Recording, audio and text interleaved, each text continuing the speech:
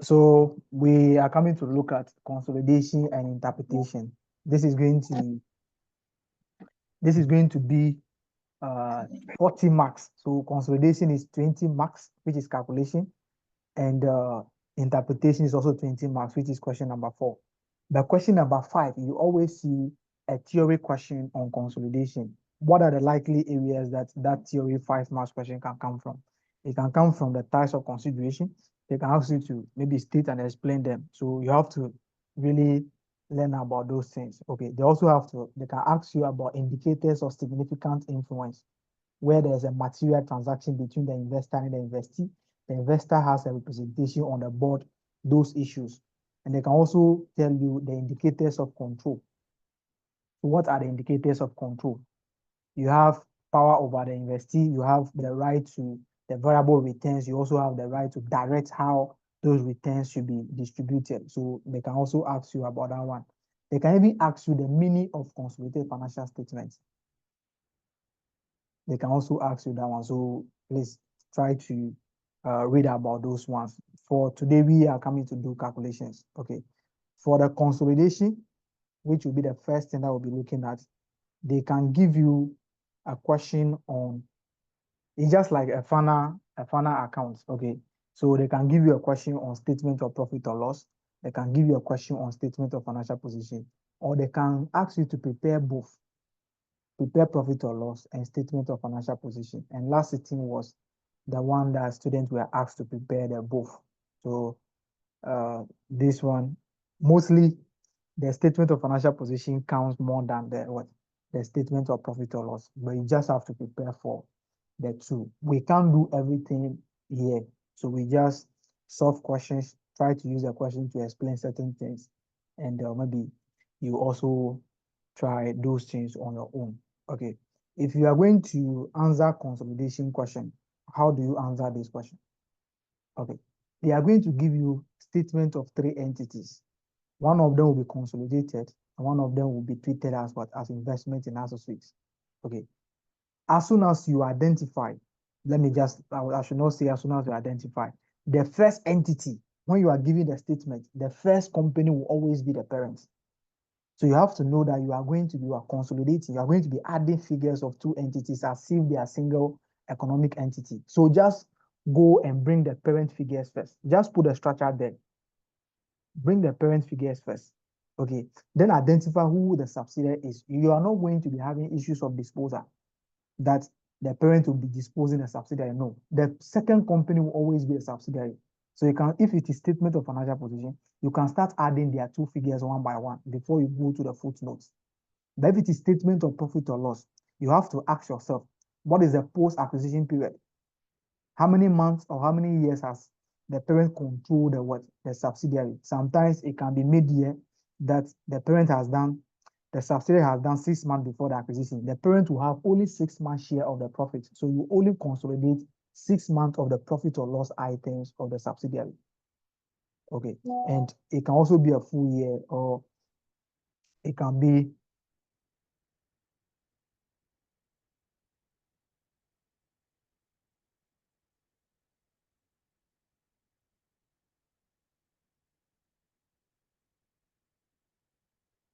okay.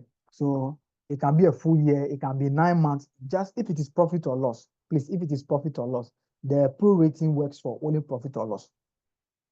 For the statement of financial position, even if I'm buying your car on the last day, the car is mine, not yours.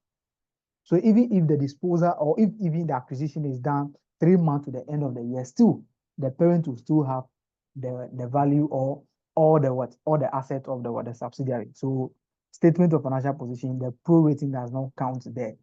If you are selling your car on the last day of the business transaction, if you are selling your car on the last day to someone, the car is not your own. The car belongs to the person who is purchasing the car. But if you are trading from January to December and you have sold the company to somebody, the person will not have a share of the profit that you have made for the year, because the person was not there. That is why we prorata the profit or loss items. All right. So I don't know how I'm going to say this again, but you should be able to identify. Mostly students have problem with the statement of profit or loss, but That is what me, I think is the easiest one, but I don't know. All right. So answering the question in the exam hall, how do you answer the consolidation question? Okay. The first thing is that put your structure there. Please put your structure there to boost your confidence. So put the structure there to boost your confidence. So this will boost your confidence. It means that you are coming to do something. Don't rush to the footnotes. The first company will always be the parent company. The second company will always be the subsidiary. And the third will be an associate under corporate, under financial reporting. Okay. So just take the two companies. If it is statement of financial position, start adding their figures and be leaving space for some of the items that you are here to what take into consideration. So put the structure there. Do your statement of profit or loss. Bring the parent figures. Look for the what? The post-acquisition period. How many months share that the parent will be having of the subsidiary profit? If you're preparing statement of profit or loss, just do your 6/12 multiplied by that. The question will always tell you that revenue and expenses are assumed to accrue evenly throughout the year. So we assume that every month you are incurring the same expense or you are incurring the same cost, you are generating the same revenue. So you do 6/12 multiplied by that, or yes. But if it is statement of financial position, please, we don't do 6/12 multiplied by the asset. No, the asset belongs to the parent, even if they are selling on the same or on the last day. So you just add, then you leave a space. Then after that, you can do your group structure. That is also going to give you some ticks. All right. Before we proceed, the minimum ticks that you can get to get 20 marks in the exam is 80 ticks. It is doable. All right. The minimum ticks that you can get to get your 20 marks for consolidation is at least 80. If you're able to get 80 ticks, then you have scored 20/20. The rest of the ticks will not even matter. Okay. So if you're able to, the minimum is 80 ticks. So if you're able to get the 80 ticks, yes, you'll get 20/20. Yeah, it is very nice. So let's try that. Then you put a structure there, statement of profit or loss, statement of financial position, add the figures. Then you now read a footnote to identify the what? The group structure. The group structure means, okay, we are consolidating the what? The subsidiary. The consolidated financial statement is always about the subsidiary. Everything is about the subsidiary. So what is the parent holding in the subsidiary? Get that. So what is the portion that the parent is not controlling? Get that one also. So you have your subsidiary. The parent is controlling 70%. 30% is owned by different people that we call the non-controlling interest. What is the acquisition date? What is the reporting date? And what is the post-acquisition period? Okay. If you are doing statement of financial position, the parent and the non-controlling interest will be sharing profits and loss of the what? Of the subsidiary. So how do we determine the profits made after the acquisition? We prepare the net assets. So we know that the difference between the equity items is just only the what? Only the profit or revaluation surplus that will be happening during the year. So you determine that. After determining that, then you now bring the what? The value of the portion that the parent is not controlling. The parent might be paying more than what they are acquiring. They will be having a resultant figure of goodwill. You calculate goodwill, you do your non-controlling interest, you now put the retained earnings of the parents, then other minor calculations that you are going to be doing. So after this, establish your group structure. After this, establish your group structure. Then after the group structure, look for the net assets to determine your post-acquisition profits. Okay, do your goodwill calculation. It can be a negative goodwill or it can be positive. So calculation of goodwill. Okay, if it is a negative goodwill, it is called gain on bargain purchase. They can even ask you the reason for a negative goodwill. Okay, a reason for negative goodwill. The parent might be good at what? Negotiation. They are very good at negotiation and they are able to beat down the price. The shareholders of the subsidiary or the investee, they might be desperate to sell. They want to sell, so they will sell at any price at all. That can also be a reason. Or at the time of selling the business, they don't know the actual value of their business, so they also sell below their what?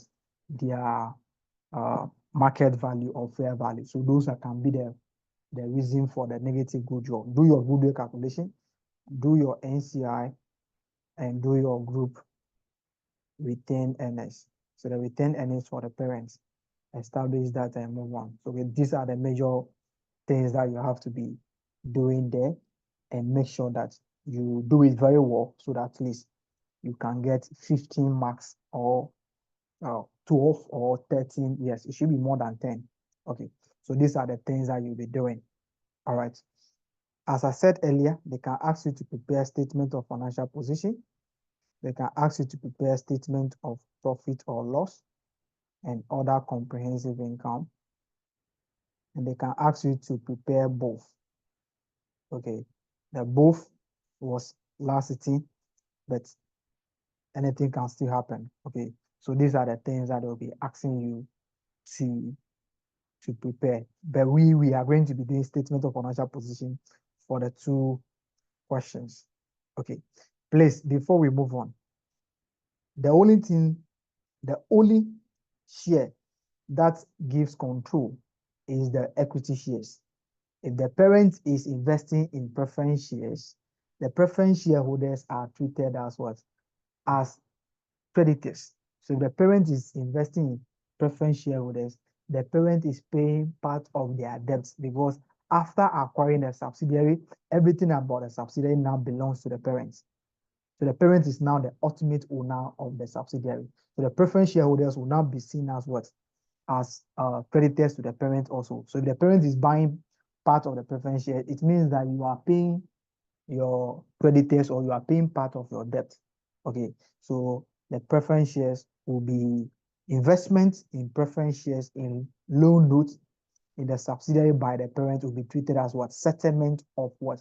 Of their liabilities. The parent is paying part of their liabilities because the parent is the owner of the subsidiary. So if you have a branch and the branch is owing somebody and you are buying part of that, the branch will use the money to pay the people. So you are paying back your own debt, not that you are buying the shares in them. So the only share that gives control is the equity shares.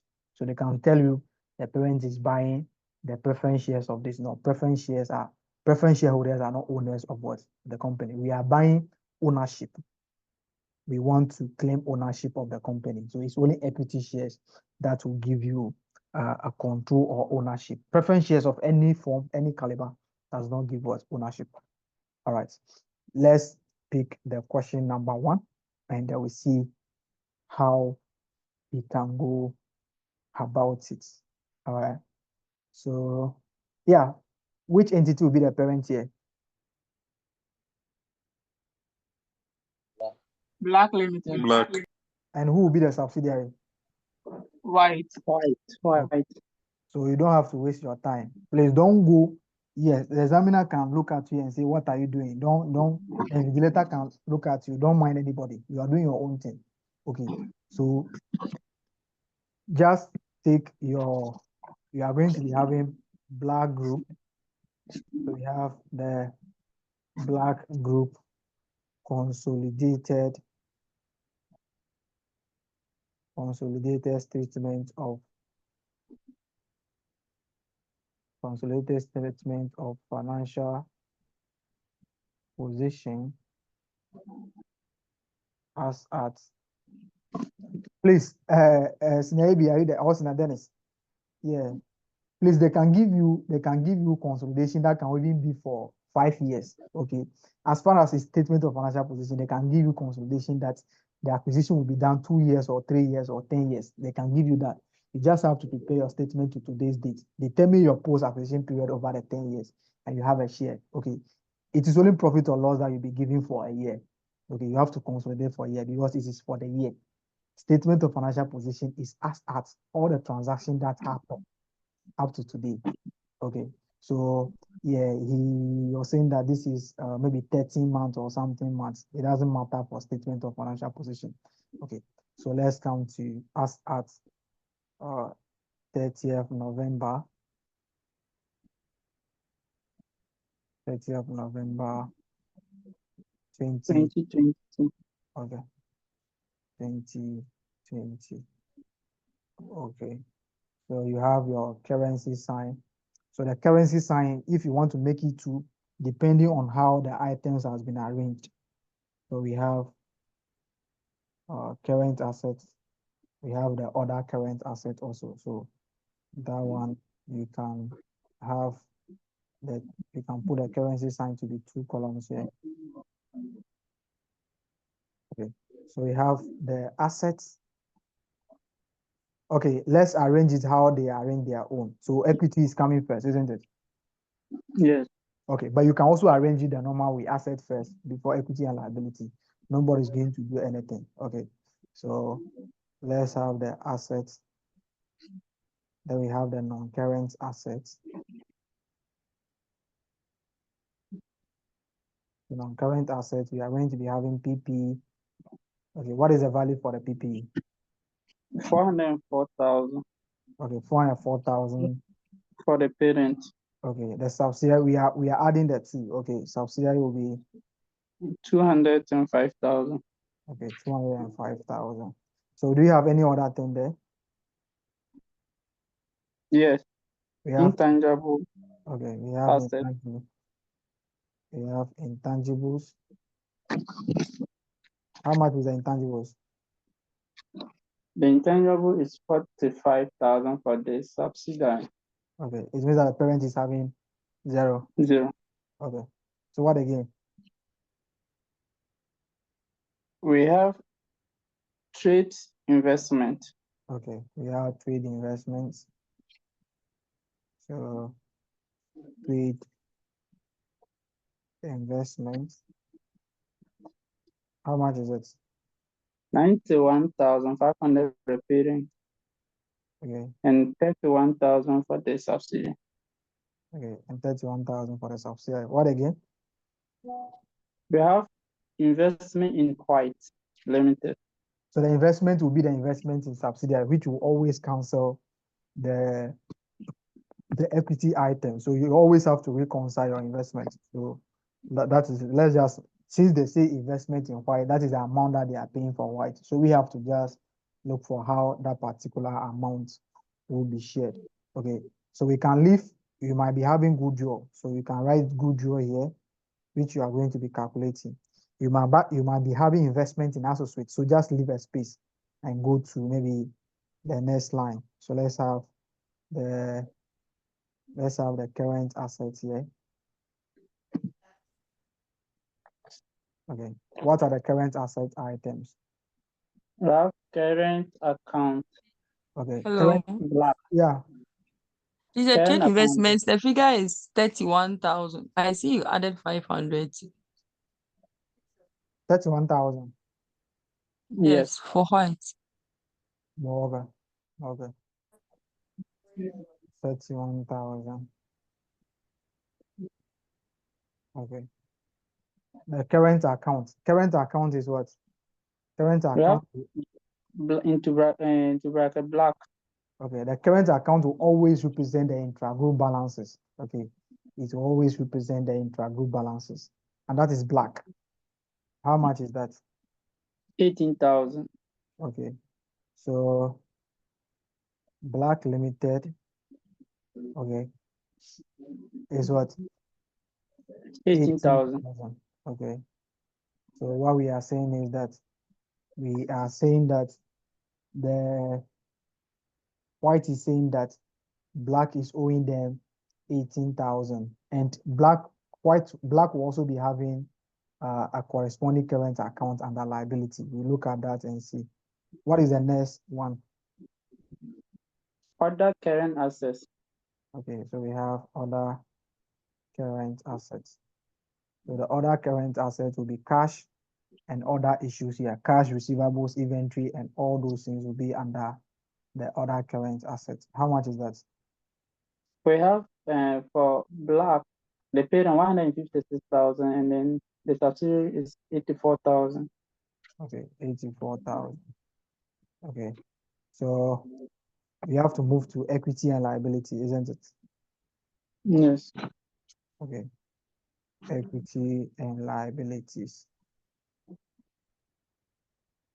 Okay, so we have the stated capital that will always be the parent own. Okay. What is the stated capital for the parents? 300,000. Okay, we have 300,000. Okay. Then we have the Profit group retained earnings. We do workings for that. So just write group retained earnings and move on. Forget about whatever they are writing there. Okay. So do you have other results for the parents? preference shares. They have preference shares. Okay. Yes. Okay. So let's deal with that. Preference shares. Okay. 80,000 for black and 60,000 for white. Okay. 60,000. Okay. Do you have other components of equity? Other component of equity. So group other components of equity. We do workings for that one also, if possible. Okay. We have 11,000 for the parent. Okay, we go and do workings for that. Maybe there might be some other items that will be affecting that. So we can do workings for that. Okay. We will now have non-controlling interest, isn't it? Yes. Okay. So the non-controlling interest, so we will determine that ourselves. So after that one, do we have any non-current liabilities? Non-current liability is the 5% loan note. Okay, 5% loan notes. Non-current liability is 5% loan notes. So we have non-current liabilities to be 5% loan notes. How much is it? 63,000 for the parent and 30,000 for the subsidiary. Okay, 30,000 for the subsidiary. Okay, then Yeah. Current liabilities. okay, so we have current liabilities. Current liabilities will be, Current account into bracket white. so we have the current accounts, we have the white. So the parent, the black is, 15,000. okay, black is now saying that they are owing white what? You can see that that will be under black, isn't it? Yes. Okay, so black is saying that they are owing current, they are owing black, they are owing white how much? 15,000. 15,000. Okay, but but White is no, saying that it's what is saying that receivable. their black is owing them 18,000. You can see that there is a difference there, isn't it? Yes. Difference of how much? 3,000. Okay, we are going to reconcile that. There will be a statement on that. So we have other Current liabilities.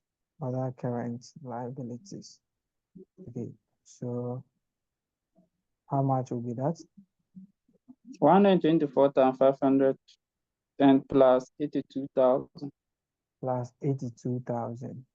Okay, you haven't done anything, but at least you can get some things over here. 1, 2, 3, 4, 5, 6, 7, 8, 9, 10, 11, 12, 13, 14, 15, 16. Yeah, you have gotten 16 ticks already. That is nice. Okay.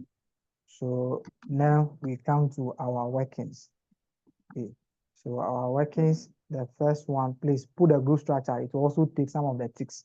Okay. So you have your group structure. If you are here to determine the group structure, just leave a space and move on. Don't focus on one thing. As soon as you have information about certain thing, go and do it before you go to the next one. Okay, do the easiest one, the easier ones before what you move on to the complex ones. Some of the footnotes are not for you. Okay, they are for the examiner. Leave them and move on. Okay, so if you cannot determine the group structure, don't go and be looking for information that can give you the group structure. Just put your group structure, leave a space and move on. Okay, then after the group structure, we leave a space and move on. We can now come to the net assets. Net assets. Okay, the net asset will be for white, which is a subsidiary, isn't it? Yes. Okay, so quickly you go and look for the white items. So at acquisition, At and also bottom. at reporting. The only difference, the only thing that will cause a difference between the net asset is only profit or loss and other comprehensive income items. So you just come here and have the stated capital. Okay. the stated capital for the subsidiary will always be the beginning and always be the end, because the parent has to maintain what? The same percentage holding. So if you have 20,000 shares and have acquired 70%, you still need to have that 20,000 shares up to the time that I'll be with you, so that I will still have my 70%. So there will not be any new issue of shares. So acquisition will still be the same as reporting for the equity capital. How much is for the 120,000. okay, 120,000. Okay, that will also be 120,000. Let's pick the retained earnings at reporting, because that one you can get it easily.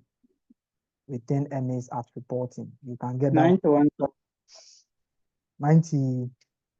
1,000. Okay, that one you can get it easily. You come to the question will always give you information on acquisition retained earnings. Okay, do they have any other component of equity?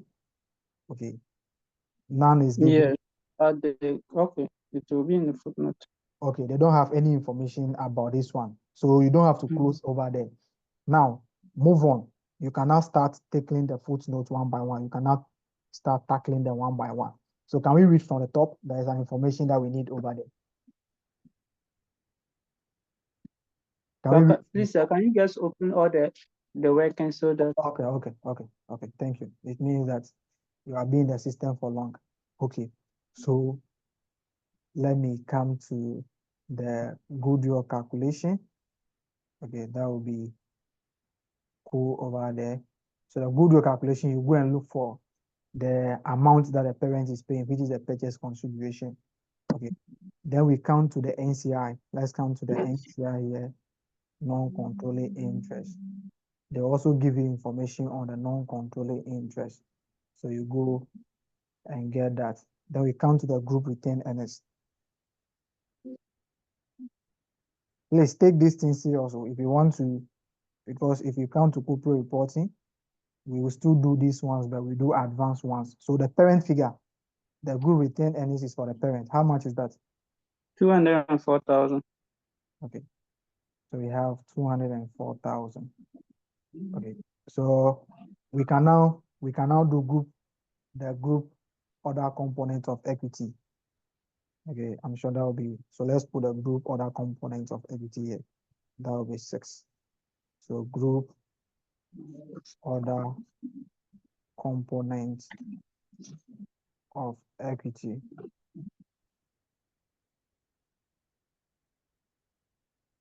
Okay, so the parent one is what? How much is for the parent? 11,000. 11,000. Okay, so let's start reading the footnotes one by one. Please, you have 30 minutes to do this in the exam hall. If you want to spend, you should spend maybe at least 40 minutes on it. More than 40 minutes, please leave it. Okay, so you can take watch to the exam hall, and you'll be watching your time and be moving on. Yes, and Dennis, answer your hand up. Is the retained earnings, why did you guys 91,000? Isn't the 91,000 the current reporting? That is what we have there. I thought because the acquisition was before the accounting year, you are going to use the they're going to use the reporting where are you seeing the 91,000 under what? as reporting.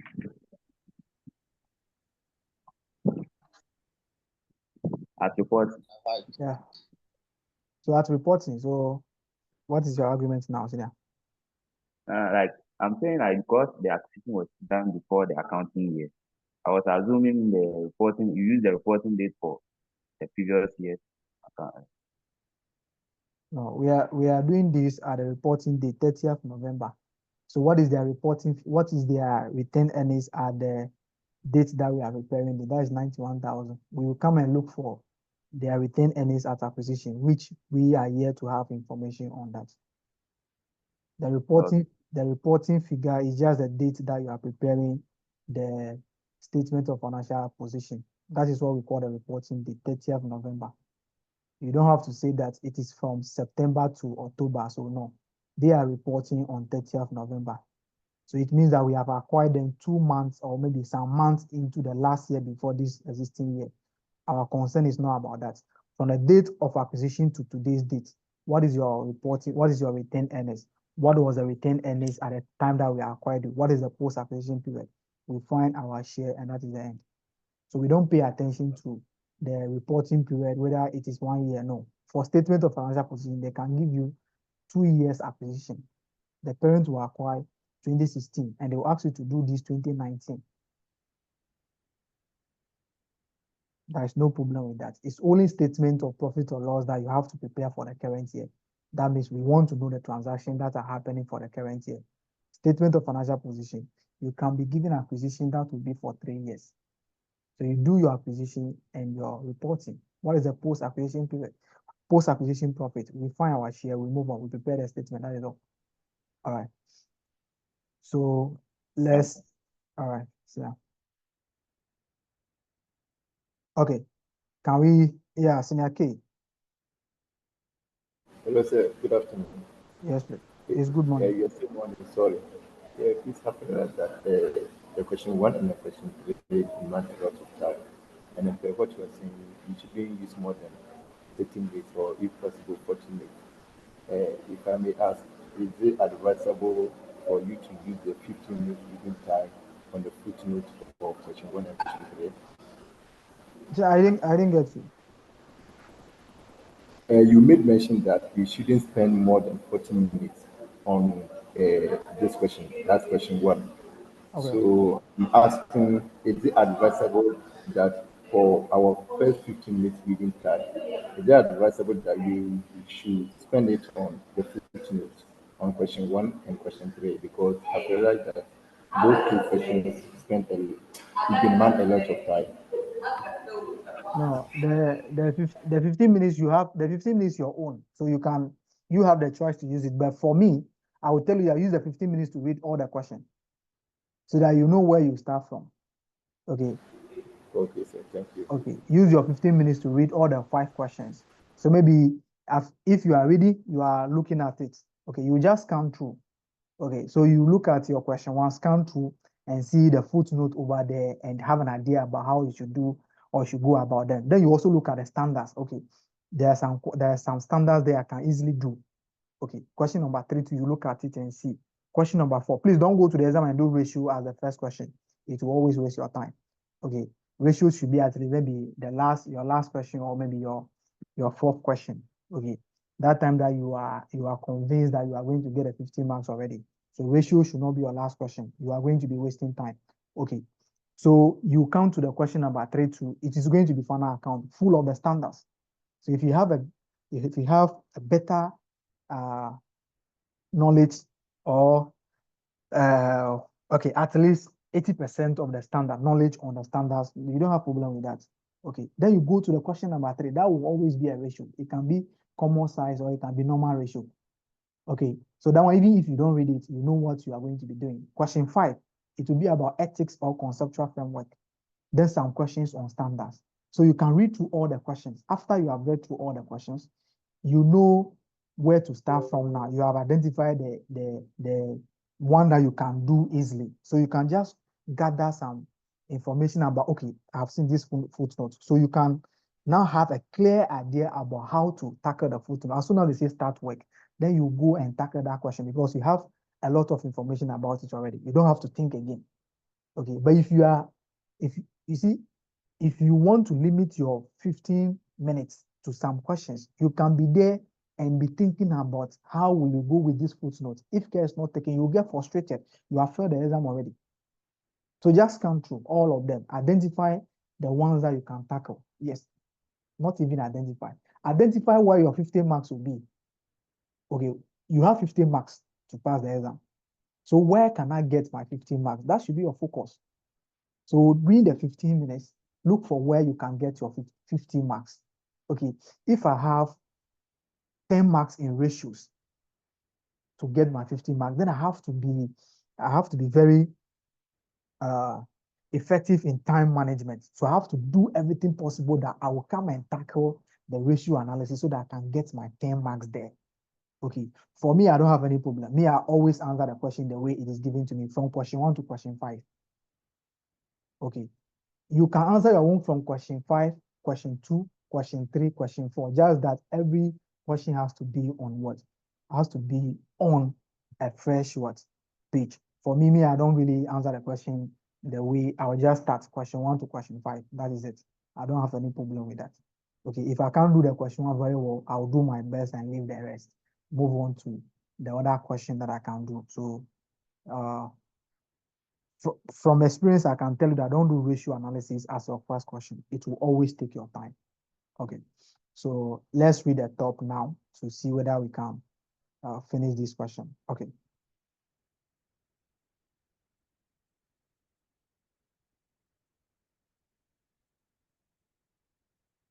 Yeah, who is helping us to read this for us? A lady to read. Patricia or Patricia. Okay, question 1. On 1st September 2019, Black Limited purchased 19.2 million.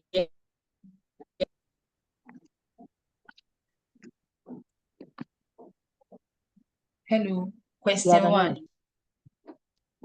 Yeah, on 1st September 2019, Black Limited purchased 19.2 million ordinary shares and 15 million preference shares in White Limited for 160 million Ghana cedis and 30 million Ghana cedis respectively. Below are the financial statements of the two entities. Okay, that's okay. Let's deal with the first question first.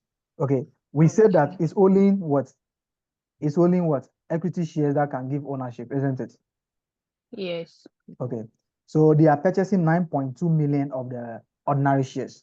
Okay, the question is, what is the number of shares that the White is having?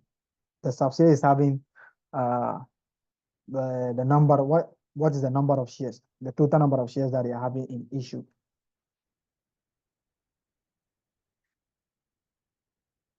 Okay, that will be 24,000.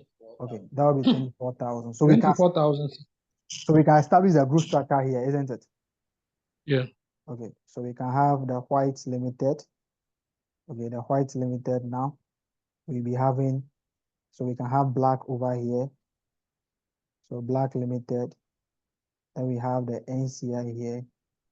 Okay, so Black Limited will be having 9.2 divided by 24 million multiplied by 100. Is that correct? This is 19.2 million shares. Yes. 19.2 million over 24. That would be 80%. Okay, so the parents will be having 80% for Black, and the NCI will be having what? 20. Okay, you don't have to do the calculation for NCI, just write 20%. So you write your acquisition date and those one. What is the purchase consideration here? The purchase consideration is the amount that we are paying for the equity shares. How much is the purchase consideration? 160.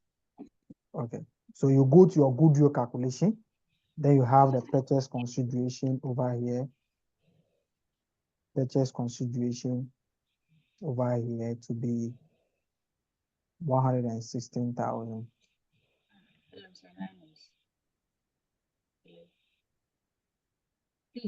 Hello, Senior. Yes, please. Please, I want to be fully sure. Kindly go over how you got the 24,000 for me. It's one. They have the 120 the divided total by value 5 is cities. the total value of the shares is 120. Okay, Mhm. and a share is 5 cedi. So how many shares can we issue at 5 cedi to get a value of 120? 120,000. So you just divided by 120 divided by the 5. That will give you 24 million shares. Okay, sure. Yeah, I So heard it means that the one there is the value. So ordinary shares Yeah, issued this at 5 one is the cedis, it means value. it's the value. Is the And the currency top there. one is just giving you the amount of shares bought. Yes, that is the number of shares. But the one Number of over shares here is the bought. value of the shares issued. That is the total value Okay. in terms of currency. That is why you are having Ghana Okay. top there. Yeah. Okay, thank you. I heard someone talking. Yes, is Black the parent. I think black is the parent and white is the subsidiary. But the group structure, we have white at the top. Yeah, the white, we are having white. So we are splitting the ownership in white.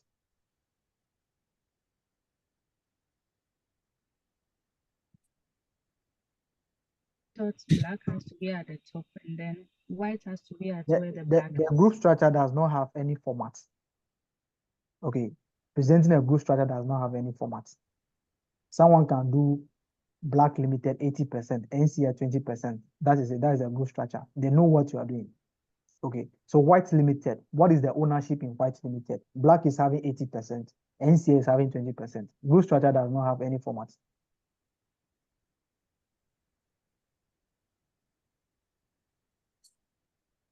So is it not black that is purchasing white?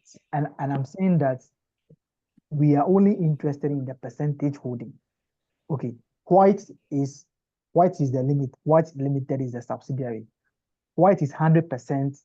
We having 100% ownership in what in white. Okay, how is this particular or how is white being financed? Parent is 80%. NCA is having 20%. That is what I'm doing over here. Anyhow you want to present it, there's no problem. Senior Lana, Yes, please. what he was saying is that that because black is acquiring white, black would have been the top where white is, and that is not so. No, that is Yeah. I don't, what he's saying is also right. Group structure does not have any format. Okay. The only thing is they are only interested in the percentage. That is all. So anyhow you put it, fine. Someone can say black limited 80%, NCI 80%. Someone can also do the group structure like this. So I'll have black limited 80%. Okay. NCI 20%. The examiner knows what you are doing. The examiner knows that white is the what? White is the subsidiary. So parent is having 80%, NCI is having 20%. You can just put it like that. Nobody's going to beat you. So group structure does not have any format. If that is how you understand it, that is how you want to present it, fine. This is my understanding of it. And this is how me I'm presenting it. I'm not saying that I should do it like this. Group structure does not have any format. Okay. Just the percentage holding. If you're able to show it, fine, no problem.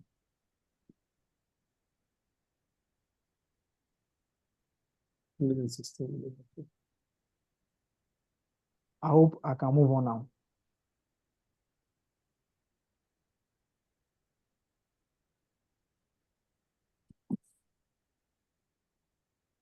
Okay. Okay. So the purchase consideration is what? Is 116. Okay. Let's come here. Count to investment in white. What is the investment in white? What is the value? 146,000. Okay. 116 is for what? Is for the equity shares. Okay. The difference will be what?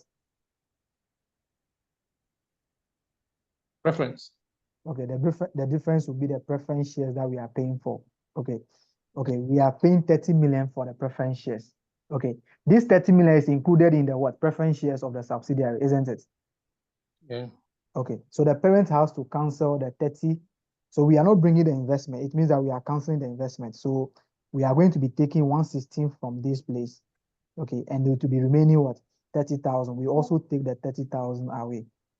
We also take the 30,000 away. So we remove the preference shares from the investment and also remove the preference shares from what? From the preference shares of the subsidiary. Because the amount that we are giving to them, it is in their preference shares. So you count to the preference shares over here, you take away your 30,000 over here. That is the treatment of the preference shares. If there's any dividend on the preference shares, the parents are supposed not to receive dividends. So you have to reverse it like then how we do the normal reversal of interest. Okay, but the question is not talking about any dividend on the preference shares. So we take away the preference shares from the parent investment and also the preference shares of the subsidiary. That's why 146 is going. We are paying only 116,000. So it should be 116,000 that will be going. Then we have a remaining balance of 30,000. But this is an investment we are buying part of the preference shares. We are paying our own debt because we are the owner of the subsidiary. So the preference shares is now our debt that we have to what? We have to pay. So since we are buying part, it means that we are paying, we are giving the money to the people. So we shouldn't have that in our book. So it will be cancelled. But in their separate financial statement, they are going to be having this as an asset and liability because they are keeping their own records. So that is the treatment of the preference shares. 30 from the investment, 30 from the preference shares of the subsidiary. We can now start. Maranus, Yes, please. Hello, sir. Yeah. please, the investment in white, can you bring the 146,000 unless the 116, leaving the 30 there, but you not deduct it, you not deduct the 30 from the preferences again, No, please. so that That is intra-group transaction. It's supposed to be eliminated at a group level. So you have to subtract the 30-30. okay. But what I'm saying, the net effect is the same thing, no? We don't care about the net effect. We care about the treatment. Okay. All right. Thank you. All right, you're welcome. Hello, sir. Hello, sir. Yeah. Please, sir, assuming under non-current assets, I have my investments in white, 140,000. Are you quoting? I can take. Are you quoting the figure that we have, or please, you are? Yeah. Or you're using? No, I'm not. I'm quoting the figure we have there. It's 146,000, not 140. Yes, 146,000. Yeah. So sorry.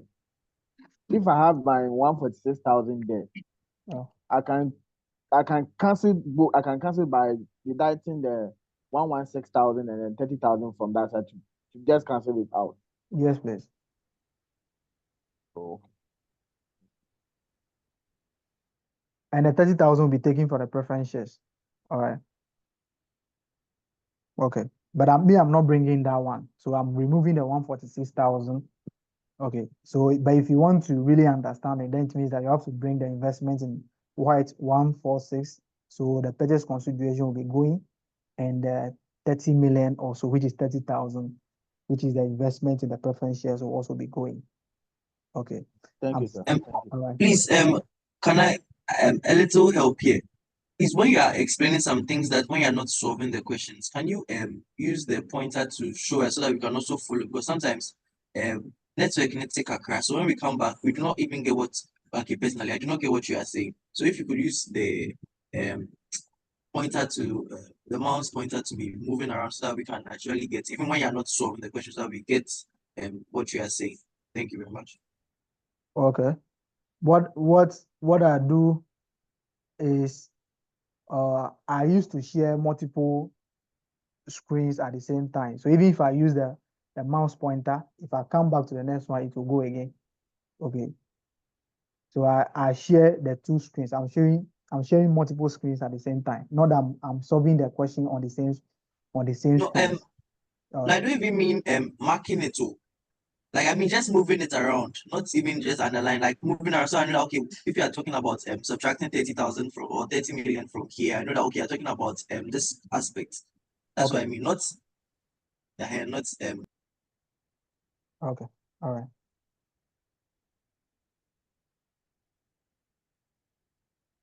Okay.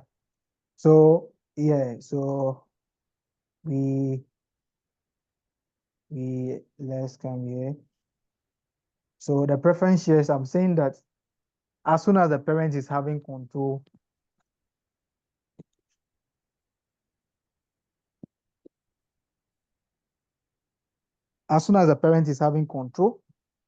over the subsidiary, the liabilities of the subsidiary will now be assumed by the parent. The parent is now going to be taking control over that. So it means that you are the owner of the company. The liability of that company is the same as your liability. So if you are now buying part of that liability, it means that you are paying your own what? Debt, because the debt is your own debt. And you are buying, you cannot do investment over there. If you are buying back, or if you are paying or buying that particular shares, it means that you are buying back your own investment. So that you are giving the money to the preference shareholders and you are now receiving that shares from them. You are buying back your own shares. Okay. You are buying back your own shares, which means that you are settling or you are redeeming part of the what? Part of the shares. So that cannot be treated as assets in your own books. But because the parent and the subsidiary are going to be keeping their own records, this particular information are taken from their separate financial statements. So as soon as I've given the money, I also recorded that by I've given this amount of money. And you're also going to record it. But if we are putting the financial statement together, no. I cannot be buying my own what? Shares. I cannot be buying my own debts. Rather, I'm paying part of that particular debt back. So that's why I'm saying that we should, so the investment in associate, we should subtract this one. We are not bringing this one again. We are not bringing this one. Okay. I've decided not to bring this one. So if you have it in your statement of financial position, you just have the investment in white. This investment is the what? One is the equity share. That is the main investment. And 30 million is this one. So 160 and what? 30,000. You are removing that particular one. And the preference shares of the subsidiary, they are having 30,000 over here, which is for the parent. So you have to also take that. It means that the parent has paid 30,000 out of the 60,000. Remaining preference shares or the remaining debt is now 30,000. That's why we are subtracting the 30,000 from that particular figure. So let's move on to the Thank you, sir. footnote itself now. Okay. Additional information one. Okay.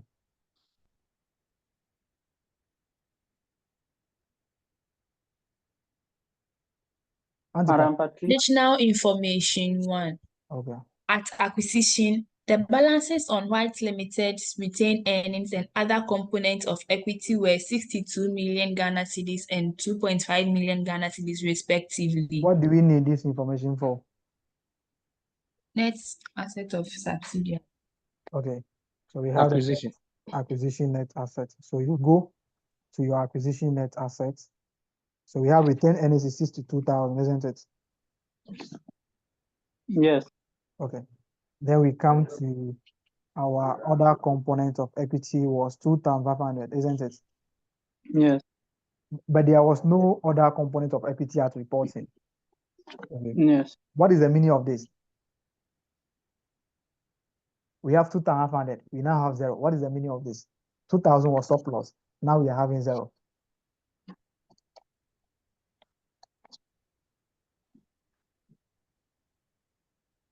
What is the meaning? It means that during the post-acquisition period, there was a loss of 2,500 on the other component of equity. Is that the case?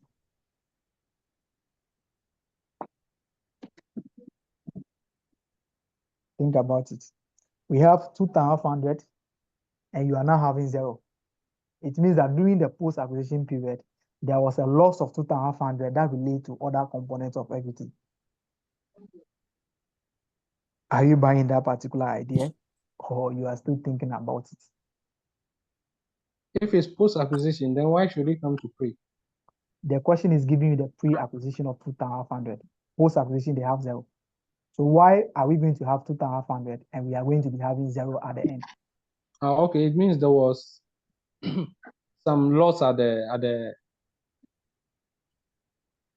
reporting. No, there was a loss during the post-acquisition period, not necessarily at the reporting. So there was a 2,500 loss relating to other components of equity during the post-acquisition period. Why am I saying this? Because you have to differentiate your post-acquisition profit that is relating to retained earnings and the portion that is relating to the other component of equity. I will show that. Okay. So we are done with that first footnote. That is the only thing that we'll be doing there. All right.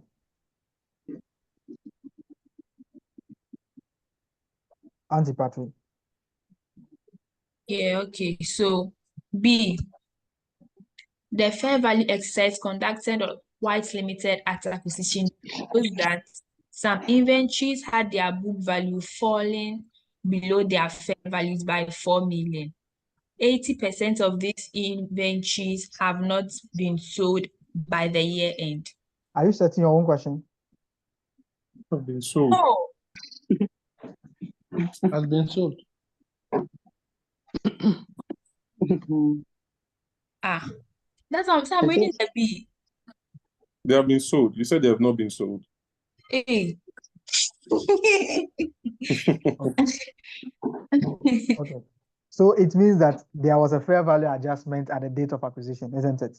Which is relating to the inventory. So the fair value exercise conducted on White Limited at acquisition disclosed that some inventories had their book value falling below their fair value by 4 million.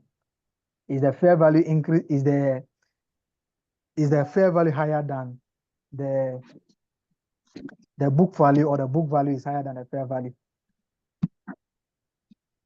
The fair The value book is higher than the value. book value. Okay, the fair value is higher than the book value, isn't it? Okay. Yes. So this will be an addition to the net asset at what? So we have inventory, that will be 4,000. Okay. What will be the closing balance? What will be the amount, the closing amount relating to inventory? They say that 80% has been sold. So what will be the closing amount? Sialanos, Yeah. is it the book balance rather? They said the fair value was disclosed that. So it should be the fair value is lower than the book value. Now, why are you saying the last one and that one? Okay. Maybe because At acquisition, okay, the fair value exercise conducted on White Limited at acquisition disclosed that some inventory had their book Yeah, value book value. fall, their book value. The book value is the carrying value, falling below their fair value. So fair value is higher. Fair value is higher. If you are falling below me, it means I'm higher than you. So we have done an exam, you are falling below me. It means that the marks that I've gotten is higher than your marks. Okay. So the book value falling below their fair value by 4 million. Okay, so it means that at acquisition, the fair value is higher than the book value by 4 million. Okay, but at reporting, what will be the, are we still going to be having the 4 million there? No, What are we going to be having? there's going to be unless 80% of 800,000. that. Okay, we are 80% of that have been sold, so left 20% that is unless. okay. So the 8 at reporting will be 800. Is that correct?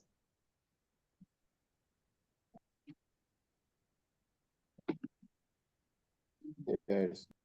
Okay. Yeah, So 800. okay. So we are going to be having other current assets as how much? The inventory has not been recorded.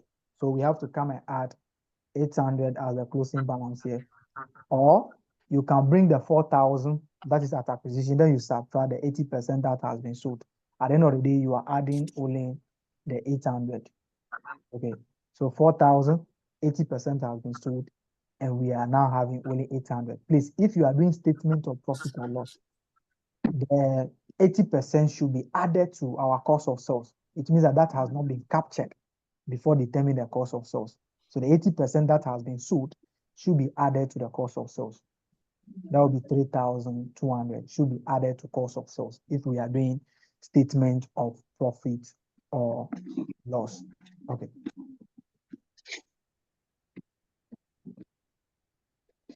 Auntie Patricia.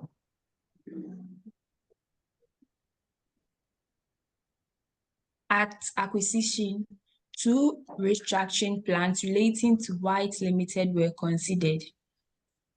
The first plan relating to reorganization of one of its major plants. As at acquisition date, the agreed plan was yet to be communicated to relevant employees, but immediately meeting was held with all affected workers.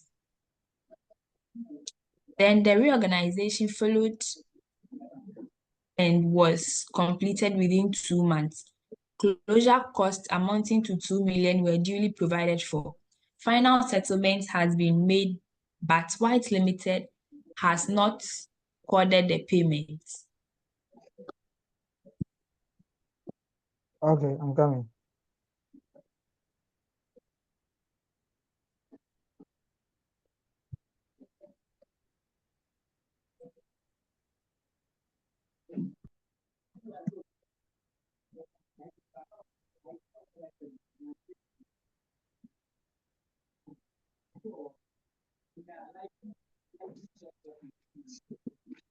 Okay, so yeah, this particular question is about which standard?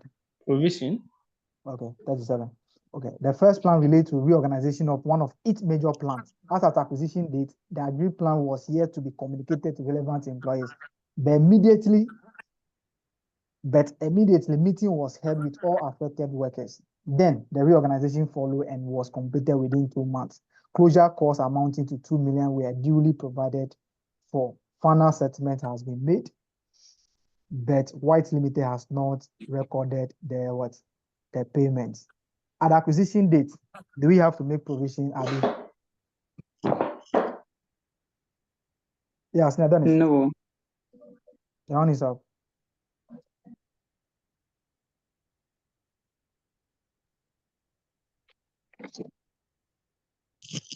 Who's is it mine? No, it's not Dennis. Okay, maybe it's not that way. All right. So at acquisition date, do we have to make provision? Yes. At acquisition, Yes, because affected workers have been duly communicated. no. That would be post acquisition. As at acquisition, the agreed plan was yet to be communicated Oh, to okay. the relevant Okay. employees. Okay. So at acquisition, Okay. they are not certain of what carrying out the restructuring. But immediately after the acquisition, they have now what carried out. So the provision should be for post-acquisition period. But the question is saying that this has duly been accounted for. Okay, they have provided for this. Just that the payment has not been what? Has not been recorded. Okay, so there is no obligation to make a provision at a reporting date because as at that date, the plan was not communicated. The plan was here to be communicated to the affected workers.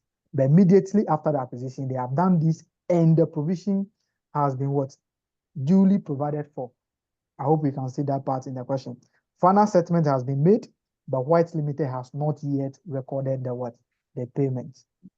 So the provision will be included in which amount, which figure?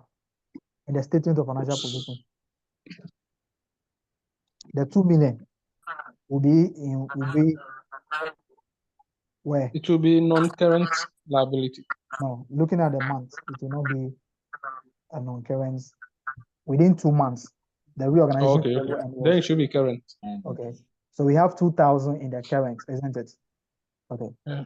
Now the payment has been made. What should be the entry that we are going to be passing? We deduct it from our current asset. Okay, we are going to be Is it paying asset cash of or 2,000. We pay the cash of 2,000, or we give them a check or cash of 2,000. That has not, the transaction, everything about the transaction has not been recorded. So we are going to be debiting our liability and crediting our other current assets. Okay, so that's how we do this one. The provision is in other current liabilities. As we have paid the amount, cash will be reducing and the liability will also be reducing. So you subtract 2,000 for the other current assets, and you also subtract what? 2,000 from your other current liabilities. Okay, that is what you'll be doing for that particular. Okay, let's move on to the second one. The second plan involved a closure of a unit. White Limited had discussed the agreed plan with various stakeholders. The closure costs were estimated at 3.5 million, including relocation costs of 1 million as at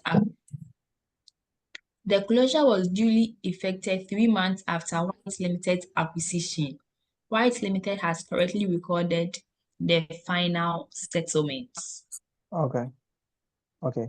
So at acquisition, the second plan involved a closure of a unit. White Limited had discussed the agreed plan with the various stakeholders. Okay. So at acquisition, is there any obligation to make provision for the restructuring cost? Yes, please. Okay. Because the plan has been what? Has been discussed with Okay. Has them. been communicated with what? With the people that will be affected. Okay. So at acquisition date, what will be, they say the closure costs were estimated at 3.5 million, including relocation costs. Do you have to make provision for the relocation costs at acquisition date? No. No, we expense it. Okay. So we are going to be having a provision of what? So at acquisition, we have a provision of 2,500. Okay. Let's go to what they are saying about the reporting figure. Okay. The second plan, okay, let's look at what they are saying.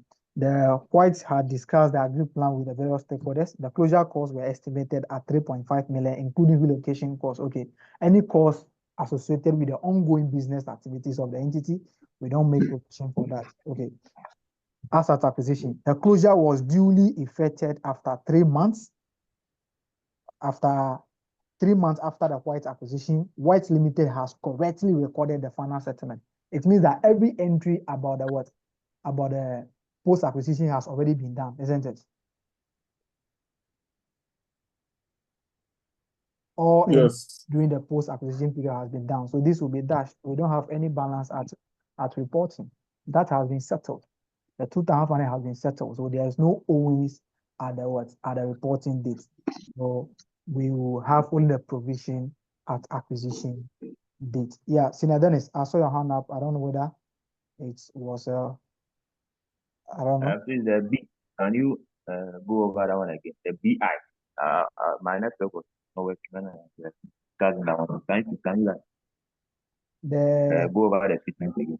The BI. BI. Additional. No, we don't have BI. CI.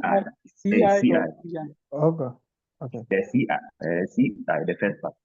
Okay, the first plan related to reorganization of one of 8 major plants. As at acquisition date, the agreed plan was yet to be communicated to relevant employees, but immediately meeting was held with all affected workers. Okay, under provision, we say that for you to recognize a provision or for you to recognize, for you to make a provision relating to restructuring, okay, the entity should be committed to the plan to do the restructuring, or the plan, or there should be a formal plan that will be communicated with what? With the various stakeholders. But as at acquisition date, the plan has not been what? Communicated with what? With any of the people that will be affected. It means that the entity is not committed to the plan. And they have not even started what? Implementing the plan at acquisition date. So we can't make provision on that date. But immediately after the acquisition, meeting was what? Meeting was held, and the plan has been what? Implemented. Okay. The provision was duly provided for. It means that they have done everything relating to the provision. Final settlement has been made, but White Limited has not yet recorded the payments. So we are only interested in the payment because they have done everything. The provision has been made, they have done everything, but the provision is included in current liabilities or other current liabilities. They have paid this, but they are here to recognize this. So if you settle a liability, what are the entries that you have to do? You have to debit that particular liability and credit your cash or bank. So that's why we go and subtract 2,000 from our liability and 2,000 our other current assets. So that's what we do. We subtract Please, from here. Yes, please. please, if I've heard you right, you said they are not supposed to make that provision. The provision hasn't, we don't have the right to make provision at acquisition dates, and they haven't done that. Yeah. And we are not going to do that. Okay. But immediately after the acquisition, meeting was held with the affected people and they have implemented a plan. So they have already made a provision for that during the post-acquisition period. They have accounted for it. But just that the final settlement is yet to be recognized by them. To be made. How, Okay. so how do we recognize the final settlement? That is what we are coming to do. Okay. That's what we are coming to do. That's why we subtract 2,000 from other current assets and 2,000 from the other current liability. I thought you were saying because they didn't follow due process. No, they haven't done, shouldn't happen. they haven't done any provision. The question is not saying that they have done a provision. They are just giving you this information to see whether you should make a provision at acquisition to reduce your net asset, or you should not make a provision to reduce their net assets. They haven't done anything relating to the provision at acquisition. All right. Auntie Patricia. D. Yeah. White's limited intangible assets represents a deferred development expenditure. At acquisition, it was established that the related project was no longer expected to produce future inflows, and hence the capitalized expenditure should be fully written off. Cumulative charges relating to intangible assets since White Limited acquisition have amounted to 5 million Ghana cedis. Okay, thank you very much. When are we saying that the project will no longer be be viable or be feasible? When are we saying that? When do we? At acquisition. Okay, but what is the figure that we have for the project here? What is the figure that we have for the intangible assets? 45,000. Okay, this is at what reporting, isn't it? Yes. Okay, that is at reporting. Okay, but the question is saying that that is the reporting figure. The question is saying that the cumulative charges, okay, relating to the intangibles since White Limited acquisition have amounted to what? 5 million. The figure that we are showing over there is the carrying value, isn't it? The Yes. 45,000 is the carrying value. How do we determine the carrying value? It is the cost minus the what? The accumulated amortization, isn't it?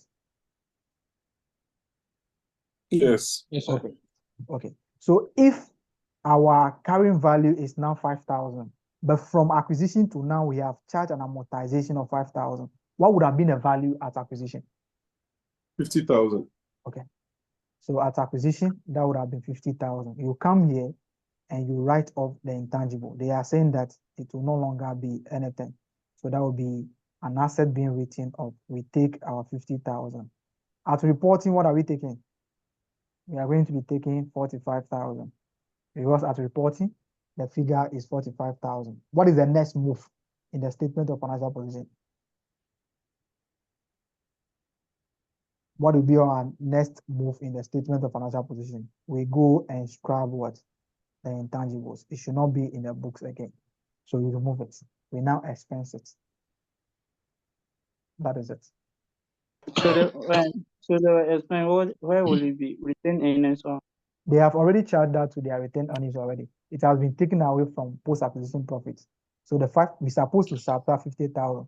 They have already subtracted 5,000. That is the charges. So we go and subtract additional 5,000, 45,000 again to make it complete. Hello, sir. Yeah.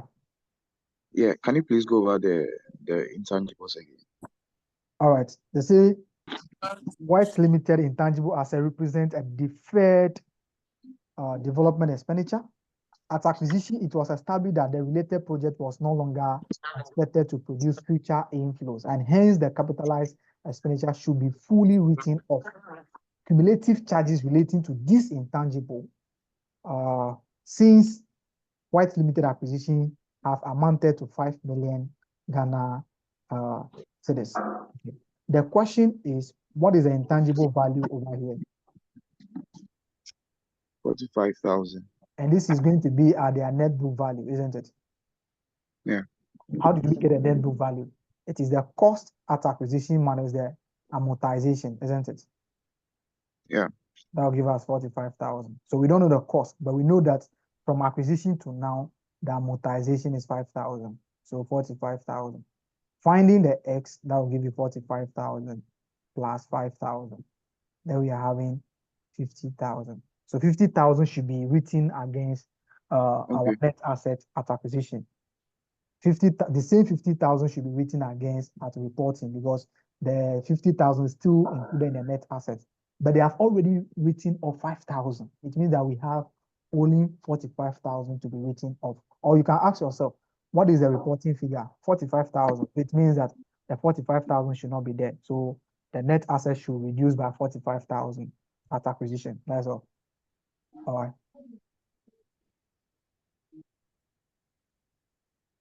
So President, get to the net assets okay. for me to see. That's it. So, It's 50,000 you deducted at acquisition. Yes, please. so if you are deducting 50,000 from acquisition and 45,000 from reporting, the net effect will be a positive 5,000. How sure are you? I just use I use the calculator to point to It should be negative. 95. No, negative 45 minus Minus 50. Okay. You get 40. You get 5 positive. Okay. So at the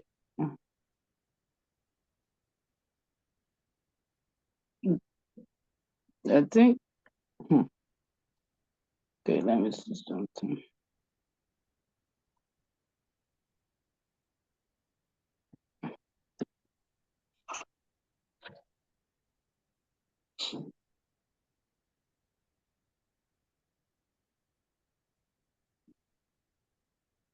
Yeah, Yeah. it's true.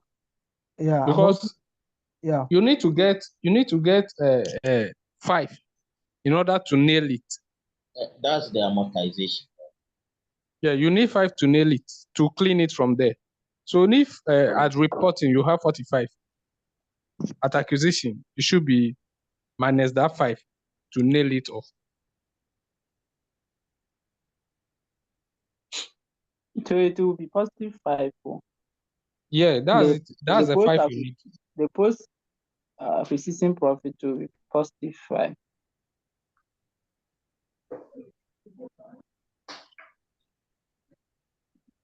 So what is your point about the 5,000? What is your point now? Make your point. Because they said cumulative charges relate to this intangible assets, since White Limited acquisition have amounted to 5,000 million. So I think the 5,000 million will be on expenses. The 5,000.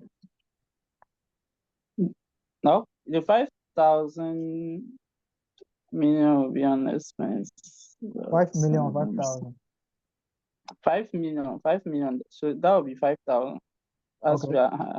We are carrying it at 1,000. We are carrying it in thousands. So. Okay. So you think it should be what?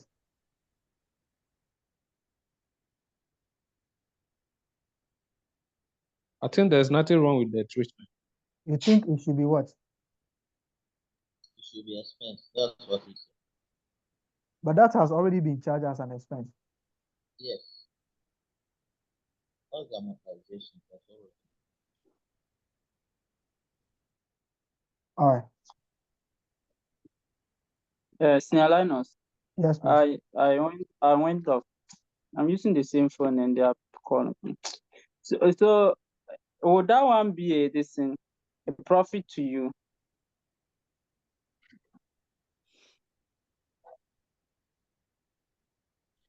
I think the 5 million or 1,000 was factored in getting the 50. The one in the footnote was factored in getting the 50. Yes, but I'm asking that will it be a profit to you? Because if you deduct the 45 from the negative 15, you are getting positive 5. So with that the amortization. The amortization. So if amortization, okay. Has already been expensive. They say at reporting it was 45,000. and they have charged an accumulated depreciation, accumulated amortization of 5,000. So that means at acquisition it was 50,000, but during the period up to the reporting, 5,000 was charged as amortization. So the 5,000 will be expense, and it has already been done. So it's left with the 45,000. So the that should be 50.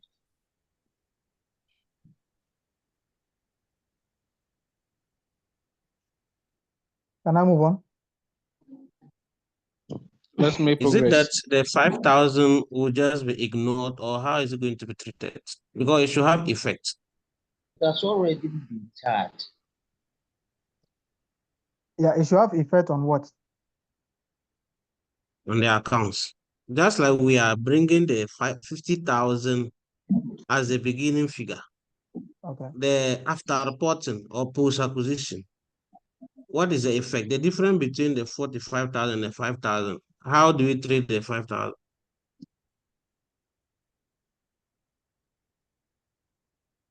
Okay. For instance, if we were doing the P&L, if we were doing the P&L and they are saying this has not been done, that means the 5,000 is amortization and it to be charged at cost of sales, or anywhere that the person described. By this is a statement of financial position, and the assets are already. Your final judgment. You are listening to that. You are the board road.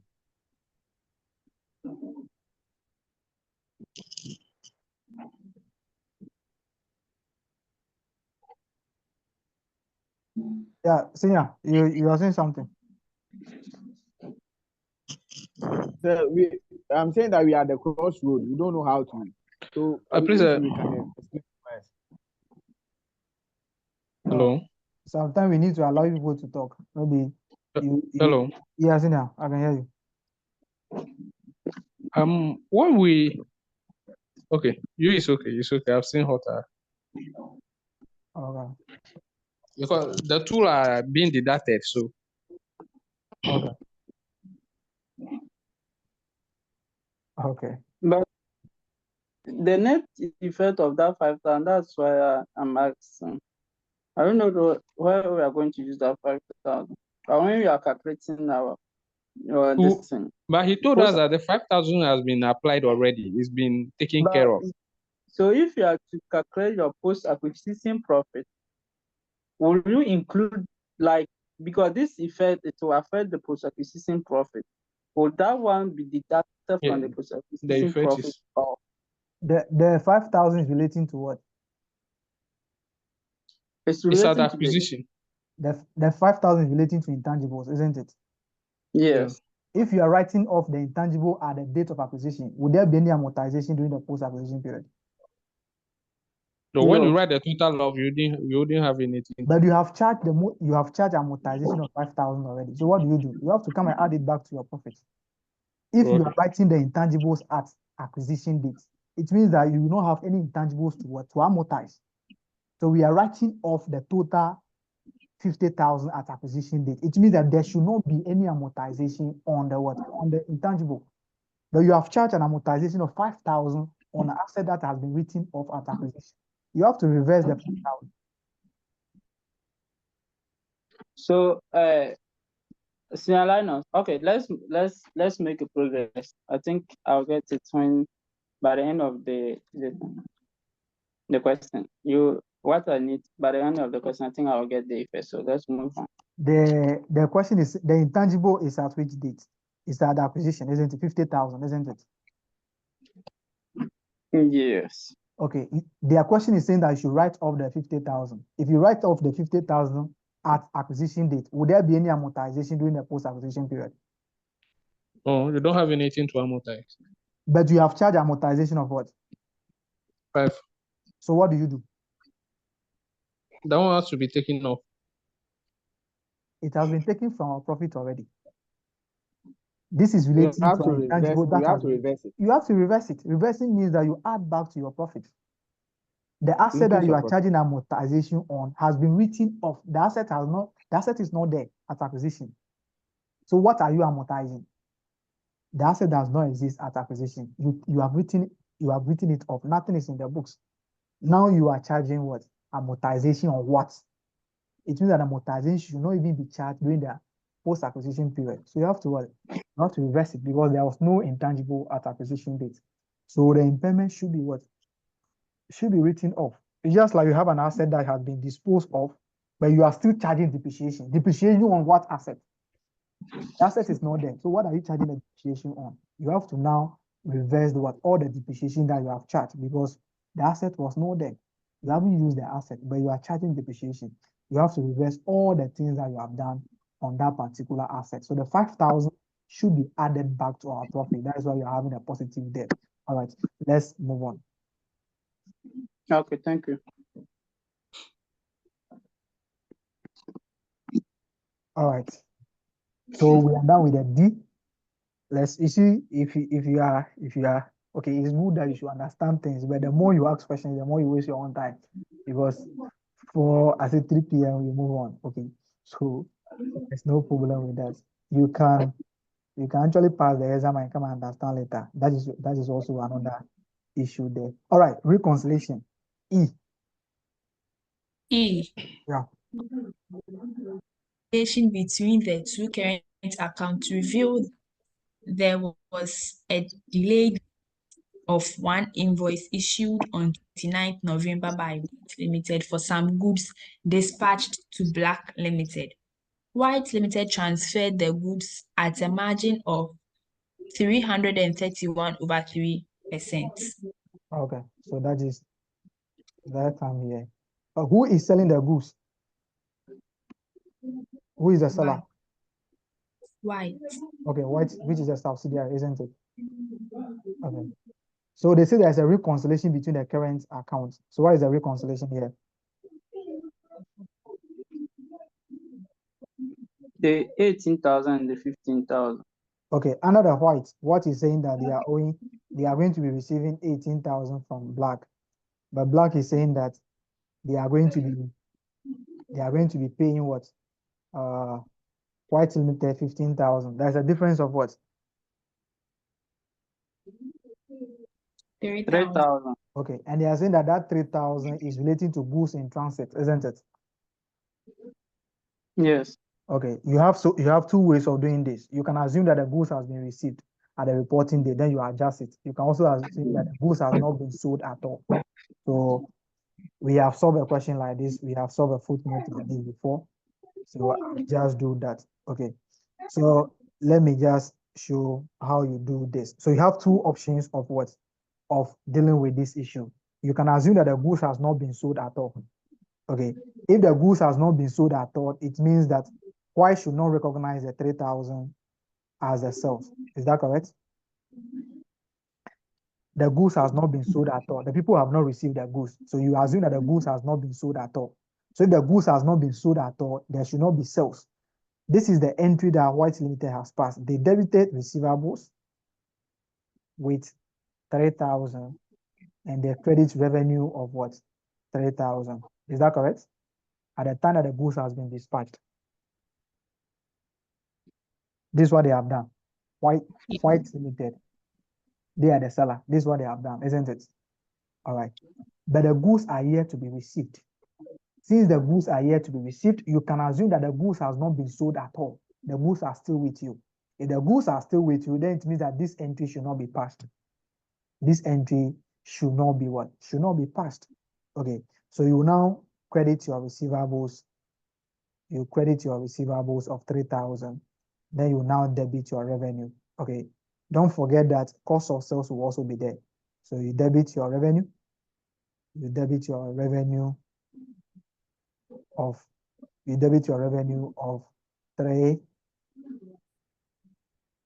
3,000. Okay, another entry is that, let me just do all the entries so that you understand the entries I'm going to be passing. So relating to the sale, this is it. Relating to the cost, they are going to be debiting cost of sales. Okay, What will be the cost of sales? The goods are being sold at 33 whole number 1/3% margin. So what will be the cost of sales? Okay, so let's just come here. 33 whole number 1/3 is the same as 100/3%. Is that correct? Yes. Okay. Yeah. Can we also say this is the same as 100/3 multiplied by 1/100?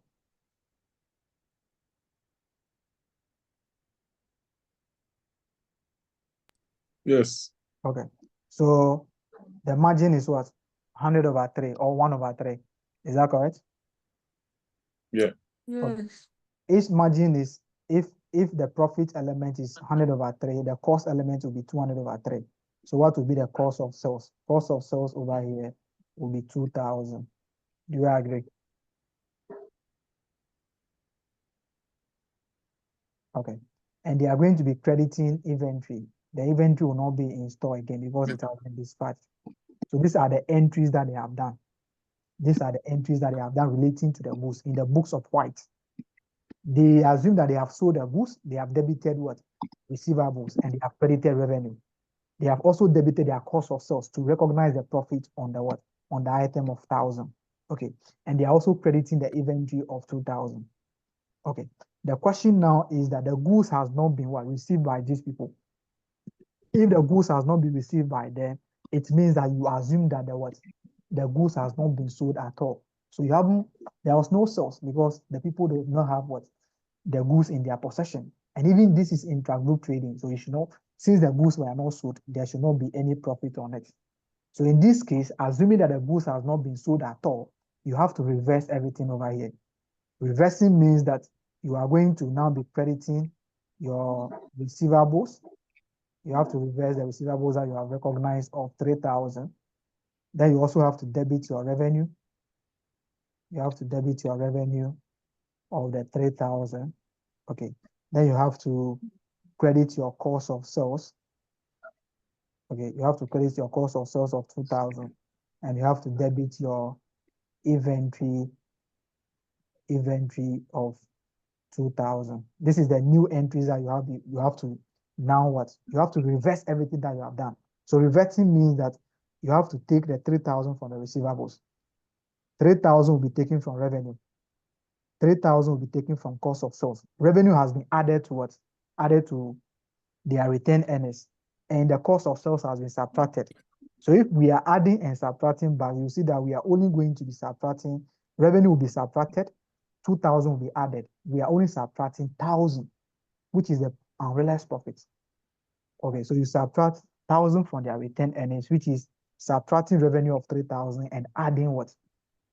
1,000, adding 2,000 as the cost of sale that has been subtracted. Then you now count the inventory. The goods has not been sold, so the goods will still be in our what? In our inventory now. Okay. So assuming that the goods has not been sold at all, the receivables must be reversed. If the receivables are reversed, the goods will now be brought in at cost. What will be the cost? 2,000. What is the profit element on the sale? 1,000. There will be a provision for unrealized profit of what? Of 1,000. So the entry will be credit your receivables, debit your inventory, debit your retained earnings of 1,000. You have canceled that particular transaction. Okay, that is one side. You can also assume that the goods has been received by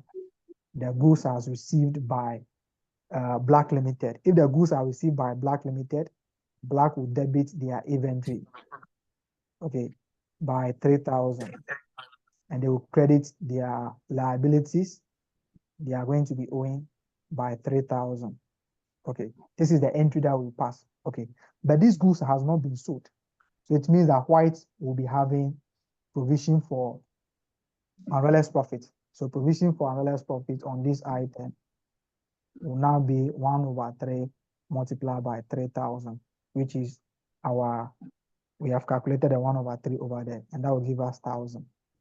So the entry will be, you now debit inventory, of 3,000, you credit liabilities, assuming the goods has been received by them, that will be 3,000. Then you will now come to debit retained earnings with a profit element that has been included there. So retained earnings will be 1,000. Then the profit element is included in the inventory. You will now credit the inventory of 1,000. Okay. So you have so many ways of doing this. So you can assume that the goods have been received. You go and what? And do the entry in the books of black. Then after the entries have been done, the goods has not been sold. So that the white will be having unrealized profit on the goods. Calculate it. Then that will be now be adjusted against our inventory and also our retained earnings. So you have so many options of doing this. So I'll just pick one of them and apply that particular one. Okay. So let's come here. Provision for unrealized profit. It is a subsidiary that is selling. So provision for unrealized profit will be 1,000 here. Okay. So if that is 1,000 over there, we are going to be having other current assets, which the 3,000 is part. So I'll subtract the 3,000. Okay. Then I'll subtract the 3,000. Then I'll come and add inventory of 2,000. Okay. Then I'll come to my current account now. The current account now will now be having a new balance because I'm reversing the receivable. So the current account will now have 15,000 against 15,000. So I can go and remove that particular one at 15,000. Okay. So you have so many options of doing this. Okay. So let's have this will be current account of, okay, this is current account, 15,000. Okay, this 3,000 is supposed to come to the current account, sorry. So we have 2,000, which is the inventory coming back, and our receivables have to be subtracted, and our portion will now be the unrealized profit. So we remove the current accounts, so we now remove the 15,000 against the 15,000 of this figure. Okay, so that is it. You don't have to do any other thing. So you have so many ways of doing this particular one. The goods has been received, the goods has not been received. You have the options to choose about accounting for this particular transaction. Any issue about that? Yeah, you should not have problem with this because we have solved like 2 questions that is having the same one, but just that the question is saying that assume that the goods has been received. I don't know, Senior Dennis, I don't know if you can remember that. Assume that the goods has been received for 2 times. Assume that the goods has been received by the subsidiary during that post-acquisition period or something like that. We have solved 2 questions with a footnote, similar footnote. So that is how you go about it. You just have to eliminate the figures. Okay. Hello, sir. Yes, please. Please, can you go over how you did the postings? All right. Which of them? The one that I did that the goods has not been received. The goods has not been yeah. The goods has not been sold. Yeah, in the statement of financial position, how you posted the figure? So they have recognized receivables at the time that the goods has been dispatched, isn't it? Yeah. Okay. And they have also recognized revenue. Okay. And they have also recognized cost of sales. And they have also recognized the inventory. Since we are now assuming that the goods has not been sold, we have to reverse all of these things. Reversing it means that we have to go and subtract the receivables of the 3,000. So I went there to receive the receivables, to reduce the receivables by 3,000, which is included in the current account. So I'll remove the 3,000 over here. Okay. The inventory that was taken was 2,000. The inventory was derecognized. We have to bring the inventory back. So I'll bring the 2,000 over here. Okay. We are now going to be reversing. We now reverse our revenue. Revenue was added to our retained earnings. So we go and subtract. Cost of sales was what? Was taken from our retained earnings. So we have to go and add. In effect, we are having a difference of 1,000, which is the unrealized profit. So if you count your net assets, you will now subtract your unrealized profit to be at reporting. So I just remove the receivables, which was added. I now bring the inventory back because the goods has not been sold. Then the profit element should be taken away from retained earnings. at the end of the day, the two current accounts must be cancelled. It's intra-group balances. So I subtracted the 15 from them, from the two current accounts, I'll make it 0. So I hope you're okay now. Yes, sir. All right. All So I'm sorry, I went off the 3,000 and then the 2,000. Where are you getting those figures from, please? right. Yes, let me, okay. So since we are all quiet, it means that someone actually understand. What do we do now? So We are you not- take it from E. Investment. So we are on the investment, isn't it? Okay. So she has to read now. Read again. Hey. Okay. F. Black Limited acquired 25% equity interest in Yellow Limited on 1st June 2020. Black Limited settled the consideration by issuing 7 million of own shares to the previous shareholders of Yellow Limited. The share prices of Black Limited and Yellow Limited at 1st June 2020 were estimated at 0.5 Ghana cedis and 3 Ghana cedis respectively. Black Limited has not yet recorded the above transaction. Yellow Limited reported a net loss after tax of 1.8 million Ghana cedis for the year ended 30th November 2020. Yellow Limited's half-year interim report for the period ended 31st May 2020, however, showed a net profit after tax of 0.2 million Ghana cedis. All right. So we said that this is investment in what? Associates. Okay. So we have to come to the statement of financial position and have under the non-current assets, we need to have investment in associates over here. Okay. They are saying that the consideration has been settled using shares. Okay. I cannot even repeat what I was saying. Hey, all right. So at the date of acquisition, the shares of what? Of Black Limited is how much? The share price of Black Limited and Yellow Limited at 1st June, which is the acquisition date for the associates, were estimated at 2.5 and 3 million respectively. So what will be the value in terms of what? In terms of shares. What is the value of the shares that we are giving in terms of money? That will be 7 million at what? 2.5. Okay, that will give us 17,500, isn't it? Yes. Okay. So I was saying that if we are using cash for this particular transaction, the entry should have been debit investments. It should have been debit investment at 17,500 and credit cash or bank. Okay, assuming we are paying for this particular amount using cash. But in this case, we are not using cash, we are using shares. So it means that the cash or bank will be replaced by equity shares.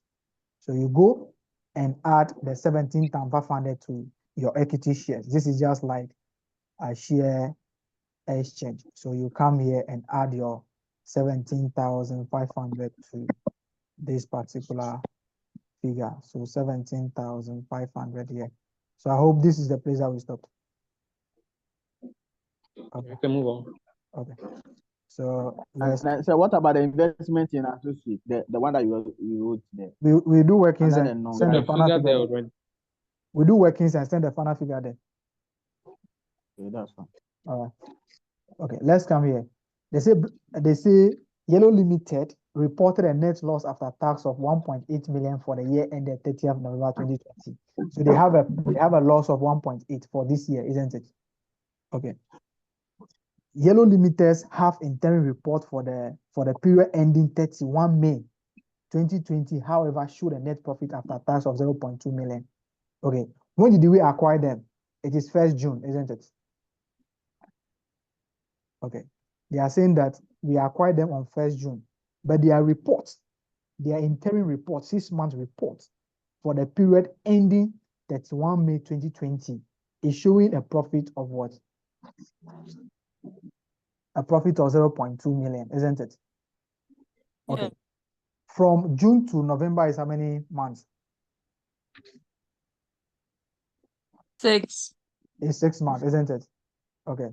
So it means that from December, the question is saying that from December to May, before we acquire them, from December last year to May this year, okay, they have a profit of 0.2, isn't it? Yes. Okay.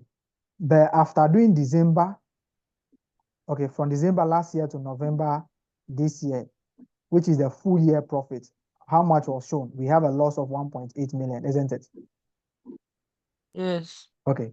It means that we have a profit for the first 6 months. Now, at the end of the day, we are having a loss of 1.8 million. What happened during the last 6 months? A loss A loss of of how 2 much? million. A loss of 2 2 million. million. Thank you. You have a profit for the first 6 months. Now, for the full year, you're having a loss of what? 1.8 million. It means that during the post-acquisition period, there was a loss of 2 million, which cancel the 6 months what?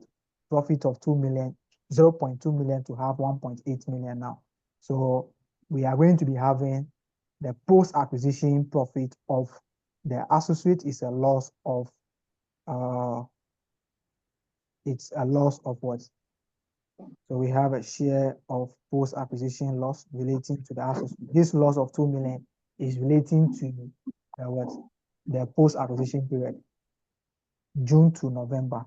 Okay, so we don't have to do this. We have to have 0.25 multiplied by a loss of 2 million, 2,000. What are we having?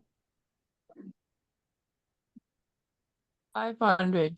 Okay, so we have a deduction of 500. Okay, so that is about that post-acquisition issues there. Okay, post-acquisition issues there. Let's come to, yeah, that's all about that one. We don't have to do any other issue there. Jean. Jane, Yeah. included in the inventories of Yellow Limited are 1.2 million worth of goods bought from Black Limited. The goods had cost Black Limited 0.4 million more than the transfer price. These inventories were in good condition and highly marketable at the date of sale. What are they trying to say there? What are they trying to say here? The goods has been sold at what? A discount. No, there is not a discount. Okay. The included in the inventories of Yellow Limited Hello. are 1 point. Okay. So included in the inventories of Yellow Limited are 1.2 million worth of goods bought from Black Limited. These goods has cost Black Limited 0.4 million more than the transfer price. Okay, it means that the goods has been sold. The actual price of the goods should have been how much? The cost of the goods. 1.6. 1.6. Okay, but this has been sold to them at what? 1.2 at a 1.2. discount. Not a discount. Don't take it discount. At a loss. Okay, the goods has been sold at a loss. Why are they saying at a loss? It means that they are thinking that the next realizable value of the inventory has reduced. Maybe the inventory has impaired, isn't it? Okay. Look at the statement that they are giving to you. I said these inventories were in a good condition and highly marketable at the date of sale. These goods were in good condition and highly marketable at the date of sale. Then it's at subsidized price. No? Okay. So all of those assumptions will not suffice in the exam hall, but this is the right thing that I'm coming to tell you. Okay. If you have tomatoes, okay, the tomatoes are in good condition. If you go to the market, you can sell it at the price more than the cost of the tomatoes. It means that the highest amount that you can sell the tomatoes to me is what? Is the cost price. The lowest amount rather. The lowest amount is the cost price, isn't it? Yes. Okay. Yes. Yeah. The lowest amount should be the cost price. Okay.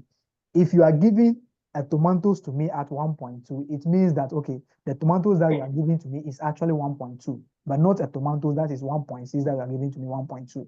Okay. So this Black is actually recognizing an impairment on the what? On the inventory. But since the goods are in a marketable condition and they are in a good condition, there is no cause for what? An impairment of that particular inventory. So since you are selling 1.2 million, we should only take 1.2 million for your inventory and give it to them.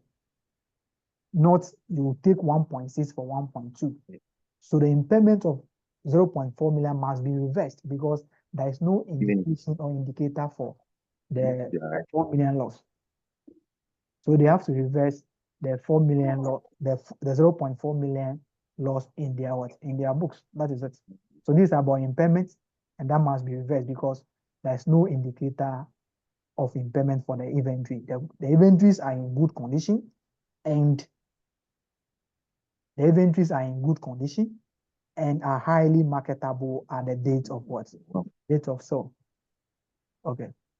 They are highly marketable at the date of what?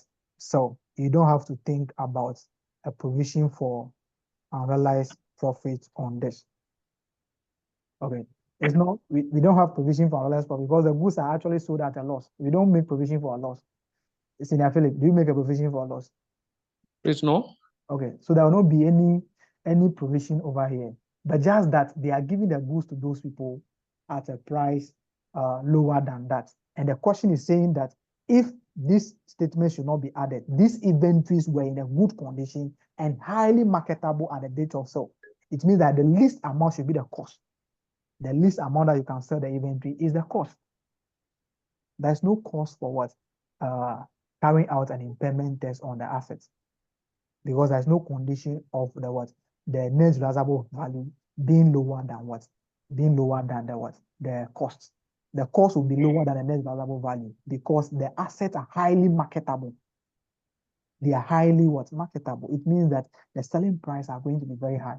So the net realizable value will actually be higher than what? Higher than the cost. So that this particular item should be carried at cost. So the item should be sold at 1.6, not 1.2. Since we are giving 1.2 to them, it means that we have sold only 1.2, remaining 0.4 in our inventory. So we are going to be reversing the what? The loss on the inventory. If you are reversing that, that loss will be recognized in the books of who? Who is recognizing the loss?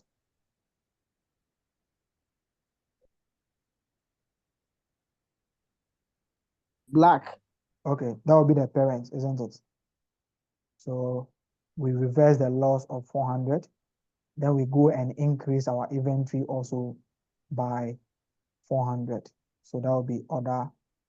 So the inventory will now be, inventory should be 1,600. We have sold 1,200, remaining 400. So we come and add the 400 back and also reverse our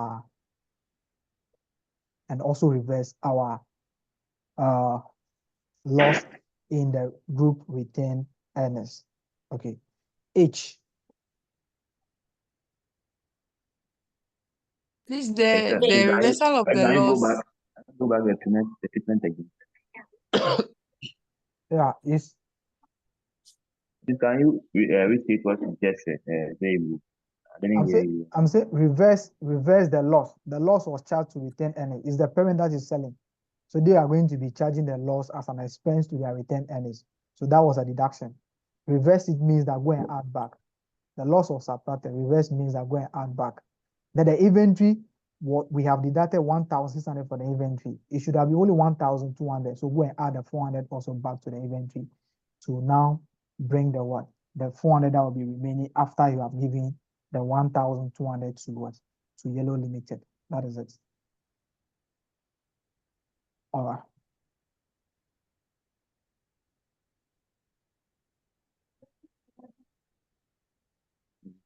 Auntie Patricia, are you there? Yes, please. H. At year end, no impairment was required on goodwill in White Limited.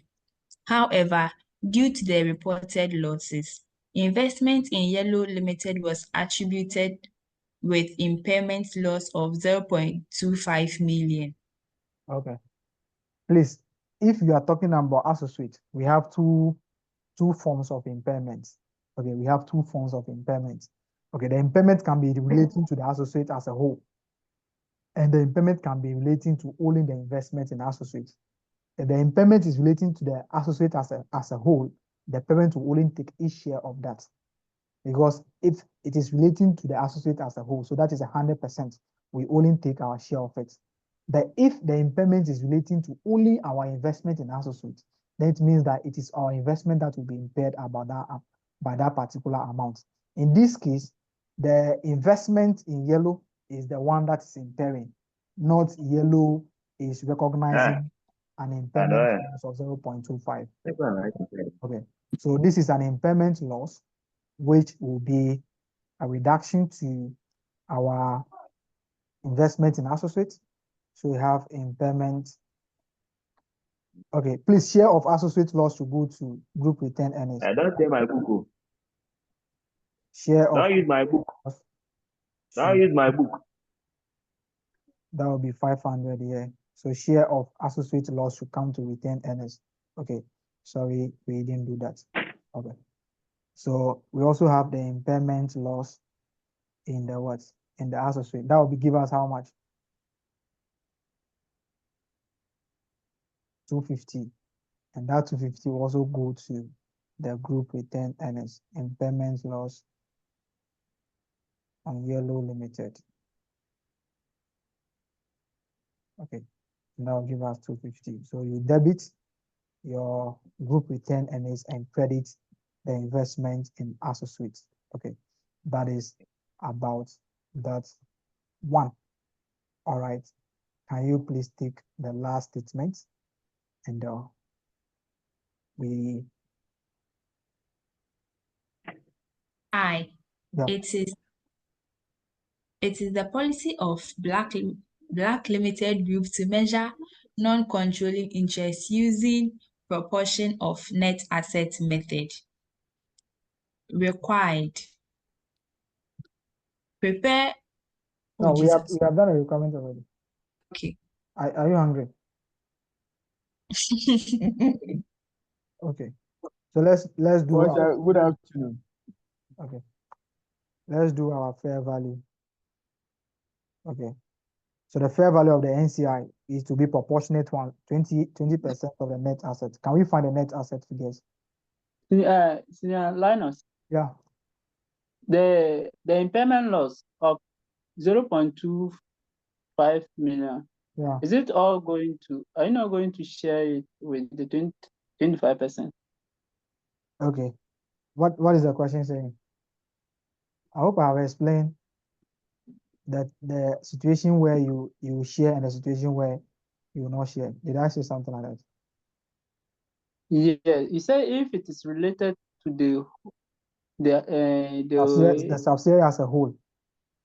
The associate as a whole. Yeah, the associate as a whole. Thank you. Okay, we will share, isn't it?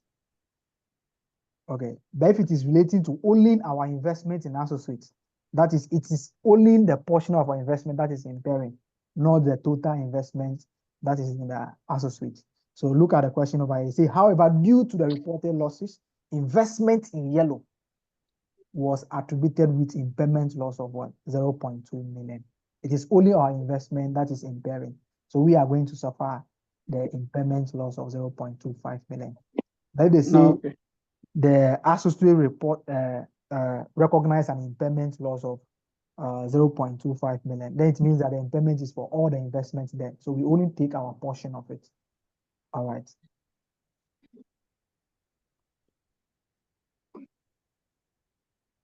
So let's do our net assets.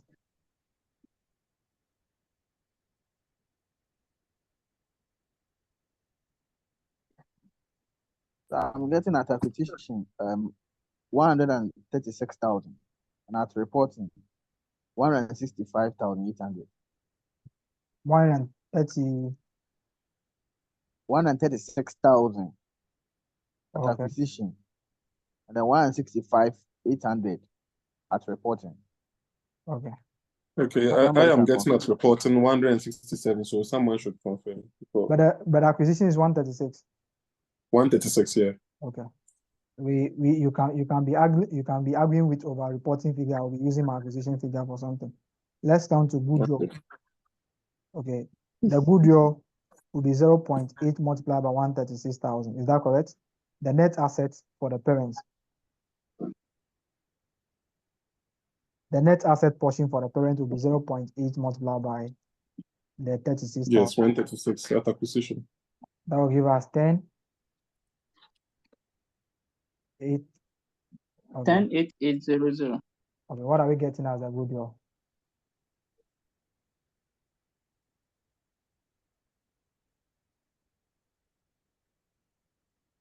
Two 7,000. two four 800. Hey, really? Oh, deduction. Okay. Wait, let's see how the NCI. We are using This one's proportionate method. proportionate. Even if you add the NCI, you'll be getting the same figure. So NCI will be 0.2 multiplied by NCI has already been taken from the net asset. So 0.2 multiplied by The 136,000. goodwill is 7,200. Okay, I've written that already. Okay, so 0.2 multiplied by 136,000. What are we having? 27,200. Is that correct?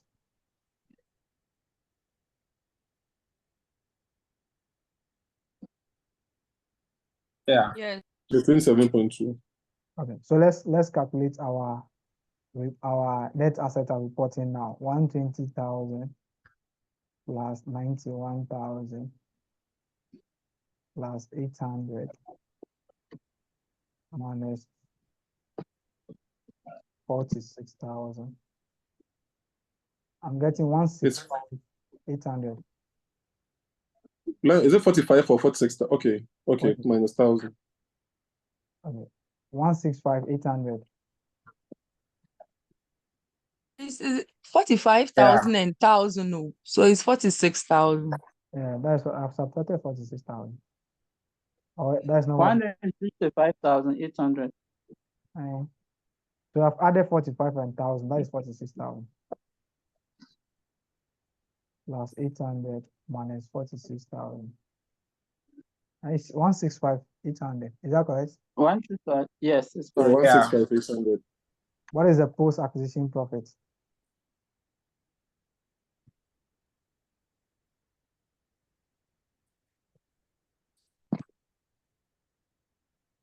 I'm having 29,800. 800. Please, this is not the figure that the parent will be taking to each retained earnings. This is the figure.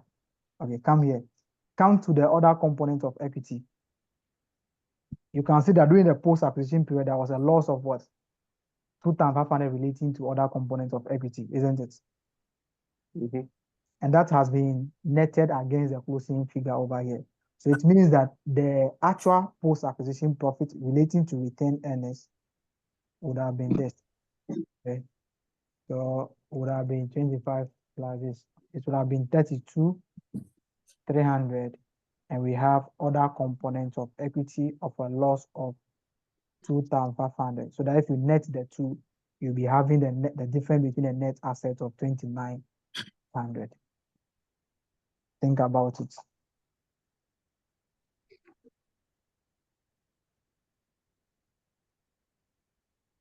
So the actual post-acquisition profit that will go to the retained earnings, the actual profit or loss for the post-acquisition is 32,300. And there was a other component loss of 2,500. Since the parent is keeping other component of equity, the parent has to take each share of the other component of equity to the other component of equity. But if you share the 29,800 amount there, your figure that you are sending to retain earnings will be wrong. But the NCF figure will be right because the NCF will just take all the two, share of the retained earnings, share of the other components of equity as their share. But the parent share will be wrong. So you have the share of 32, which is relating to profit or loss, that will go to retained earnings, and the share of other component of equity item of 2,500, and that will go as a loss. So we are going to be sharing these two. So the share of post-acquisition profit for the NCI will be 0.2 multiplied by 32,300. Then we have the share of OCI. That will be 0.2 multiplied by 32,300. Okay. You also come to the share of post-acquisition profit for the parents. That will give you 0.8 multiplied by 32,300. Then you go to the other component of equity. We have the share of OCI. That will be 0.8 multiplied by 2,500. What are we having from this side? 0.2 multiplied by 2,500. 2,000. That will be a subtraction of 2,000. So this will be 9,000, isn't it? So you can just do your 9,000 and go on. What will be their share of the profits? 0.8 multiplied by 3,300. That is 2,300. I'm having 25,840. So the share of OCE, so rather be 2,500. Is that? The share of OCE and the NCI. Yeah. Okay, sorry. So 2,500. So NCA will be having 500. Okay. 0.2 multiplied by 3,000. 32,300. I'm having 6,460. So put the NCA together, 27,200 minus 500. I'm having 33,160. Group return earnings. Our goodwill workings number 3 will be 7,200. Our intangibles will be dashed. There is no figure on there. So investment in associates will give us what? 17,500. 17,500.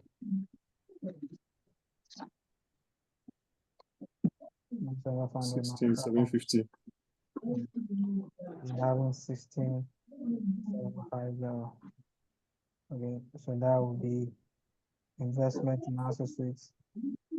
Like case number 7, 17, 16, 16,750. So you can add the rest. It's not about the addition. But if the figures that you are sure about, you can bring them. The ones that you are not sure of, the items that you are adding to get a correct figure, please ignore, because the time that you are going to be using to add will not be bringing anything better to the table. Okay, so the ones that you are very sure with, add them and bring them there. The ones that you are not sure, please ignore and move on. You cannot get 20/20, no. You are using 3 months to learn 500 something pages material, and not only one that you are learning like 3 or 2. So you are not expected to get 100% for whatever you are going to be doing. Let's take the question number 2 and see where we can take it to. Question number 2. It's also plenty, but how we will run. Let's see. All right. So question number 20. Let me see. Let's see if they want to give you this question, they were going to be taking some of the footnotes, okay? Because it's too plenty, they will reduce the footnote for you. But which of them are they going to be reducing? We don't know. So we have to just take all. Okay. So that is okay. So let me change something there. And now do 7 income.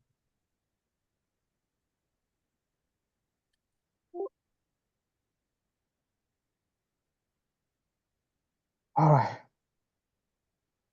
Okay. Auntie Patria, are you still there? Yes, please, I'm here. Thank you. Who is the parent? Paul. Who will be the subsidiary? I think so. Oh, I don't know. Okay. So what do we do? What do we do now? before we even start reading the footnote, what do we have to do? Group structure. Draft the statement. Okay. So we need to put our skeleton there. Question number 2. Okay. So we have Paul. Paul, Saul, and Abraham. Who's supposed to be the parents? And the normal supposed to be Abraham. Abraham. Okay. So you can give birth to somebody and the person will be greater than you. It's normal. So consolidated statement, financial position.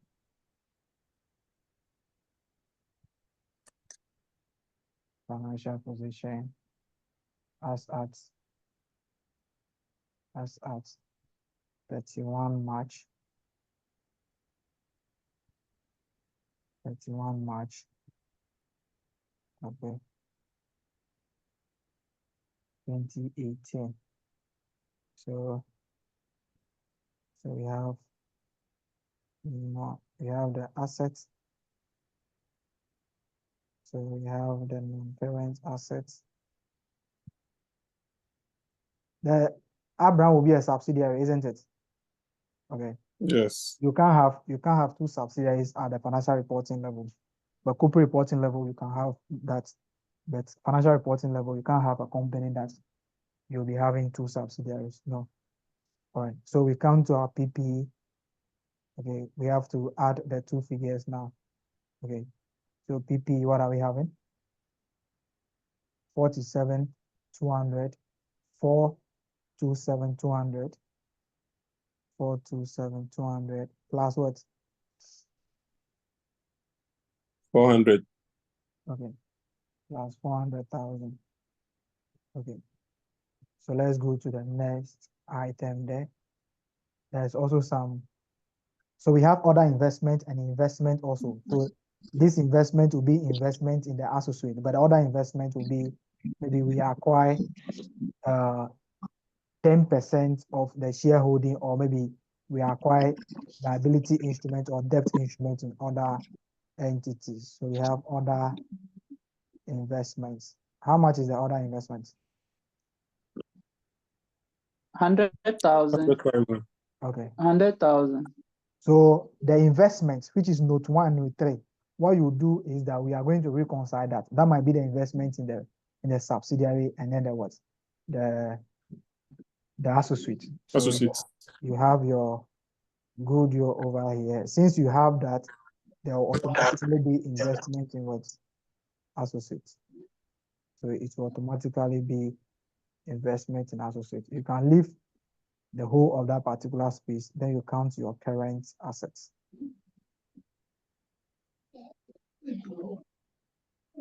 Okay. So what are the items for the current assets? Inventories. So we have inventories. We have inventories to be, what are the amounts? 136,000 plus 80,000. 136,000 plus 80,000. Thousand. So we have trade receivables.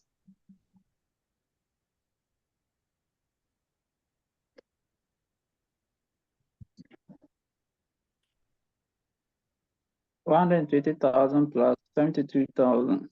120,000 20,000 plus 72,000. Okay, 72,000. So we have cash and what? Cash and equivalent. cash equivalent. Okay. Cash and cash equivalent. Okay, how much is it? 23,000 plus 16,000. 22,000. 22,000 plus 16,000. Oh, don't worry. In the exam, you write the correct figure. So don't worry. 22,000 plus 16,000. Plus 16. Okay, so we come to equity and what? Liabilities. Liabilities. So if you are giving statement of financial position like this, where you are giving items for each of them, this will give you more text. But what they will normally do is that they can give you the current asset figure straightforward. So to reduce the number of ticks that you'll be getting there. Let's come to the stated capital for these people. What is their stated capital? We have 312,000. Okay, 312,000 for the parents. We have the group retained earnings. For the equity items, we don't bring any figure for the parent, for the subsidiary, because that will be consumed, that will be cancelled with the investment. So the net figure will come as a goodwill. Okay, so we have group retained earnings. We do workings for that. Do you have any other items under the equity? No, please. No. So we come to non-controlling interest. So we have non-controlling interest. Okay. Do you have non-current liabilities? Yes. Loan notes Loan and notes deferred and consideration. deferred consideration. Okay. So we have loan notes and so loan notes is how much? 152,000 plus 72,000. 152 plus 72,000. Deferred consideration is how much? 99,172. Okay, 99,172. 172 Okay. plus 0. Okay. So we have current liabilities. What Trade are and other payables. trade and other payables? How much is it? 89,918 plus 72,000. So 89,918 plus 72,000. Okay. So Short-term borrowings. short-term borrowings. Short-term borrowings. Short-term borrowings is how much? 125,600 plus 16,000. Okay. So there's no other items again, isn't it? Yes, that's all. Total equity and liabilities. Okay. So we come to our workings. Then we have the group structure is very important. You establish that. Okay. Then you come to the net assets.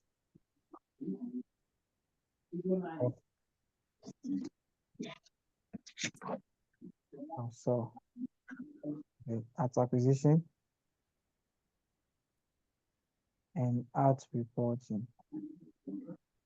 Okay. So we now have the currency sign here. We now have the currency sign here. Okay.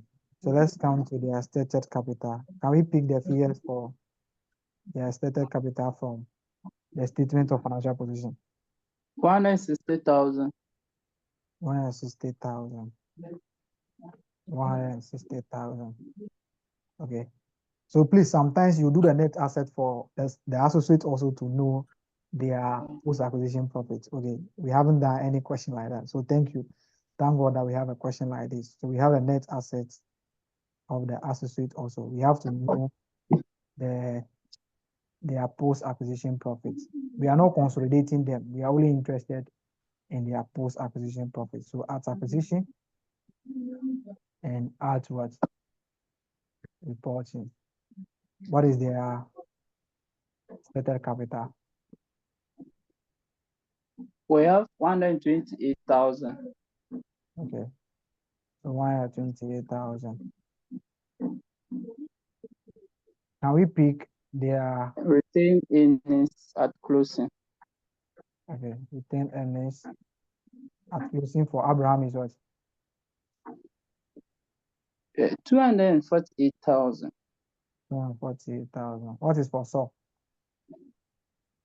No, that one is for sure. 248,000 for sure. Okay. And then 160,000 is for Abraham. 168,000. So Saul and Return. 160. You have written 168. You say one and what? 60. 160. 160. Yes. But you 160,000. have written, yes. 160,000. Yes, please. Okay. So we have their retained earnings here. Okay. So do you have other components of equity? No, please. Okay. So let's come to goodwill. Working straight. Goodwill computation. So now if this is working straight, the Abraham would be working towards. They're all under the net assets. Okay. Okay. They're all under the net assets. So you have your purchase consideration, which we are coming to determine there. Okay. So we come to the non-controlling interest for them. Non-controlling interest.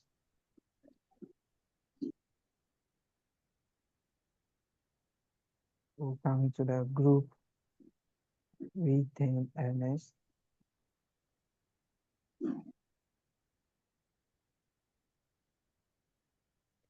Okay.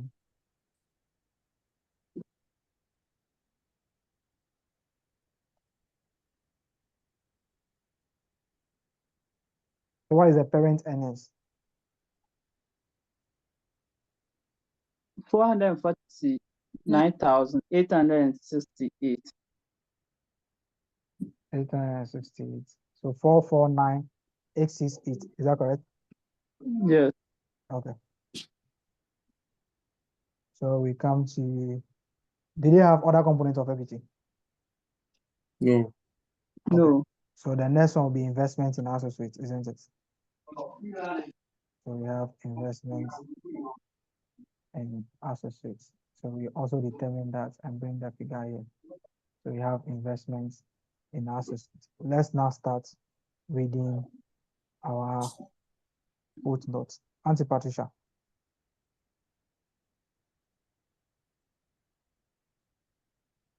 One, Okay. on 1st April 2016, Paul acquired 120 million shares of Source shares when Source retained earnings were 128 million on the Okay. following. Okay. So what will be the percentage, the parent holding in the subsidiary?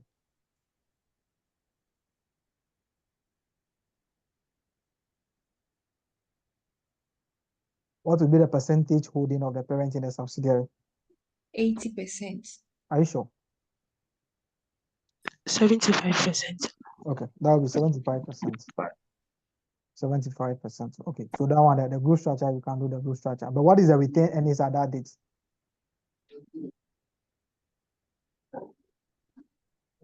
128. Okay, so let's go to the retained earnings at acquisition for them. And we have 128,000. Okay, so let's look at how the purchase consideration had been settled. A. Paul issued 2 shares for every 3 shares acquired in SOL. On the date of this acquisition, the market value of Paul's single share 0.5 Ghana cedis, while that Paul was 2 Ghana cedis. So they are saying that we are doing share exchange over here, isn't it? Yeah. Okay, so we are giving them 2 shares for every 3 shares that we are acquiring, isn't it? Yeah. So what will be the number of shares that we are going to be giving to them in the acquisition for? So purchase consideration, we have to have so many purchase consideration here. So we have purchase consideration. 80,000 shares. So purchase consideration. We have share exchange. The share exchange will be 2/3 multiplied by what? 120,000. 120,000 Okay. So 2/3 multiplied by times 120,000 multiplied by the amount that we have, the value of a share. That will give us what? 3.5. Okay. So the total amount in terms of money, how much would that be? 280,000. Okay, 280,000. Okay, we don't have any information about whether this has been recorded already. So we will keep it 280,000 as purchase consideration and be moving on. If this has not been recorded, then we go and add it to the preference shares. I said preference shares, the equity shares of the parents. Okay, so we have done the first one now. What again? B. Paul incurred 2 million directly attributable due diligence costs on acquisition of Sol. The amount was included in the carrying amount of the investment in Sol in Paul's own statement of financial position. Okay, so this attributable cost, what did we say about cost? Costs that are directly attributable to acquisition. We say that only a particular cost that can be capitalized. What is that cost? The cost that can be capitalized by taking away from equity shares. What is the name of that cost? I've explained this the time Cost, that we are doing. cost of issue. Cost of issue. Issuing what? Transaction cost. Okay. So the only cost that you can capitalize is the cost of issuing your own shares. Okay. Any cost apart from the cost of issuing your own shares should be expense. So due diligence cost is part of what? Those costs. So this cost, this amount should not be included in the investment. So that should be taken away from investment. So if you are having investment, which is note 1 and 3, if you're having this figure, take the 2 million out of that place. That should be expense, not what? Added to that. So we count the group retained earnings for them. We have the due diligence cost should be expense, not what? Included in that particular one. So we now come and subtract the 2,000 as a cost there. Okay. It's only the cost of issuing your own shares that will be capitalized, that will be subtracted from your equity. Any other cost apart from the cost of issuing your own shares should be expensed in accordance of IFRS 3 business combination. All right. Let's come. On the Sir, Yeah. I wonder how you going to price of the investment? We are not having investment in our books. I don't have investment there. So I'm not having this investment in my statement of financial position. So we are going to reconcile that later. I'm not bringing the investment in my books. I don't have investment in my books here. So I have investment in associate, but I don't have the investment that you are giving the footnote 1 and 3 to. Okay, but I'll reconcile that one on my own. Okay.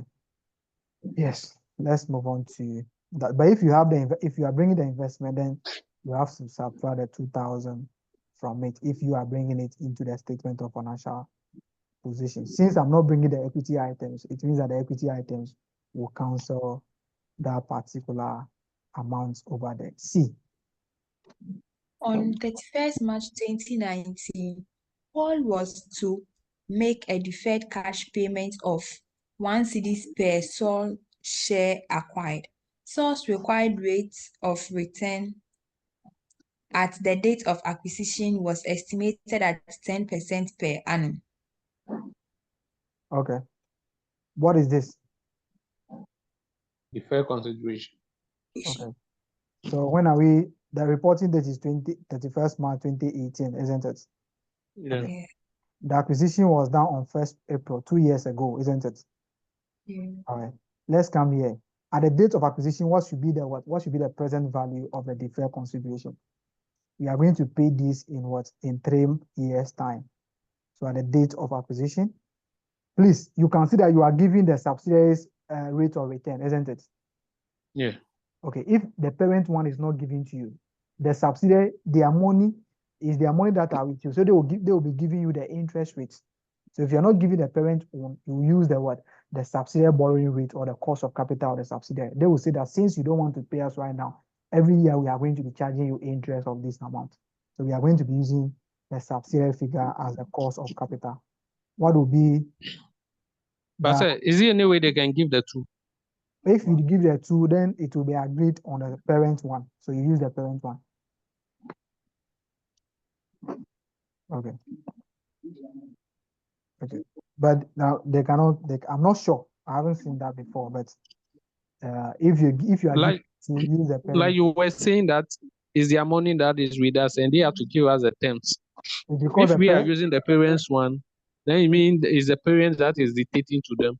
yes, the parent is the one that are agreeing that any money that we are going to be taking at the bank is 10%. But since we don't have our own, then it means that we can use our own if it is favorable to us.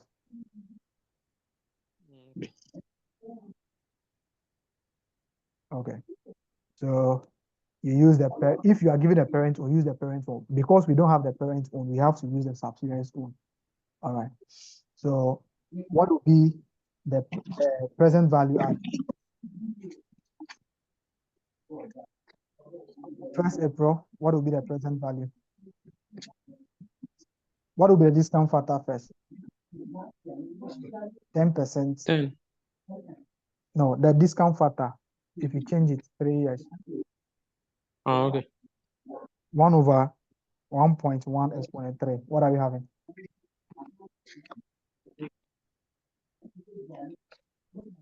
0.71, 751.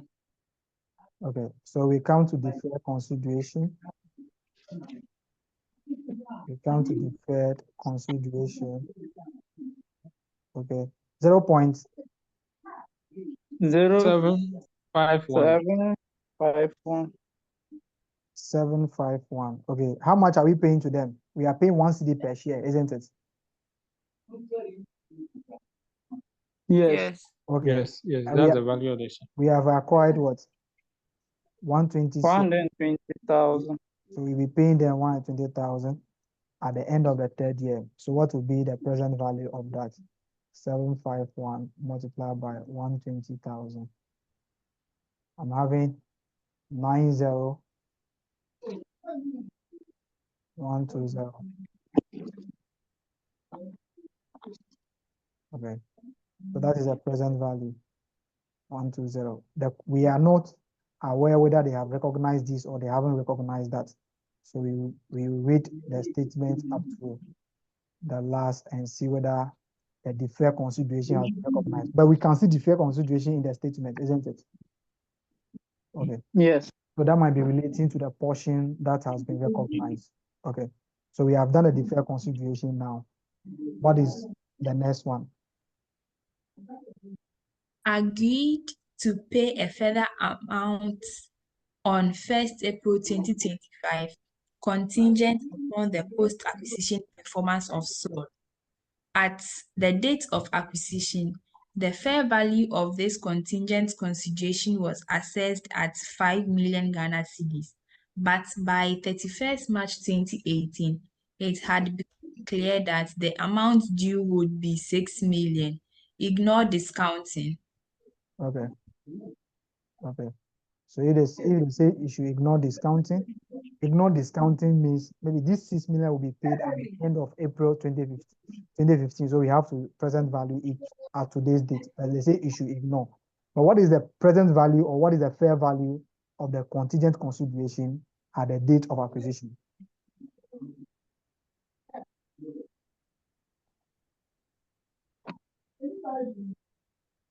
At the 5 date, million. okay. So we are going to be recognizing that as part of the consideration. That will be 5,000. Has this particular consideration been recognized? You have to go and check. Okay. Let's come to the statement there.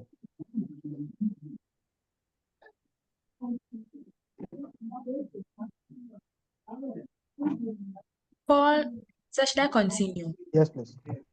Paul has recorded only the share exchange consideration directly attributable costs provided for the deferred consideration. Okay. And they also provided for the fair consideration, isn't it? Yes. So let's now look for the investment there. Let's reconcile the investment before we do any other thing. So what is the investment figure in the books? We have to find the amount that they are paying for. What is the investment figure there?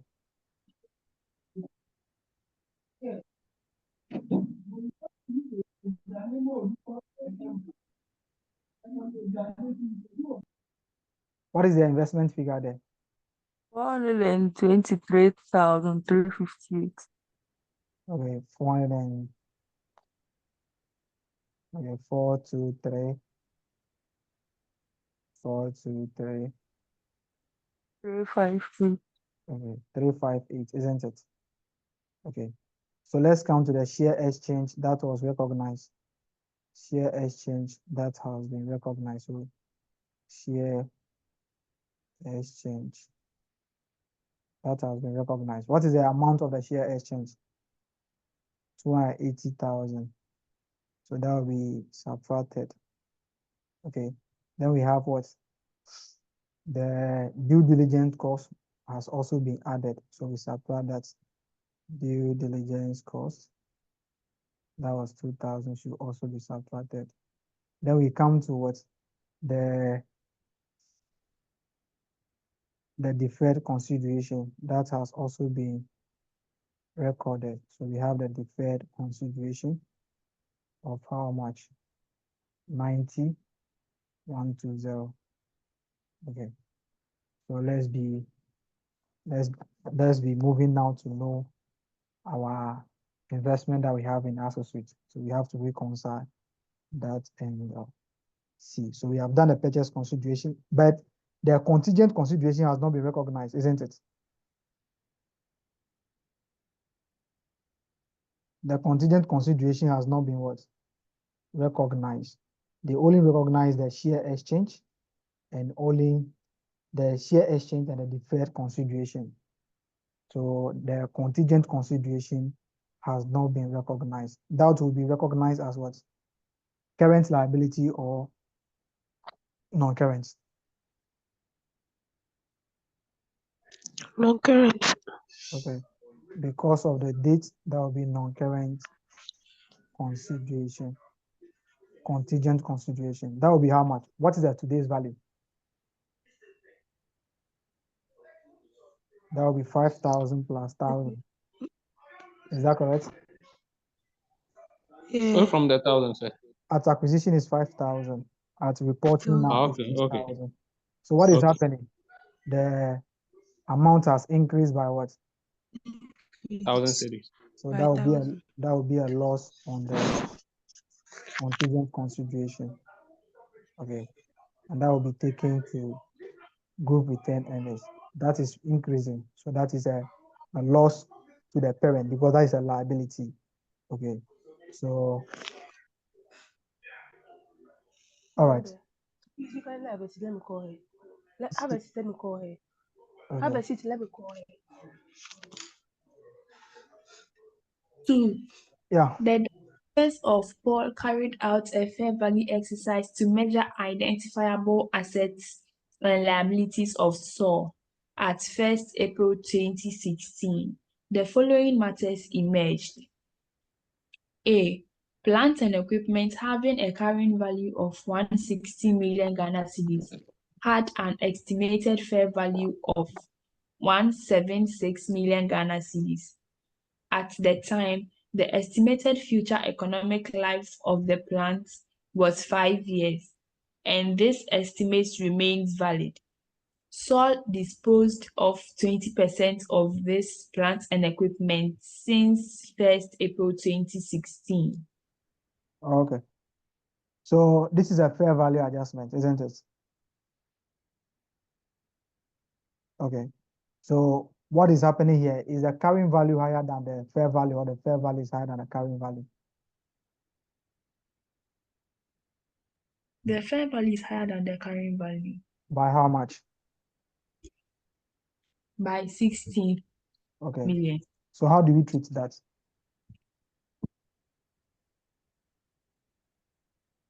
Okay. How do we treat that? That has not been What is the value that is Fair value included gain. in the, what is the value that is included in the, we included only 160 in calculating the net asset at acquisition, isn't it? Fair value gain. Okay, so they are saying that this has increased by 16. So it's only 160 that we have over here. We have to come and add our, that is plants.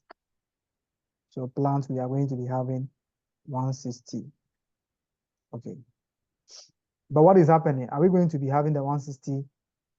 We have to charge a depreciation. We come back to the depreciation. But they are saying that 20% of this asset has been disposed, isn't it?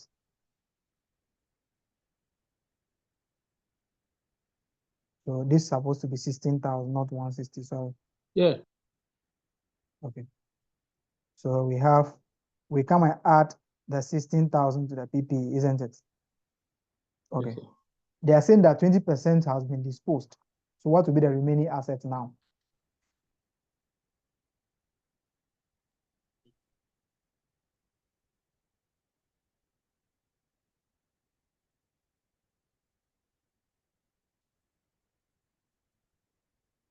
What will be the value of the asset that has been 40. disposed? It will be 80%. Okay, so it means that 3,200 has been disposed, isn't it? Yeah. The 3,200 has to be taken away from that. Okay, and the value of our assets at reporting, what is their reporting figure? Okay, so their reporting figure is supposed to be what? We are not going to be having 16 there. They have disposed 20% of that since acquisition. So that has been disposed of long time So ago. we charge 80% on it. So that will give us 140,800. 140. 14 or 140. I'm getting 80% of that. I'm getting 12 something. 12,800. Yeah. So we have 12,800. Then we now count the depreciation. Depreciation will be charged on what value?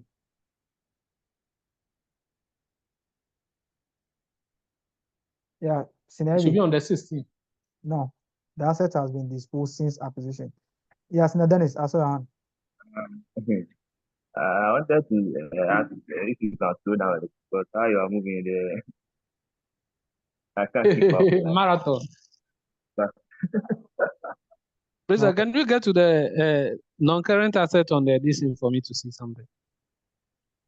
Okay, here. No, on the financial statement. Okay. Okay. All right. All right. Okay. So let me take. Let me. Please, I have a question on the plant figure. Okay. Yeah. It said the plant and equipment had 160 million, but actually they were 176. So Okay. if 20% was disposed, aren't we supposed to do 80% of the 176?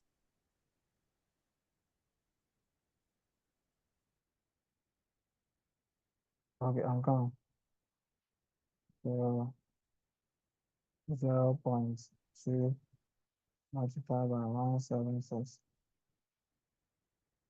0.8 multiplied by 176.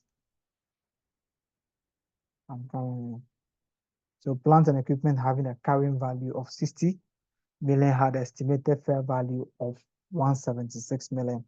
At the time, the estimated future economic benefit of the plant was 5 million. Okay. And this estimate remains valid. Okay.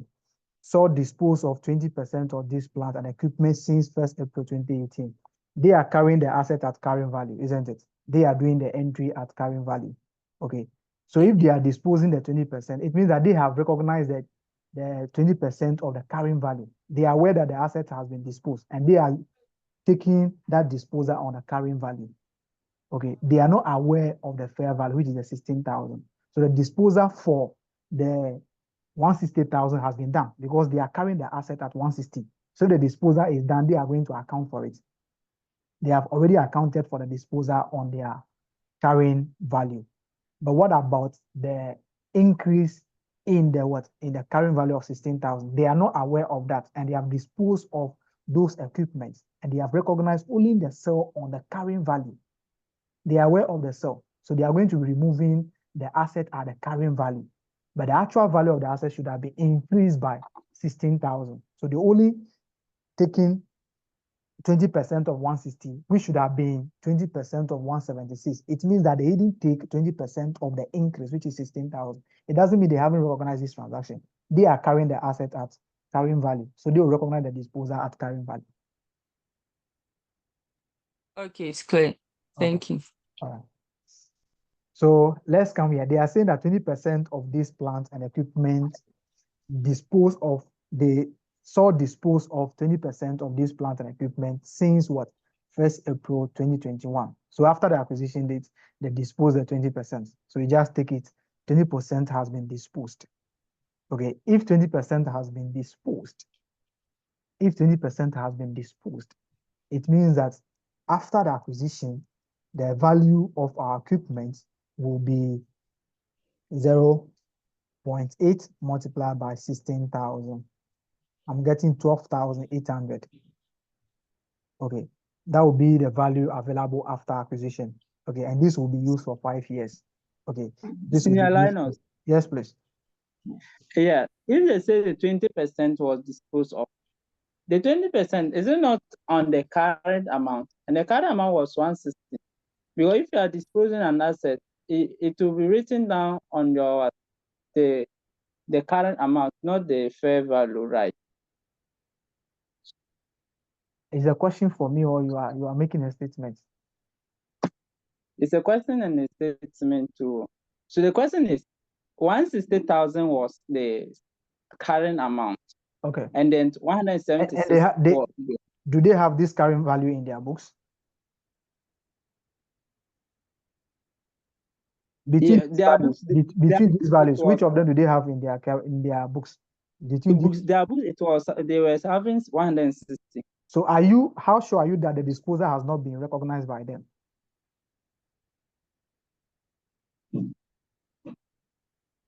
You have an asset of 160 in your books. You have disposed it. Are you going to recognize the disposal or not? So dispose of 20% of this plant and equipment since 1st April 2016. So the disposal was done on the date of what? Acquisition. The disposal was not done. The disposal was not done at the date of acquisition. Okay, it has been done from acquisition, the date of acquisition. So immediately after the acquisition, they will start disposing. Okay, so they will have the 16,000 increment. We pay for that, but they will now start selling the asset. Selling the asset, they are recognizing the sale at carrying value because that is what they have in their books. The 20% of the asset will not be there because they have disposed it. So they have did recognize it at the carrying value. But what happens to the fair value increase that they are not aware of?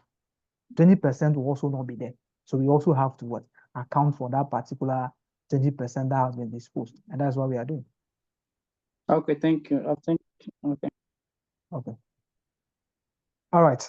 So from the date immediately after the acquisition, the value of the asset will now be 12,800. Okay. I hope that is what we have now, isn't it? 12,800. But there will be a depreciation of how many words? Senior Dennis, am I still moving or it's okay now? Okay.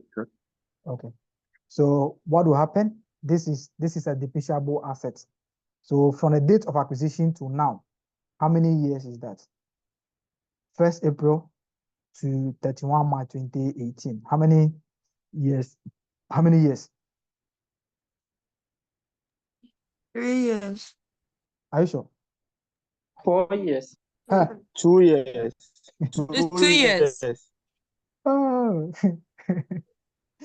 hey, so it's 2 years. Okay. We are reporting on 2019 or no, 2018. It's 2 years.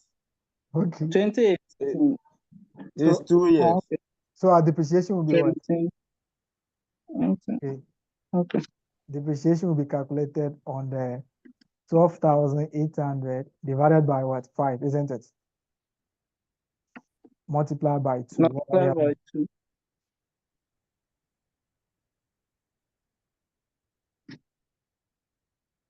I'm having 5120. 5,120. Okay.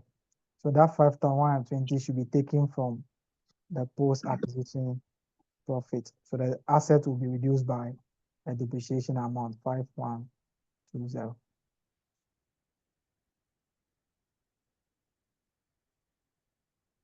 Dennis, is the pace okay or still? You can you please go over the statement. Okay. So the fair value, they are saying that at the date of acquisition, the fair value is what? Is 16,000, isn't it? Yeah. Okay. They say that 20% has been disposed of since acquisition. Okay. So it means that we have paid for the 16,000, but after the acquisition, immediately after the acquisition, you have sold what? 20%. So it means that after the acquisition, the value that will be available will be 12,800, isn't it? Yeah. Okay. This 12,800 will be used for 5 years. So every year the depreciation will be, let me divide that by 2. So 5120 divided by 2. I'm having 2560, isn't it? Yeah. Okay. Our reporting date is now 31 March 2018. We have acquired them 1st April 2016. That means 2 years after the acquisition that we are doing this one. Yeah. So it means that we have used the asset for 2 years already. Okay.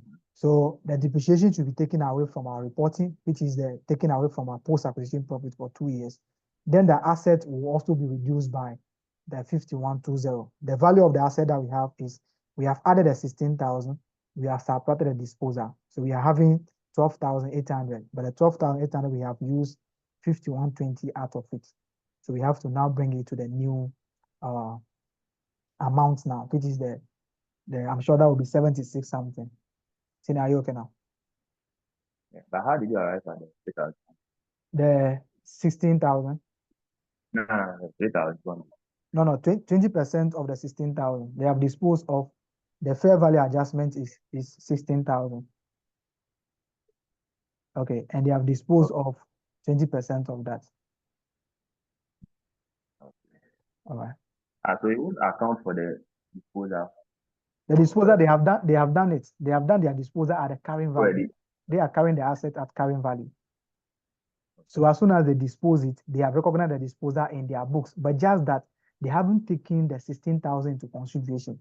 So we are just coming to do it. If the 16,000 should be there, what would have been the effect on the disposal? Okay, what would have been the effect? That is what we are looking for. Okay. All right. Okay. All right, so now. Okay. Auntie Patricia, are you there? Yes, please.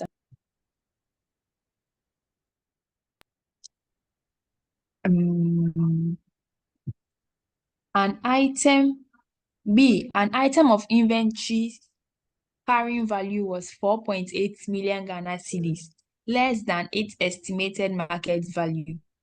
At 31st March 2018, this inventory had all been sold. Okay, so what are they saying here? At the date of acquisition, what is happening? Is that going to be increased to the net asset or decrease? An increase. Please take it again. You have to be very careful with how the wording will be done. I heard someone saying decrease. Yeah, it will increase. Okay, so it is a carrying value that is lower than the market value. So an inventory of carrying value was 4.8 million less than its estimated market value. So this will be an increase at acquisition. So we have an inventory at acquisition for them. So we have I have a question. Yes, yeah. Are you supposed to be measured as cost or lower of the cost in the number? No, at acquisition, all the assets of the subsidiary must be fair value. We are selling the business, so we have to sell at the current market value. So at acquisition, that principle of fair value or that one does not apply. You are selling the business, so you have to sell the business at their fair value or the market value. Okay. All right. Okay. So we have 4,800. At reporting, would there be any amount there? No. No. They have all been sold. Okay. Yeah. They have all been sold. So, Auntie Grace, your hand, is it that is by mistake or is actually? Adams. Grace Hey, was playing Adams too. when I Say was Linus. for Yeah. 1 month. Please Please, continue. I don't know. My hands when I enter the phone, I enter advanced taxation class. So, please, if you can go back to the B, the 2B. You entered where? Advanced taxation class. Oh God, have mercy. An item of inventory carrying value was 4.8 million less than its estimated market value. At 31 March 2018, this inventory had all been sold.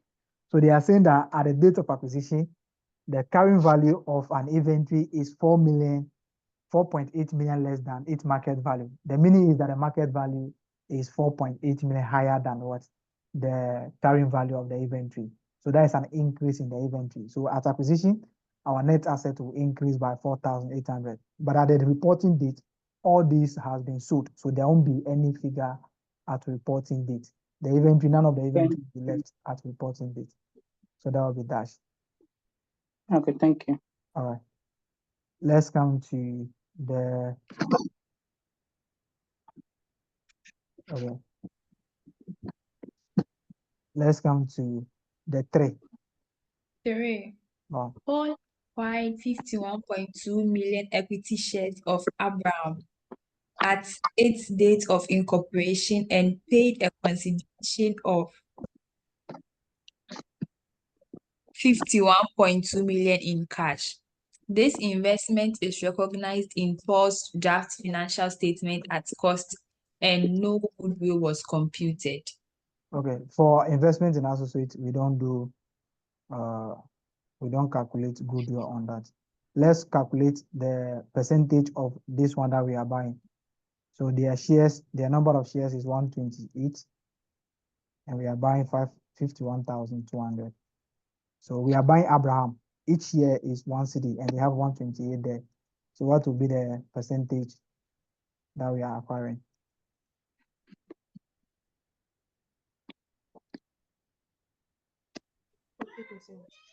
Okay, that will be 40, isn't it? Yes, 40%. So that will be investment in associates. So we can count investment and associates. We have our purchase consideration or our fair value. So we have purchase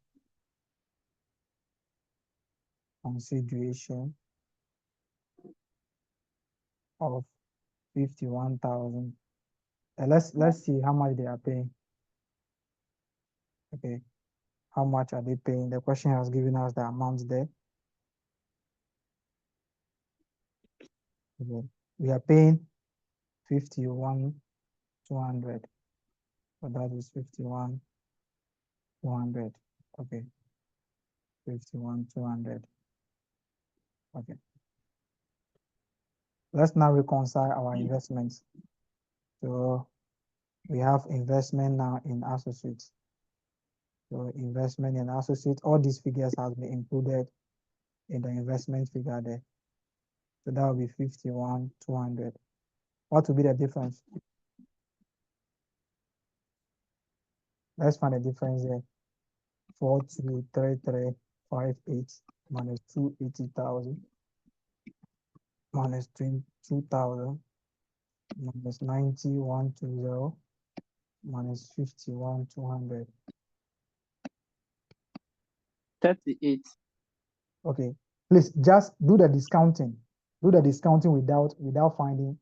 Do the 90, this one. Do the discounting without finding that one. Okay, let's not do this. I'm sure the 38 will be maybe how the discounting was done. So just do it straightforward and see what you are going to be getting. Do what is the figure? What is the deferred consideration there? Maybe that might be the difference there. So the 38 might be the difference. Okay, so let's do the 120 divided by 1.1 exponent 3. See what you are going to be getting so that we see Check that and see. Yeah, the 38 is from that place. Is that Because from it that place? Okay. So let's just one. increase. So you get 9158. Okay, so let's just increase that by, let's just increase that figure by 158. Okay. So let's increase our figure over here by the 30 so that we can be at the good side. Okay, so the difference will be that one. So 90158, isn't it? Okay. Yes, so it will balance. So that means the investment will always cancel. Okay. What's again? Okay. Where are we? Note 4. Okay, that will be note 4. Okay, we are on note 3. We have done that already, isn't it? They have recognized that as cost. Okay, let's come to the note 4. 4. The figure for inventories in draft financial statement of Saul and Abraham at 31st March 2018 includes components purchased from Paul during the year at a cost of 24 million to Saul and 20 million to Abraham. Paul had applied a markup of 25% on this sale. Ignore deferred tax implications. Okay, so sometimes we have done income tax that I said that sometimes there will be an deferred tax issue on unrealized profits. I hope you can remember that. I've explained. Yes. Okay, so the figure for inventories in draft financial statement of Saul and Abraham at 31 March includes what? Components purchased from Paul during the year at a cost of 24 million to Saul and 20 million to Abraham. Paul had applied a markup of 25% on this sale, ignore deferred tax consideration. The parent is selling to both the associate and the subsidiary, isn't it? Yes. Okay. The cost price to the associate and subsidiary is a what to the parents? The cost price. The cost price to the associate and then the subsidiary is what? What will be? Is that going to be Selling price to the Selling price parent. to the parents. Okay, that will be a selling price to the parents. Okay, so what we have to do is that we are going to be accounting for these two items one by one. Okay.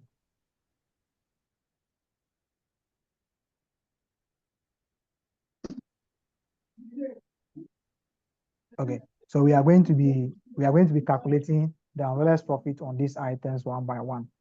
Okay, so we come to the provision for unrealized profits. So let's go to the provision for unrealized profit for each of them. So let's come here. So we have provision for unrealized profit. The first one, we are having selling price, isn't it? Okay. We are having selling price, but we are giving markup. So what do we have to do? Change it to margin. Okay, we change it to margin. So if we're changing it to margin, that will be 1/5 or 25 over 125. Would that be correct? Yes. Okay, 25 over 125 multiplied by the first one. What is the amount for? Let's find the subsidiary's own first. 24,000. Okay, that will be 24,000. Okay, so what will be 4,800. Okay, sorry. That will be 4,800. Okay, so how do we treat this? The parent is the one side. So you deduct it from retained earnings. So we deduct it from retained earnings. Group retained earnings. Okay, And group retained earnings. So provision for unrealized profits, we do 4,800, and this will be taken away from what? inventories. Okay, so we have the inventories of 4,800. Okay, let's come to the unrealized profit for the subsidiary, for the associate rather. That will be 25 over 125 multiplied by what? 20,000. Okay, how much are we getting? 400. Okay, would that be 4,000? 4,000. Okay. This 4,000, the parent wouldn't take each share of this because the associate is not part of the group. So the parent will say the associate is not going to be having this. This will be shared among the owners. So the parent will take its own share.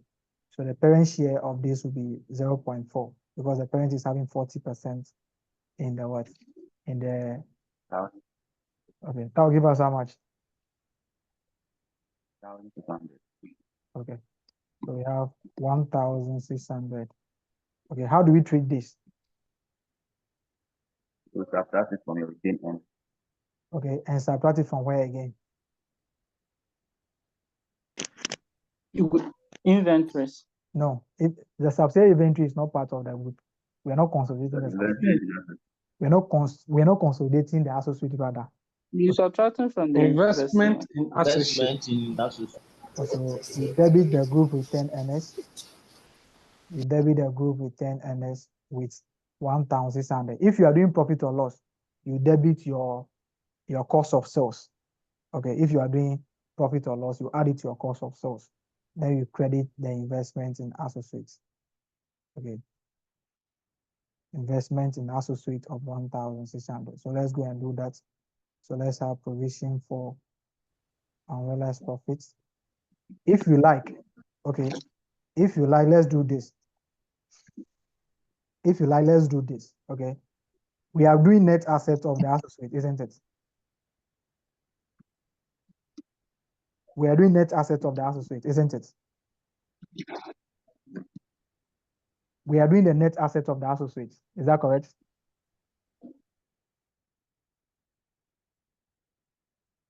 We are doing the net asset of the associate.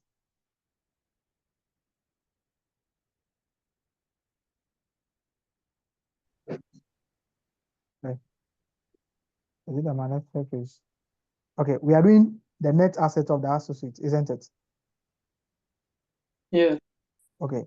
Another way of doing that is that you bring the provision for unrealized profit on the associate over here. Then you take all the 4,000 over here. Taking the 4,000 over here is that the parent will have 40% of the share of the profit. You don't have any problem. But you can also ignore this one over here and go and take the parent share to what? To the investment in associates. You don't have any problem with that also. Okay. So you can take it to this place and okay, but let's just treat it under this one. The provision for unrealized profit of 1,600. So this will not affect their net asset again. So we come to group return earnings. Group return earnings, we add 1,600 to this one. What will be the total figure? 6,400. Okay. So we have 6,400. Okay. Let's move on to the next.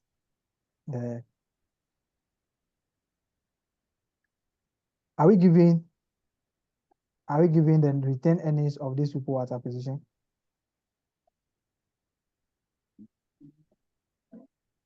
We're not giving the net No. asset of Abraham, isn't it? Okay.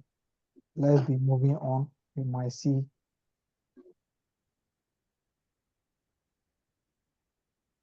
Madam Patri. Okay. Let me see the date that Abraham was acquired. Let's. 1st July or June, something like that. No. Paul acquired 51 million equity shares of Abraham at its date of incorporation and paid a consideration of this in this one. This investment is recognized in the financial statement at cost and no goodwill was computed. Okay, the figure for inventories and this one. Oh, they're supposed to give us that figure. Indication was given at 0.4.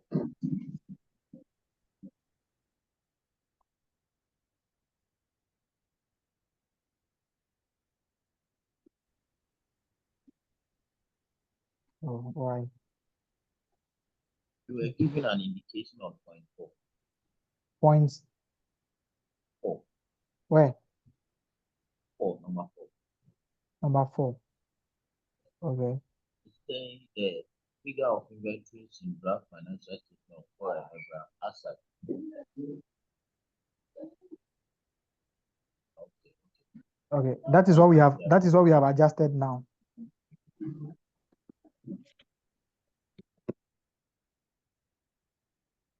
That is what we have adjusted now. So we need to have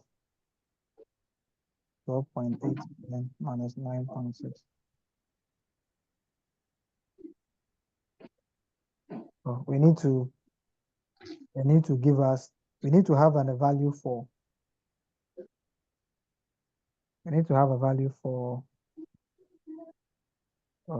how?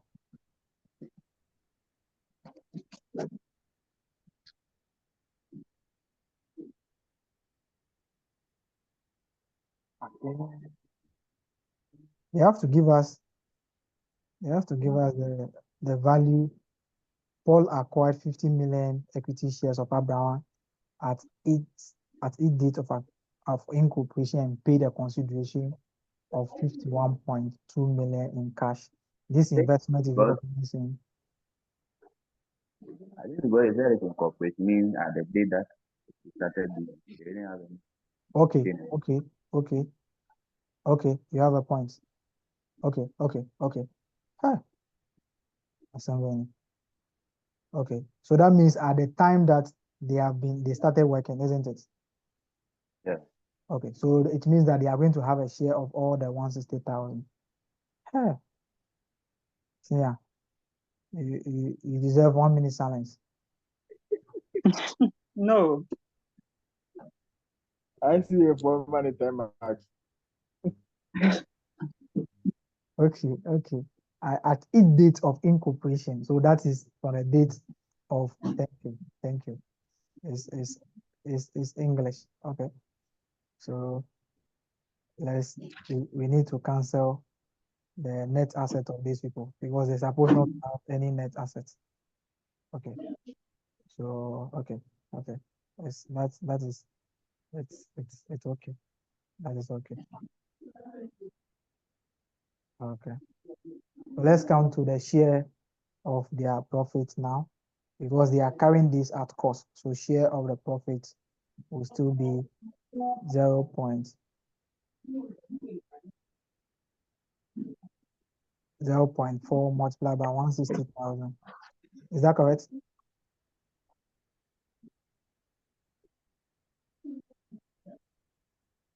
Zero point 0.4 multiplied by 160,000. Is that correct?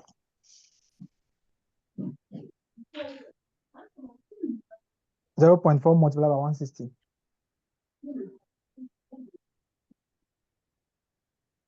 $64,000.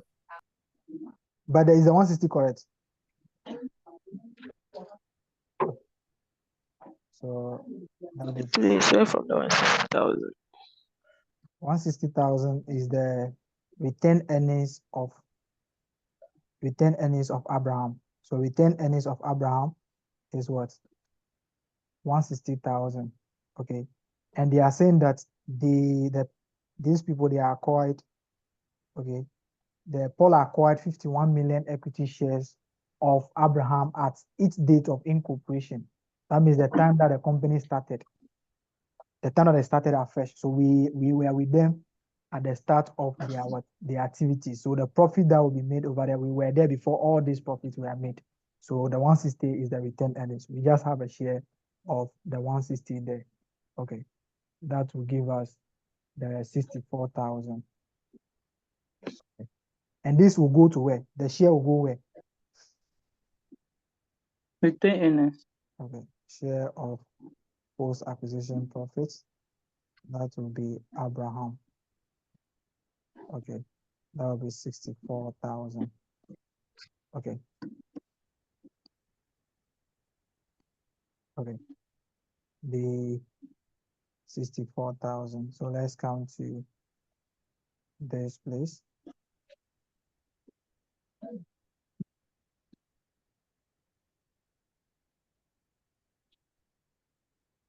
Okay. Please check something for me. The deferred consideration. What was the value at the date of acquisition? Check and see. That should be the actual figure there. Okay. The deferred consideration, the value at acquisition was what? 901. 91158. Okay. So we have acquired them for it's 2 years now. We are doing this 2 years after acquisition, isn't it? Yes. Okay. So what's supposed to be the deferred consideration? We need to also check that. So 0.1, it will be increasing by 10% every year. So 1.1 multiplied by 9058. I'm having 99,174.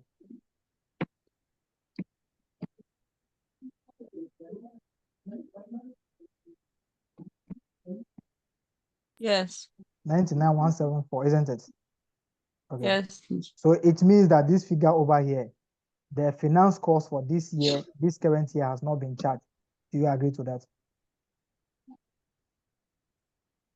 The finance components. So it means that they have unwind this one for only 1 year. By the time that we acquire them, that is 2 years. So we need to charge the finance cost for this year. So what are we going to be having? 0.1 multiplied by 99,172. I'm having 9917. Yeah. Okay. And that will be taken to, okay.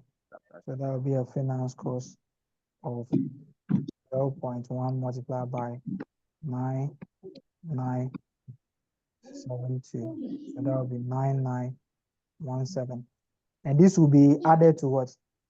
To the deferred consideration. We now increase it. 9917. Okay. Let's move on to our other. Okay, it's just a small question, but a lot of things are here. Okay. Let's count to 5.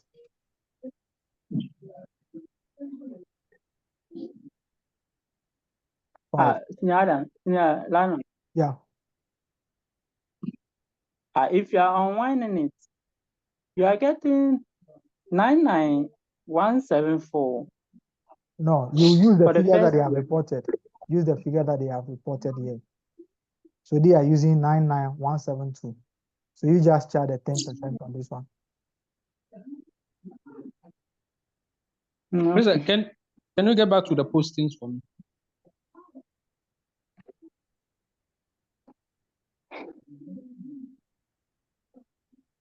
Benjamin, are you okay?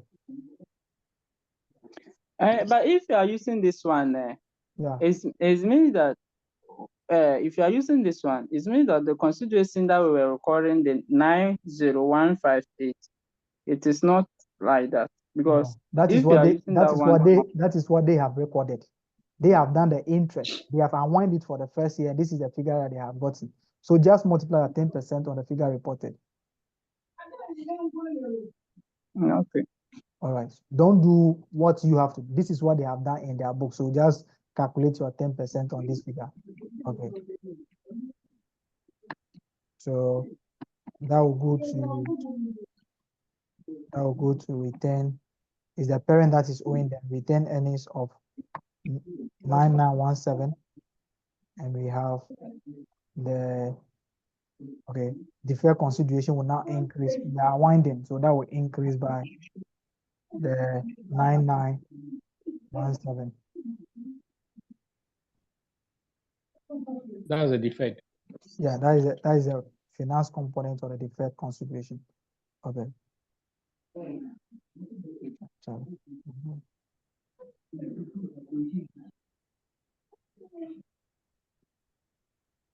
Okay. 5.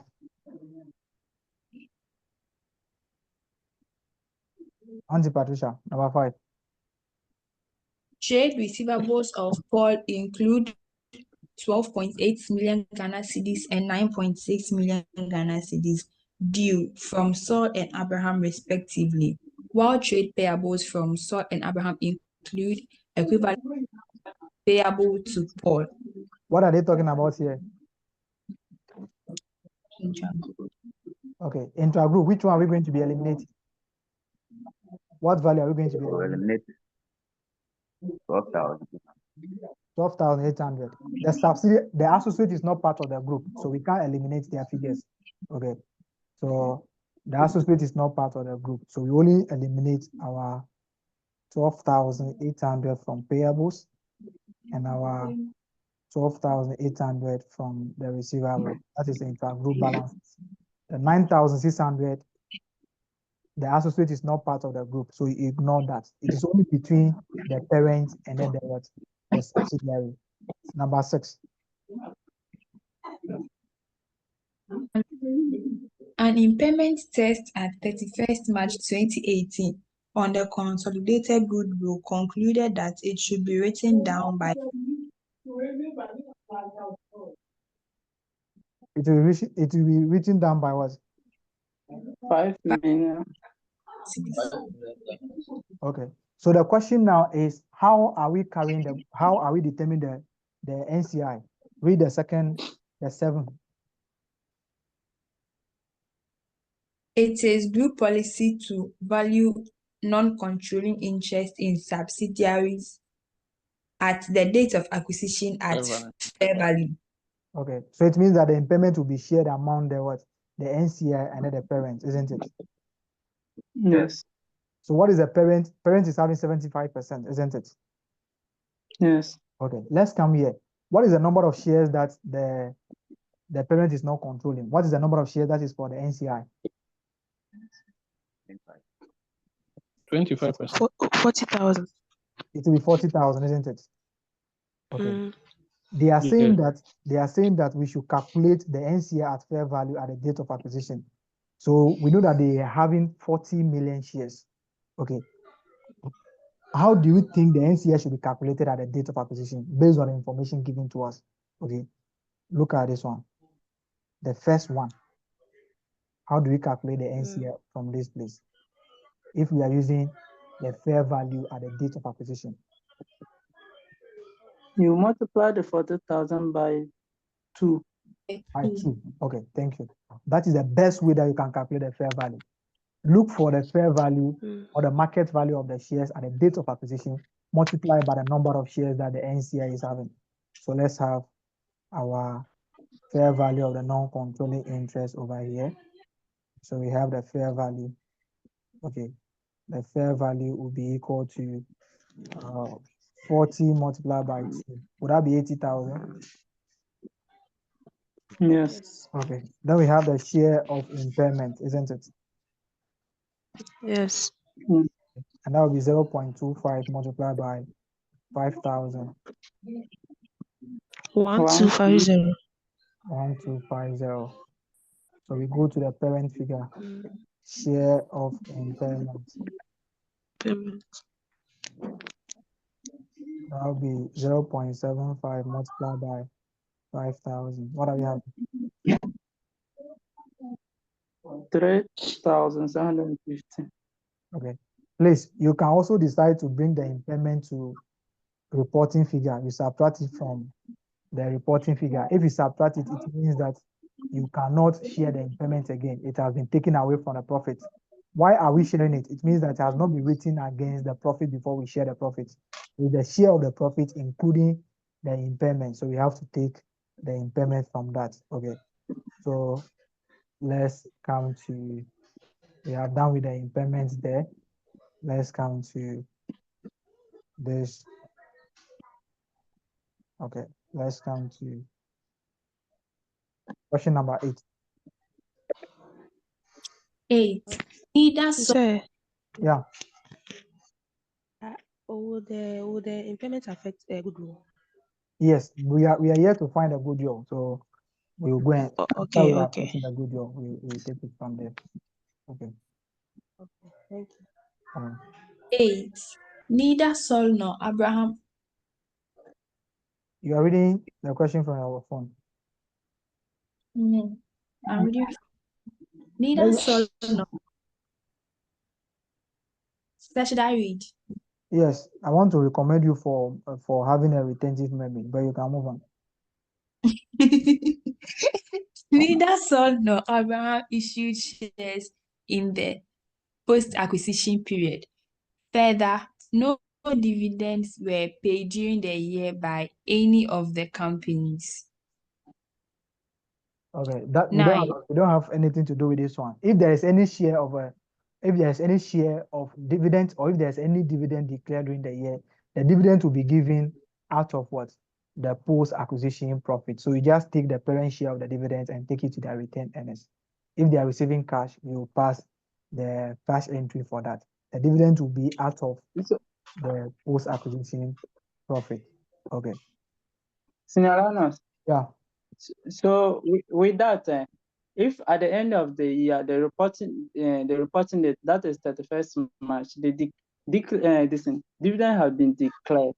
Yeah. So are we going to deduct the dividends from the net asset? No, reporting? the retained earnings that they are showing is after dividends. We are picking the retained earnings from the statement of financial position. What is the retained earnings that normally go there? We are picking the retained earnings from the statement of financial position. The retained earnings that will go there with the closing retained earnings, which is calculated as opening balance plus profit for the year minus what dividend declared. So it means that the dividend declared has already been taken away from the profit. So that is a profit after the dividend. So the closing you will not deduct. But what about the pre? If it is the pre, you have two ways of doing it. Okay. If it is a pre-dividend and the parent is taking share of it, if the question is telling that the parent is taking share of the pre-acquisition dividends, okay, you do that and take it away from your cost of investment. The meaning is that we are paying an amount of cash that is relating to the dividends that we are receiving. So we take that portion from our cost investment and now bring that as our cash. We are going to be receiving cash. Or if the parent takes the share of the dividend to retain earnings, then it means that we credit retain earnings and debit our cash.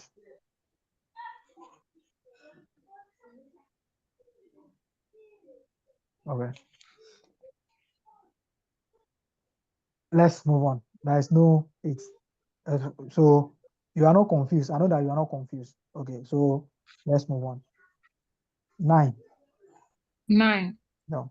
The other investments are included in Paul's statement of financial position above their fair values on 31st March 2018. Okay, there's no problem with that. The other investment there, they are just saying that that is their fair value. So we don't have any problem with that. Number 10. Incomes and expenses should be deemed to accrue evenly throughout the year. Okay, if there should be any, if the acquisition should be done maybe somewhere into the year, then we can find our profit to know our figures at acquisition. So this is not going to be having any effect because there was no issue relating to a situation where we have to share the profit. So can we calculate our net asset at acquisition and also at reporting? So 160,000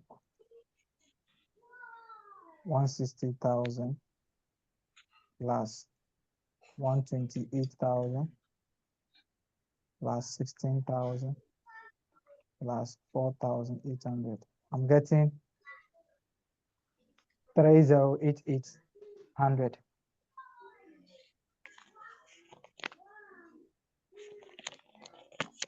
Yeah, it's correct. Okay. So let's go to reporting. What are we going to be having for reporting?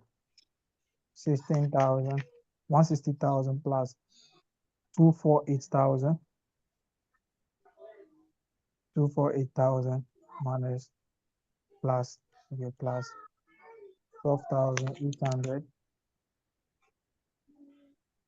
minus 5120. I'm getting 415680. Yes.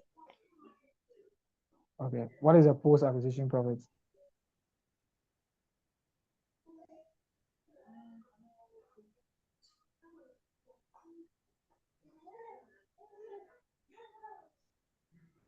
$106,880. Okay, 106,880. So let's find the parent share. So can we find our? So let's find our goodwill now. Okay, the The NCI is 80,000. Is that correct? NCI is 80,000. So let's add the 80,000 here. And let's bring our net assets here. So let's have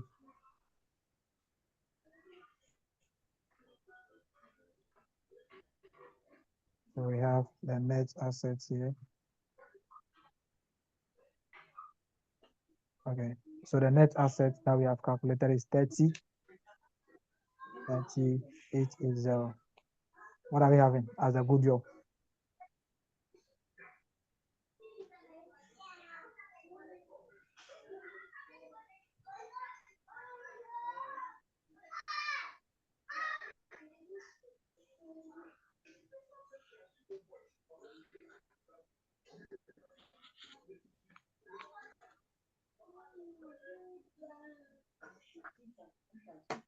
So I'm having 455,158 minus 38,800.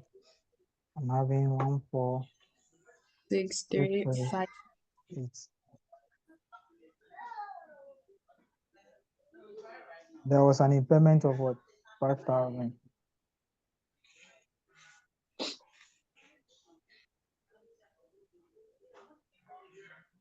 I'm having 141,358.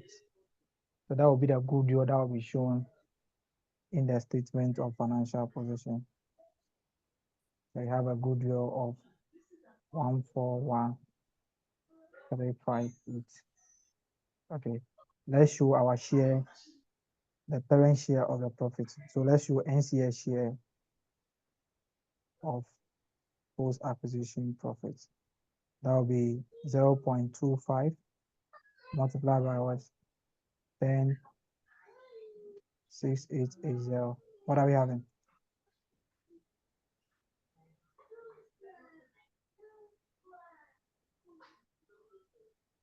I'm having 26,720. What will be the parent share of post-acquisition profits? Post-acquisition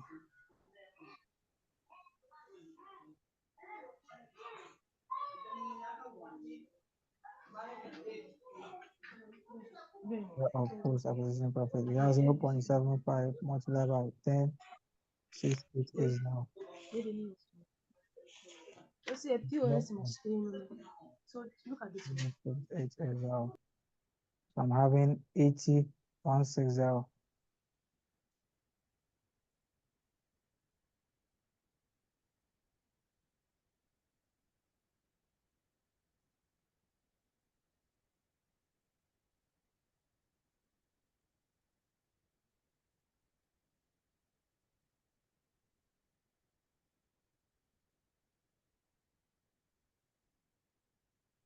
Okay.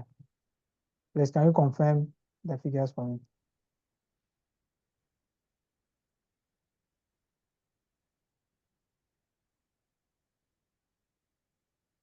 Let me see your net assets, Sado.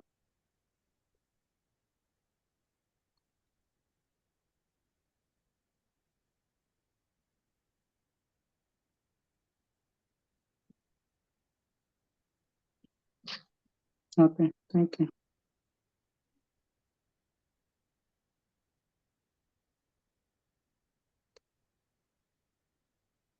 Total it. Let's see. So your investment in associate total it. Your group return is total it, and you fill your statement of financial position. Hey.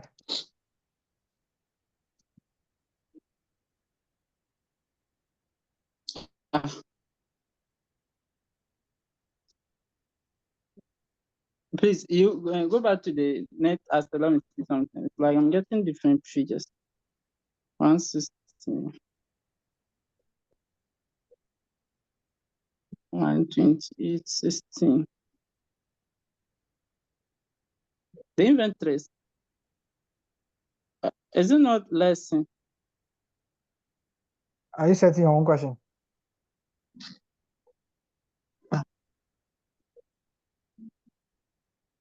Let me see. Let me get a question for you so that you can make the this thing yours. Inventory garden amount was 4.8 less than okay. It was less than its fair value.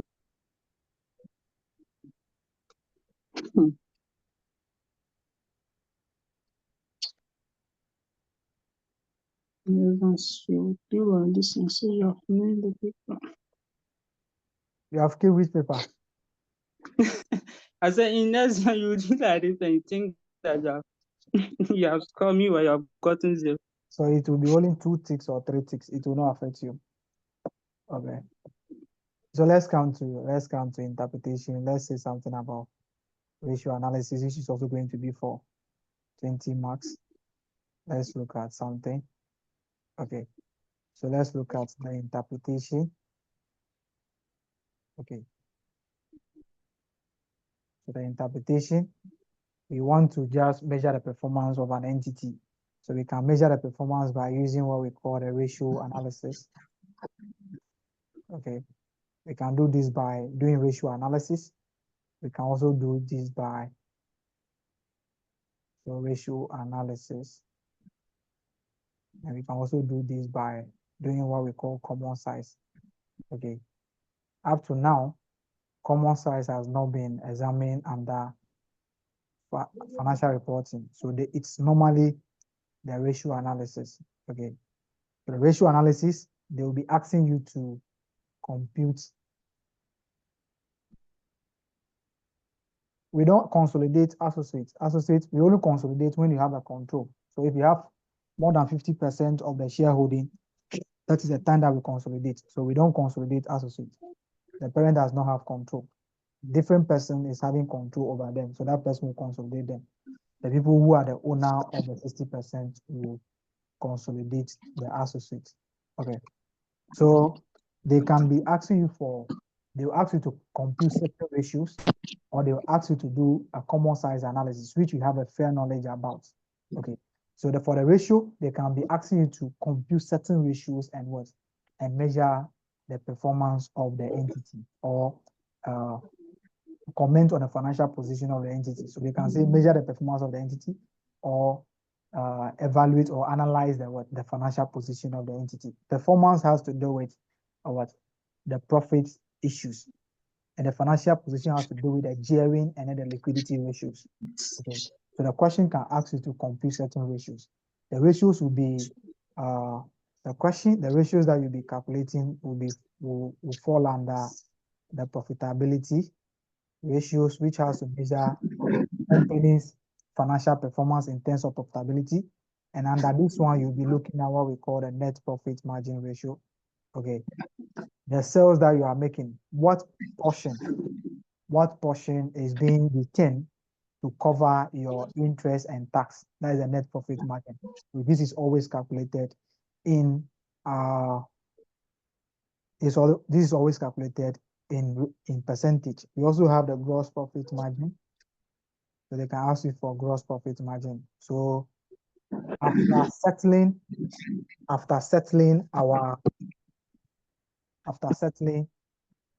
our direct cost, which is the variable cost, what portion of the revenue will be left for us to take care of what? For us to take care of the indirect cost and other costs. So that is the gross profit margin. This is also calculated in percentage. You can also have what we call the ROCE, which is return on what? Capital employed. Okay, for the investors funds that we are using, for the long-term investors funds that we are using, okay, what is the return that we are getting or we are giving to them every year? So for every 1 cedi that we are using, what is the return that we are giving to these people? So if you are investing 1 cedi in that particular company, what will be the return that you'll be getting in terms of profits? So if you're having 20%, it means that every 1 cedi that you are bringing as an investor, you are going to be getting 20% on your investments. Okay, so we can also use the return on equity, and the return on equity is calculated different way as compared to the ROCE.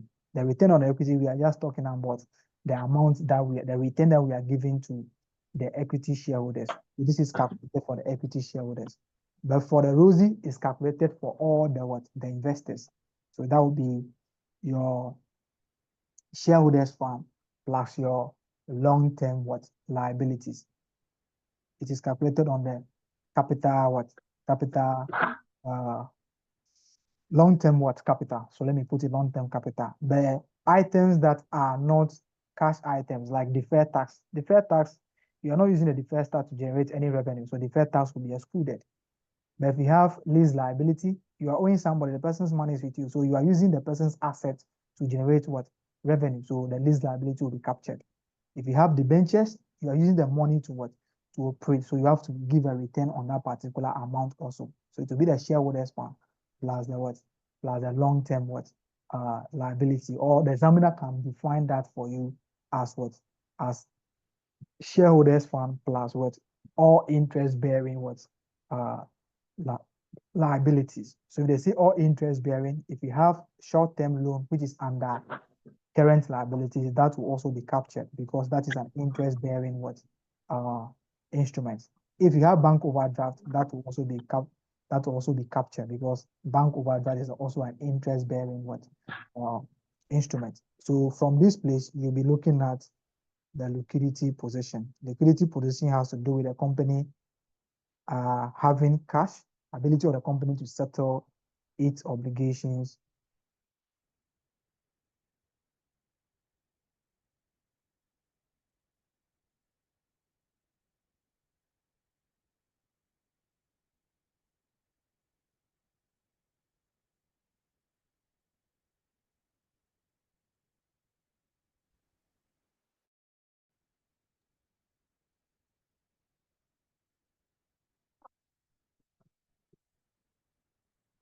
It seems like along the line I was talking to myself. I think it No, stopped. sir, we could hear you from here. Oh, but someone called me. You So just went off. okay. So I've spoken about the profitability ratios, isn't it? Okay. No, you are on the return on capital. I'm sure I've done all of them. So I was about talking about liquidity ratios. Okay. So the liquidity ratios has to do with the entity ability to settle its short-term obligations as at when the fall due. So we are talking about the company having cash. So if you talk about liquid, we are talking about cash. The company having cash to settle its, or the company having cash and cash equivalent to settle each obligation, the short-term obligation as at when they fall due. So the ratios that you'll be calculating over here will be the current ratio.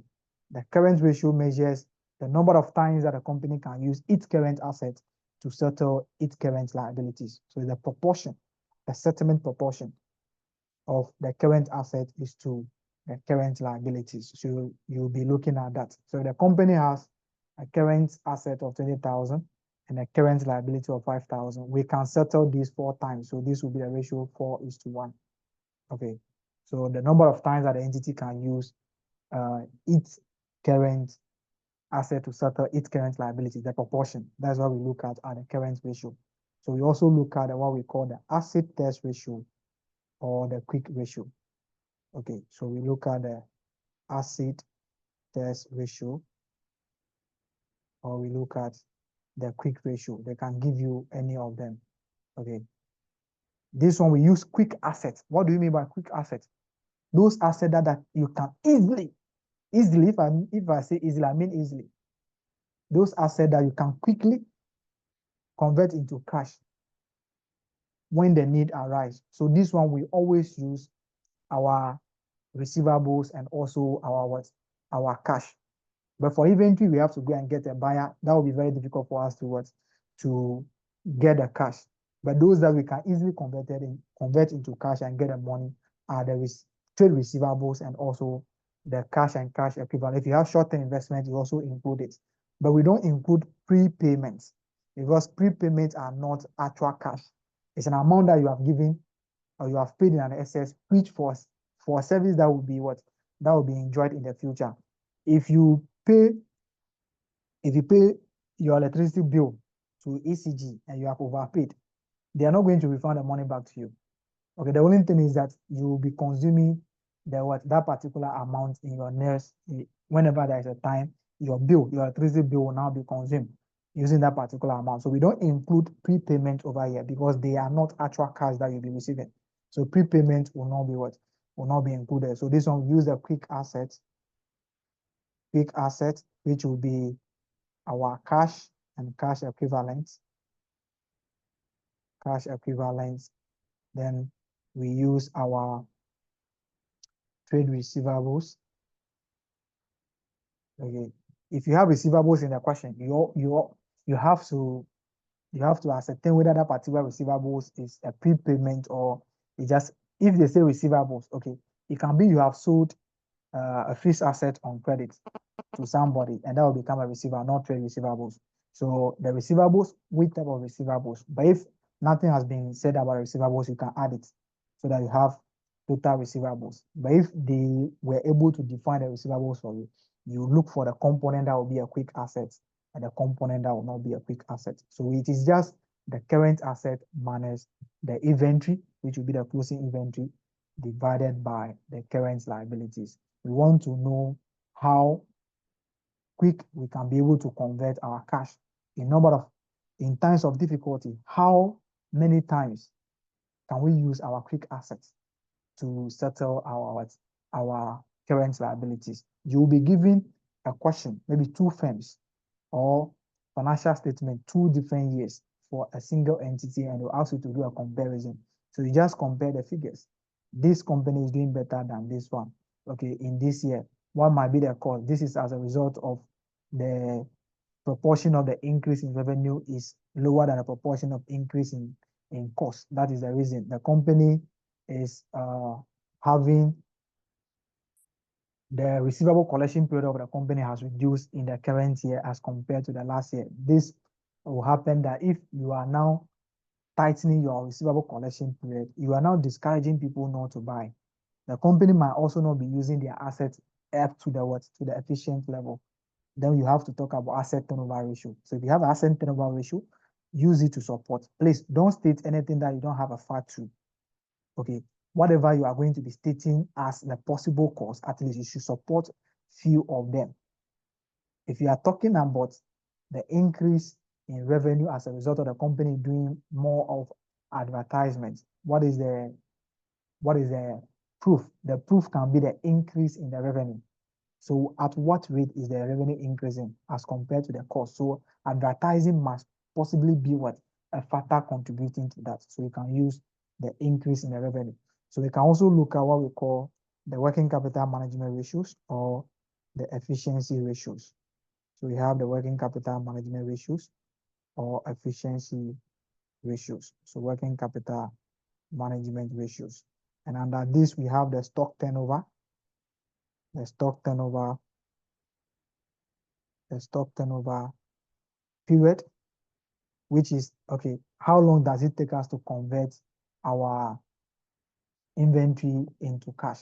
How long does it take us? So whenever we purchase an item, how long does it take us to sell the item? This one, depending on the nature of the industry, or since you are going to be given 2, you compare the days and look at it, so that this one is doing better than the other one. Why? There might be some issues over there. So you can also look at the stock turnover rate. Okay, the stock turnover rate is just like the stock turnover period, but this one we calculate it based on number of times. So within a year, how many times did we dispose our inventory? Within the year, how many times do we dispose our inventory? So if you want to find the turnover period, you can just divide the number of times by the stock turnover rate by our 365 days. Okay, then you get that particular one. You also be calculating receivables collection period. So receivables collection period, how long does it take the entity to convert its receivables? Whenever you sell to your customers, how long does it take you to receive your money from them? We can also have, if you are having a higher receivables period, it is likely that a cost like a financing cost will be coming in. You'll be incurring a cost like discount because you want to encourage the people to pay earlier. You have to now give them discounts. You also be incurring a cost of what? bad debt. Some of the people, they might not be able to pay, and you have no choice than to write those particular amount off. Okay, so you'll be having receivable collection period. You also be having a payables collection period. So the payables payment period rather, not collection. So payables payment period. Okay, so at least we know how to calculate these ones. Okay, so we also come to, they can ask you the receivables turnover period is the same as the collection period. They can also say the receivable turnover rate that is calculated as the sales over the receivables or the average receivables. You just turn it upside down to calculate. Okay, but it will be calculated in times. So we come to the next ratio, which is also an important ratio if you are analyzing financial statement or financial position. That will be the gearing ratio. So we look at the gearing ratio. The gearing ratio basically talks about the capital structure of the entity. So the capital structure of the entity, how is the entity being financed? Okay, are we having more of debt than equity, or we are having more of equity than debt? Each of these has their own advantages and disadvantages. So we'll be looking at debt to equity ratio, which is the same as the capital gearing. Okay, is that the capital gearing that we are calculating, but we calculate it just the proportion of debt and equity. So we'll be having capital gearing. Capital gearing is, okay, what is our total long-term capital structure? What proportion of it is for debt? So if you're having a capital structure that is 55%, which is a capital gearing, it means that the company is more financed through debt than equity. This is going to be presenting a lot of problems to the entity. It is going to increase the cost of what? Capital. What do you mean by cost of capital? The shareholders will be demanding for more return because it is likely that this company will be out of business because there's going to be a pressure on our cash. We are going to be paying a lot of what? A lot of interest, and there are going to be pressure on our cash. And if care is not taken, the company might be out of what? Out of business. All right. So we look at the capital gearing, and we also look at the interest cover here. The interest cover is also a ratio calculated to look at the capital gearing of the entity. How do we do that? Okay, how many times can we use our profit before interest to settle our interest? So if you're having a higher rate, it is better for the entity. If you can use your profit to settle your interest 20 times, it means that you're doing better. You can go for additional loan. But if it is maybe two times or 3 times, no, you have a problem. Because after settling, if you are having a cash profit, after paying your interest, you'll be having 2 times of the interest left, and you have to pay tax, and you have to declare dividend. There's going to be a problem for you. Okay, so the higher the rate, the better it is for the entity. So you can also look at other investment ratios, which will be the shareholders ratio. So sometimes you can call this one investors ratios. They can ask you to calculate 2 ratios for the investors. They'll be looking at the liquidity position and also the gearing. If you want to give a loan to the company, you have to look at their liquidity position and also their gearing level. Are they having more debt already? Do they have enough cash to pay us? Those are the things that you'll be looking at. But they're talking about investors ratio. If you are talking about okay, let's say this will be lenders ratio, not investors. So lenders ratio, and this will be investors ratio. So the investors ratio, we are looking for the ratios that are relating to the equity shareholders. So we're looking at dividend per share, earnings per share, dividend yield, earnings yield, and other issues there. Okay. The other thing is report writing. You cannot analyze the performance of the entity and you are not going to communicate what you have seen, your observation to management or board of directors. So you always be doing a report writing. Okay, the report writing is very important. So let's come to the report writing there. So you have to have a format. The report writing has a format like memo. So you have the two. Who are you writing to? Board of directors. Who is writing from? Okay. So you might be the financial controller or finance officer. So finance officer. Okay. Then you have the date. At what date are you writing this? Okay, so let's say 31 December 2018. What is the subject? What is the report about? Analysis of the financial performance. So analysis of the financial performance, analysis of the financial performance, analysis of the financial performance of maybe ABC Limited. Okay. Then after this, you count your introduction. So you just introduce the letter, the report to these people. Okay, you can say, as discussed earlier, I hereby present you report on the what? On the analysis of the financial performance of ABC Limited. This report takes into consideration the following ratios and also other information relating to what? To the industry. The report is merely written based on the information provided in the statement of financial or in the financial statement, or report is presented based on the financial statement provided to you or above. That is all. Then you now come. The question will be asking you for performance. If they are talking about financial performance, okay, you bring your financial performance measures, your profitability ratios. So you can title it profitability analysis. You can come liquidity analysis. You can come to working capital management analysis. You can come to gearing analysis. You can just body of the letter, you can have those titles. Then profitability analysis, you talk about what you have seen. Okay, you can pick the ratios one by one. Net profit margin. Okay, the net profit margin of the entity has seen an increment over the last year, okay, or has seen an increment over the current year. This is evidenced by 20% for this year as against 15% for last year. Okay, this means that in this particular year, for every 1 cedi revenue the company is generating, they are able to maintain what? 20 pesos to cater for interest and what? And tax, as compared to last year, that was what? 15 pesos. Okay, this increase in net profit margin is attributable to the higher increase in revenue as compared to a lower, as compared to the increase in what? In cost of sales. So you can find the increase in revenue for the year and also the increase in cost of sales. So maybe the revenue can be increasing by 15% and the cost of sales will be increasing by 7%. So the revenue is increasing at a higher rate more than what? More than the cost of sales.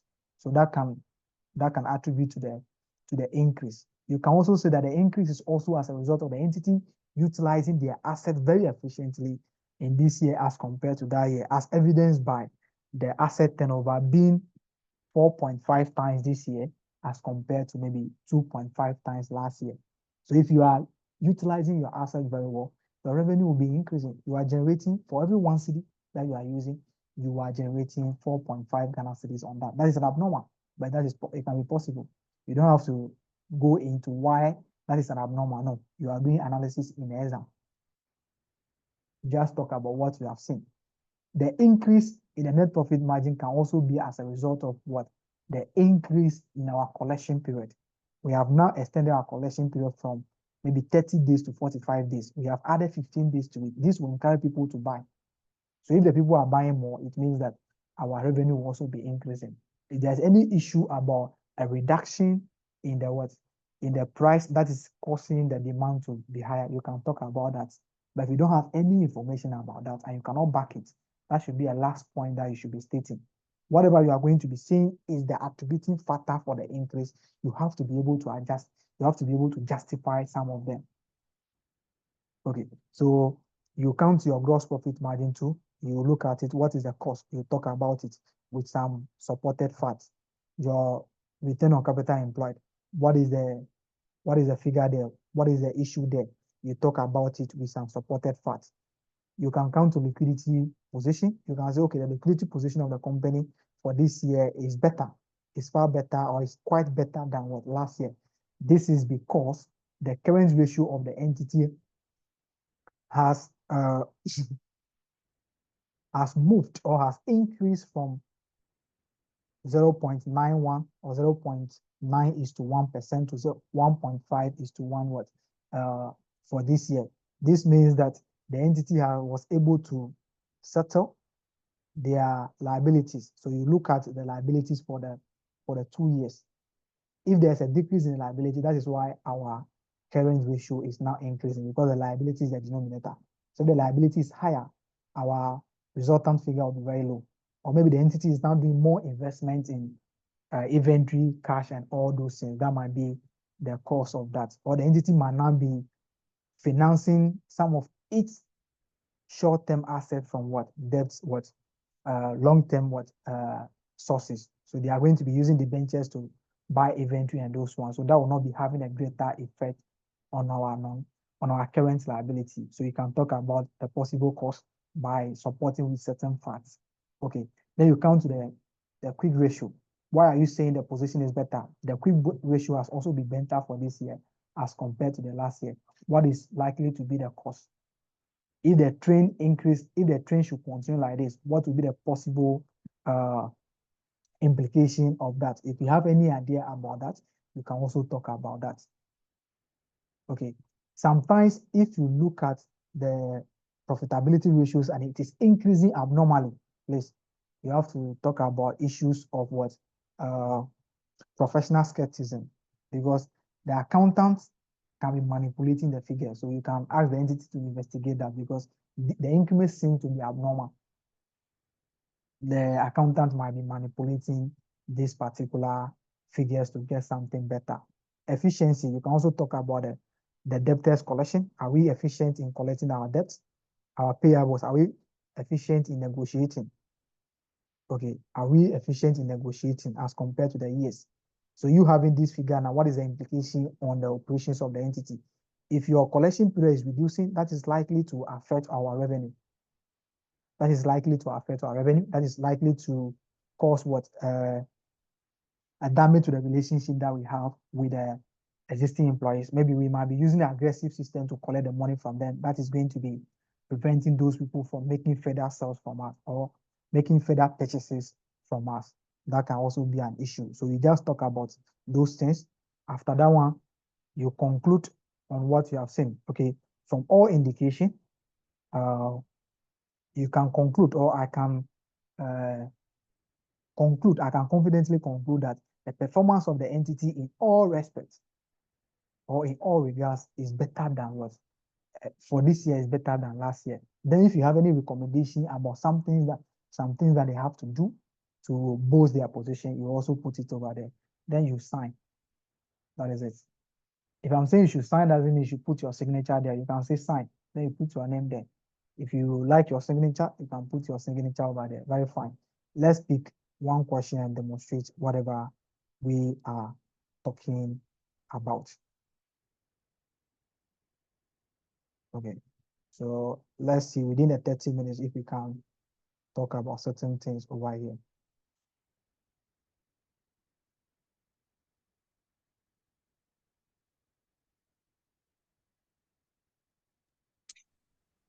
Question 1. The most recently published income statements of Big Limited and Large Limited are presented below together with extracts from their statement of financial position. So we have the income statements and then extracts from the statements of financial position.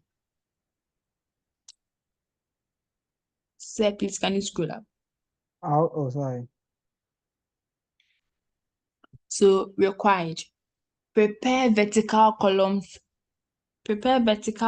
sized income statements for Big Limited and Large Limited in a columnar form.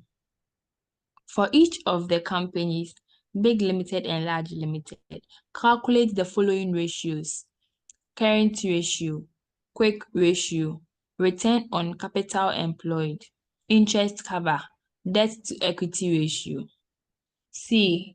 Based on the results from I and II above, compare the performances of Big Limited and Large Limited on the following measures: profitability, liquidity, and gearing.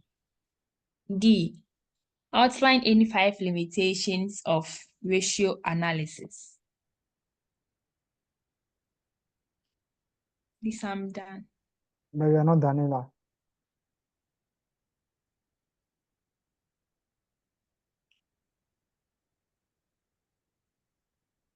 Okay.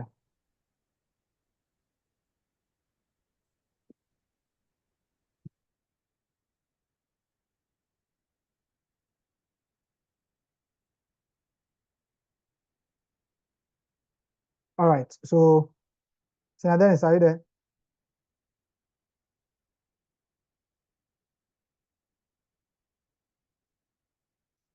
Yeah, Senator Dennis, are you there?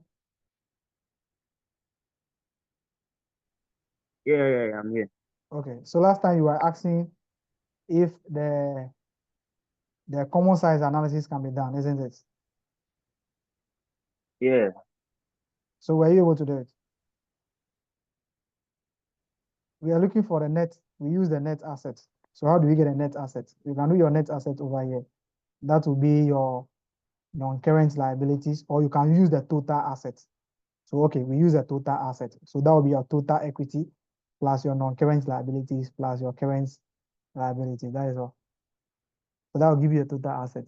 Yeah. So you can do it from the equity side and get your total asset will be your total equity plus your total non-current asset plus your total current what? Total non-current liabilities plus the total current liabilities. So they are asking us to do a vertical common size. So the vertical common size is basically what you have been doing in public sector accounting. So each year for statement of profit or loss, which is the income statement, you pick an item as the base, which will always be the revenue. So for each year, we try to find the what we, so let's look at that. So we have the 2 years. Okay, we have two entities. So we have big and large. So you'll be having big and large. So we have big, limited, and large what? Limited. Okay. So you'll be doing this in percentage. You'll be doing this in percentage. Okay. So you can now prepare your statements. You can now re-prepare this your statement using profits. Okay. So you're using percentage rather. So your revenue will be 100% for all of them. So we come to our cost of sales. Okay, please don't go and be doing workings for this thing one by one. The time the mark that will be allocated to this will not be anything. So don't go and be doing the calculation one by one that, okay, revenue will be the base for the first one. So if you want to find what is the proportion of cost of sales on our revenue, that's what we call the vertical. So we are using that revenue as the basis. So what is the proportion? What is the component of other items of the revenue? What percentage of the revenue represent the other component? That's what we are going to be doing one by one. Okay. So the cost of sales, we'll be doing 792, 7296, 7296 divided by 1,600 multiplied by 100%. I'm getting 62 point, okay, 62.9, isn't it? So that will be 62.9. Okay. So let's do this one. Please don't go and be doing those things one by one. You are going to be wasting time. Okay.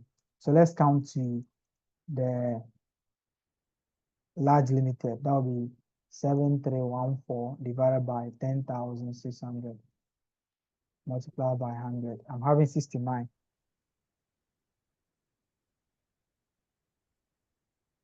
Okay. So what will be the gross profit? So the gross profit, you don't have to calculate. You can just subtract your figures from 100 because that will be, you'll be having 31. 1% more. Okay. Then you have 100 minus 62.89. I'm having 37.11. Okay. Then we count to our other items there. The next one is what? Operating expenses. So operating expenses will also be defined as a percentage of revenue. So What will be the percentage of operating expenses of revenue?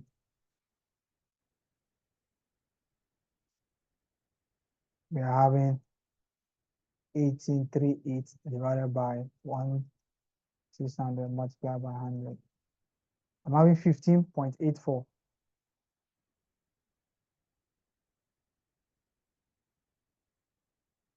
Can someone confirm that?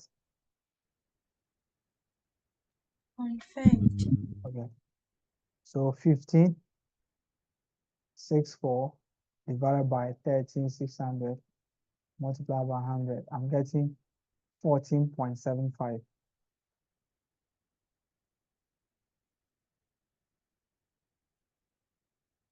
Okay, confirm.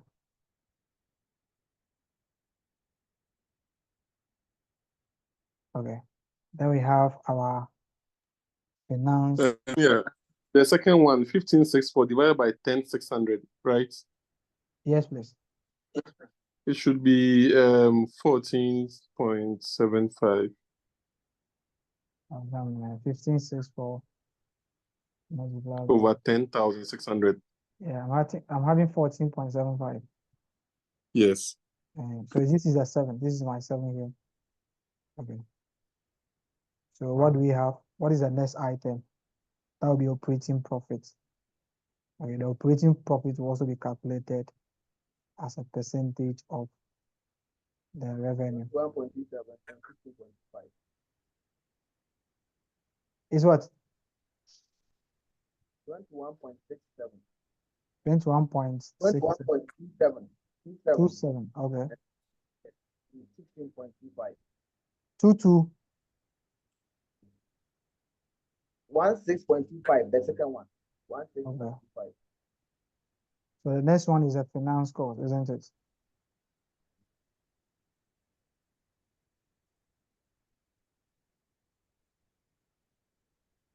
The finance cost is what? 5,758 divided by 20. 4.98. 4.98. Okay. So 4.98. This will also be in a bracket. Okay. 1.6. 1.70. 1.70. So what will be our profit before tax?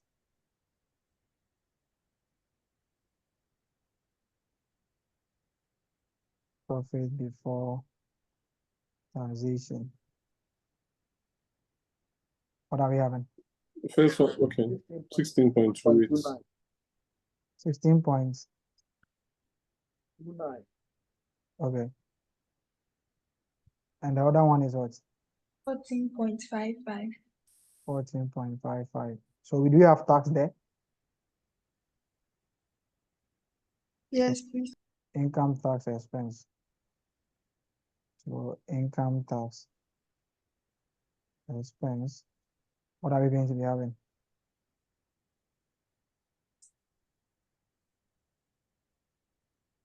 The first one is 4.07. 4 points. 07. Okay. 3.64. 3.64. Okay.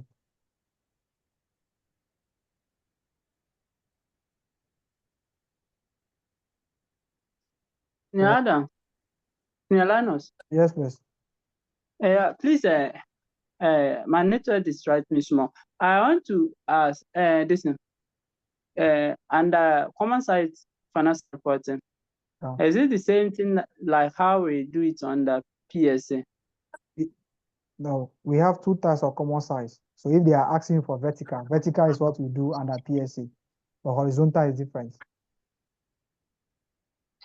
But I'm talking like the calculation like this. Yeah, this is PSA. This is the one that you have been doing under PSA, which is vertical. But if they ask you a Yeah. if they ask you a horizontal, it will be taking a different direction. So if it is so, like we know that revenue items and under the income statement, all line items is being divided by the what? The total revenue. Yes, please. So any item that you see in this, you divide by the total revenue.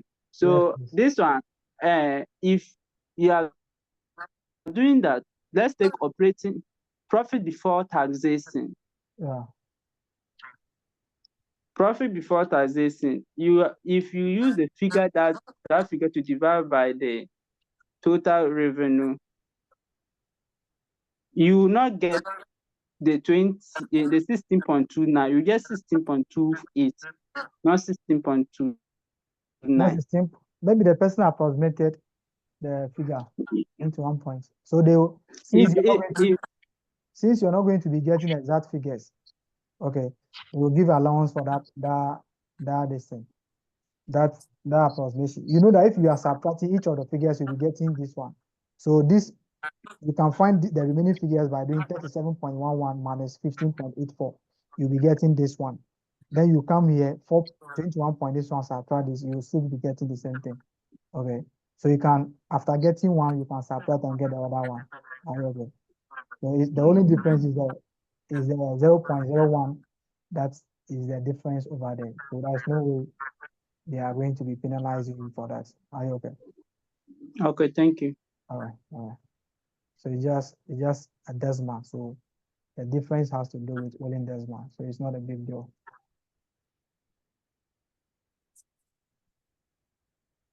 Okay, I'm having 10.91, isn't it? Yes, correct. So that will give, so please, the ratio should be calculated like this. Always calculate your ratio in a tabular form. Okay, you have your items here, you have your formula here, and you have the name of the company here. So you have a big limited. If it is years, you put the years here. So you have the large limited. So let's come to the items are the ratio that you'll be calculating, or you can just write ratios there. Okay, so let's look at the first ratio that they are asking us to calculate. Please, we haven't done that we haven't done a common size for what? For a statement of financial position, isn't it? Yes. Oh, sorry. Let me do that. Common size, we subtract. We find the increase in the items. So they will give you revenue for 2 years. So you just find the increase in each year.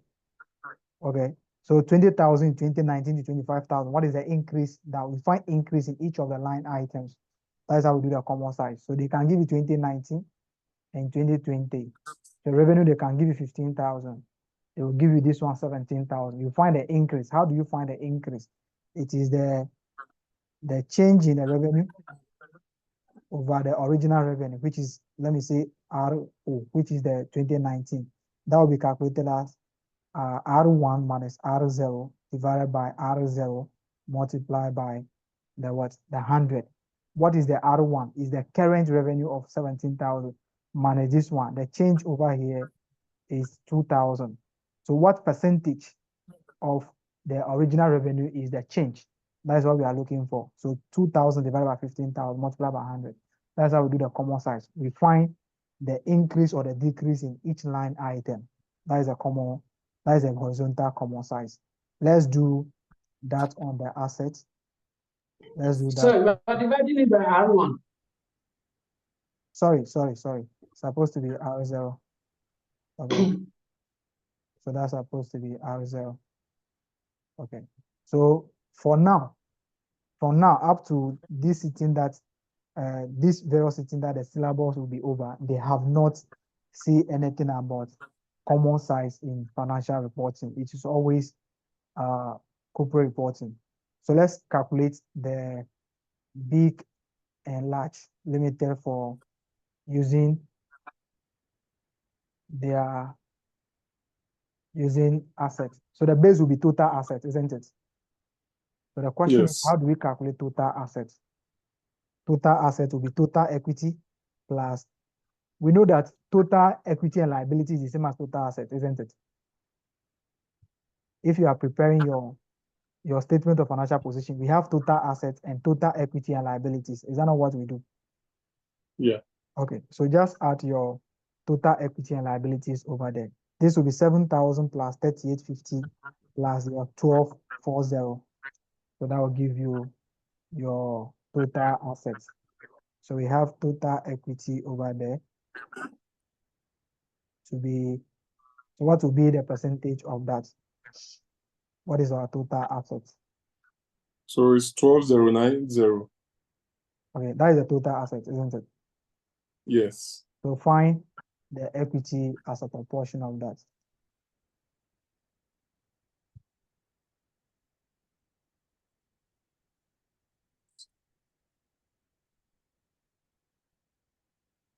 That'll be 57.9. Okay, they are all in percentages. Okay, let's go to the total asset for the this one. They will have 5,000 plus 1,500 plus 1680. So I'm having 8180. Yeah, 5,000 8180. divided by 8180. I'm having 61.12. Yeah, 61.12. Okay. So let's come to the other item will be non-current liabilities. Okay. The non-current liabilities will be 3850. 3850 divided by 12,090 multiplied by, That's 31.84. okay, 31.84. So 31.84. Okay. Which one are you using as a base? Total assets. It's not showing. You have to calculate the total asset yourself. You did it from the equity side, right? Yeah, it will be total equity plus total liabilities. That will Yeah. be total assets, yeah. So I'm having 18.33. I made 18.34 because the last number there is 7. Okay, let me check that. Okay, 8.34. Okay. So let's come to the current assets. So the current asset will be current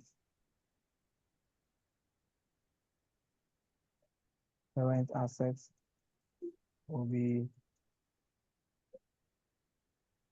2,600 divided by 12,790 multiplied by 100. 21.51. Yes, 21.51. So 21.51. Okay. This will be 2,200 divided by 8180 multiplied by 100. 26.89. 26.89. Okay. Then we have current liabilities. Okay. Current liabilities. Please, the inventory is already part of the current assets, unless the question is putting it over there as excluding inventory. Are you okay? They give you the inventory over there purposely for calculating asset test ratio. Okay. So let's have the 1240 divided by, okay, 10.26. 10.26. Okay, 10.26. Okay. Auntie Grace, I'll do that for you. No way. So what are we having here? 20.54. 20. Okay, 20.54. 20. Okay. So let me do that. Okay, let's find the assets, total assets for each of them. Okay. Total asset will be our equity of 7,000 plus 3850 plus plus liability of what? The current liability of how much?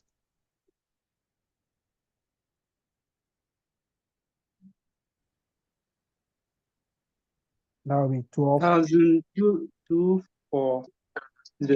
Okay, 1,240. So if we add, we are getting 12,090. These are total assets. So all the statement of financial position items will be expressed as a percentage of this. So our total equity will be expressed as 7,000 for big divided by 12,090 for large, multiplied by 100. So that will give us a 57.90, approximating to 2 decimal places. Okay, so that is that. Please don't go there and be doing 7,000.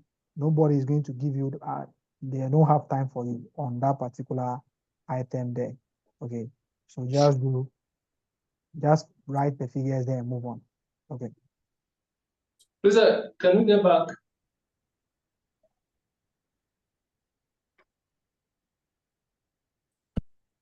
I want to look at the total assets.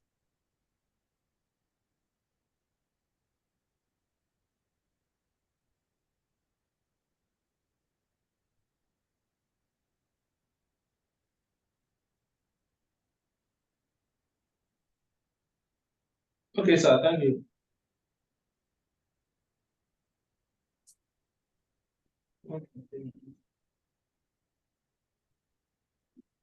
Thank you, sir. You can move.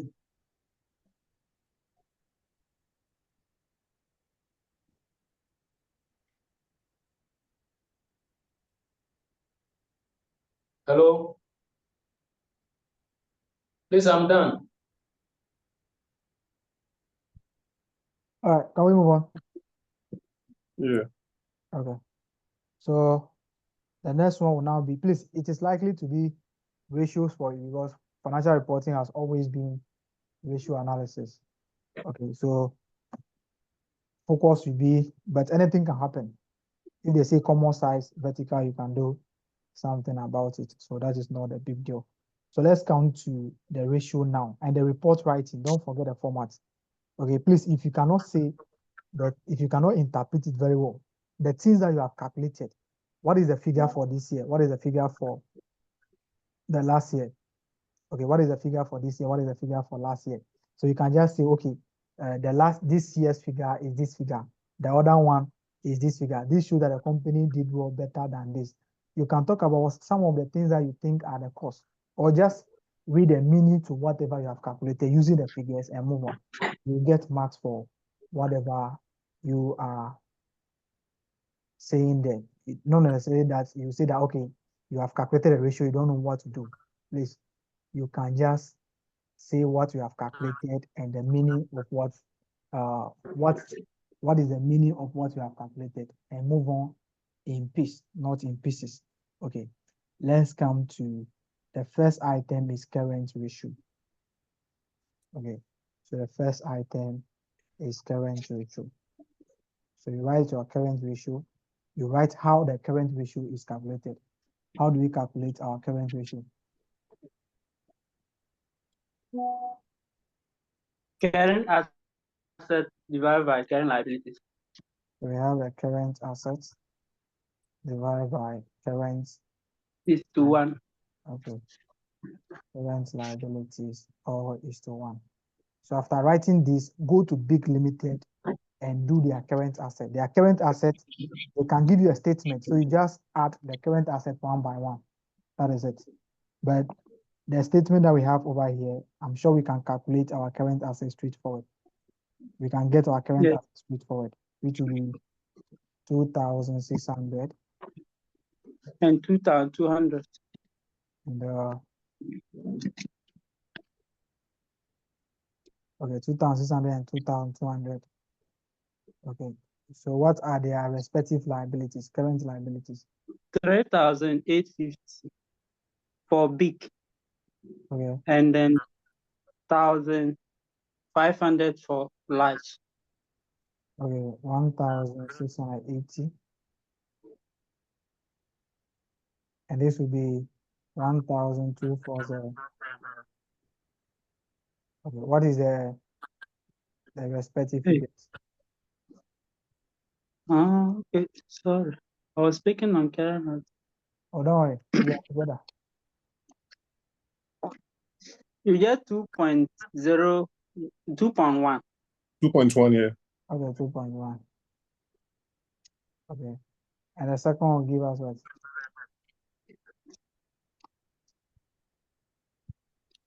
The second one, you get 1.341. Okay, 1.31 is to 1.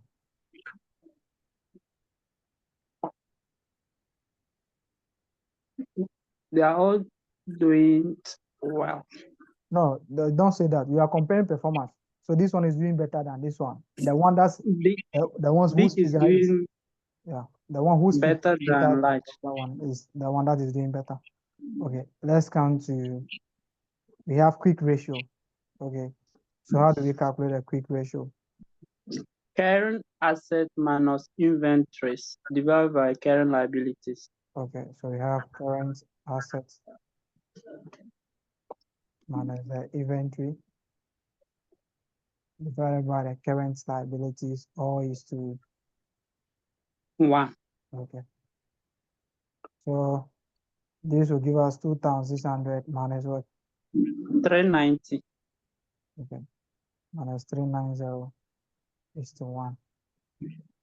Okay, this will give us 2,200 minus 220. Okay. So from here you can just write your answer there. So big will have 1.78. Okay, big is one having 1.78 is to 1. Large is what?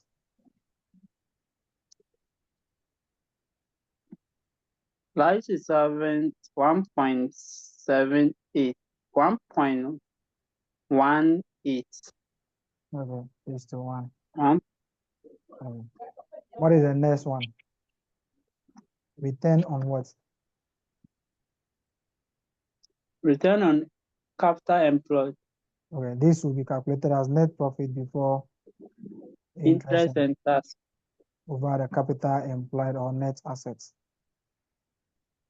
Okay, multiply by 100. So what is our net profit before interest and tax?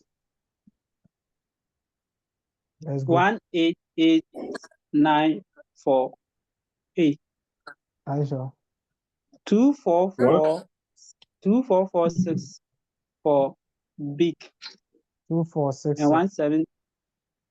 2466. Okay. 2466 for big and 17222 for large. Okay. 1722. Can we calculate our capital in the net assets? The capital The net. All right, that will be what? 1209 minus. No. Hey. No. The current liabilities will not be part. It is total asset minus total current liability. So it is just on the long term. We are going to be giving return on the long term investment. So that will be the shareholders fund. 7,000 plus 30. Okay. So that will be 10,850. Is that correct? Yes. Okay. It will be the total equity plus our so this will be current 6,000. liabilities. Okay, that will be 6. Please, if deferred tax is there, don't include deferred tax. Deferred tax does not give us money that we are going to be giving a return on. Okay. So what are we going to be getting? 22.73 for big. 22.73.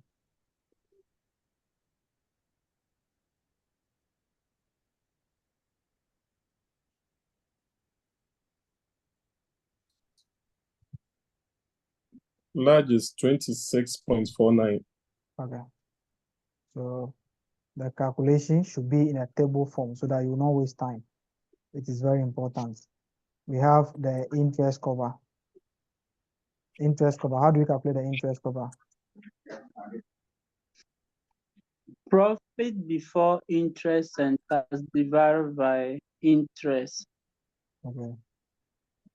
Divided by the interest or the finance cost multiplied by 100. What are we having? So our interest in the question is what? 578 for big. Okay, so we know our profit already. 180 The for profit life. is 2466 578. This will be multiplied by times, not 100. That will be multiplied by times. You get 4.27 times Okay, for big. 4.27 times. Okay, And 9.57. okay. So we are having, this will be 1722 divided by, 180. okay, multiplied by times. So that will give us 9.57 57. times. Okay, our net asset. Okay, net asset under ratio calculation. Net asset under ratio calculation is calculated as the total asset minus total current liabilities. It's only the current liabilities. So total current liabilities. If you have deferred tax, you include the deferred tax over there. So total current liabilities. So that is a net asset, unless the examiner is saying that the capital employed is including interest-bearing or interest-bearing instruments, or your net assets can also be calculated as your shareholders fund,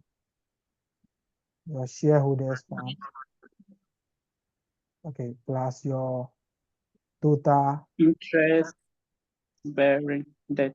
okay, total non-current liabilities. Deferred tax is not part. Okay.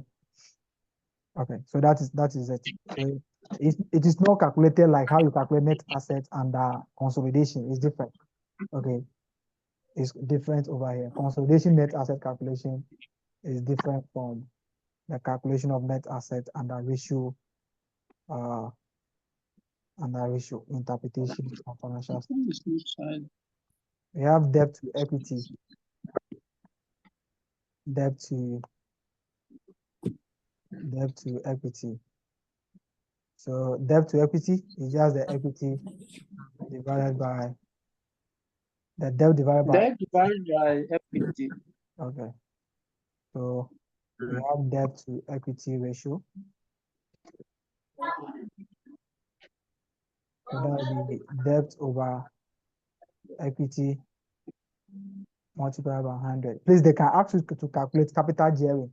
Capital gearing will be out of our total capital structure. What is the proportion of the debt? That will be calculated as debt over equity plus the debt itself multiplied by 100. That's how we do the capital gearing, if in case they are asking you for capital gearing. Okay, so our debt is 38,504 divided by 7,000 multiplied by 100. What are we having? %.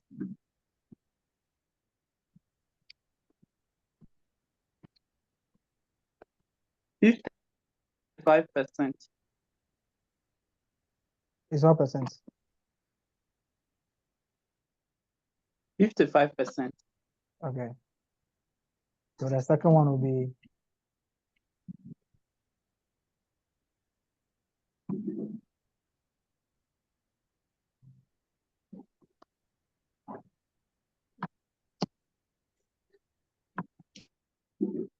so 1,500. The second one is 30%. Okay. 1,500 over 5,000 multiplied by 100.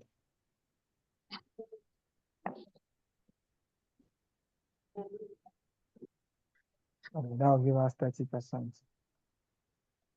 Okay, so this is your calculation. What is the next one there?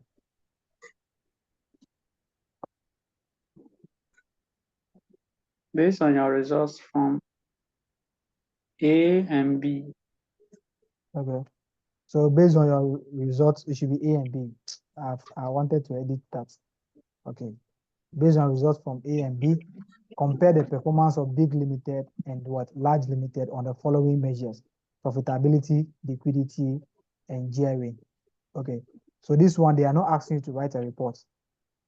Okay, you can just put a title over there and say, oh, okay, so just comparison of the financial performance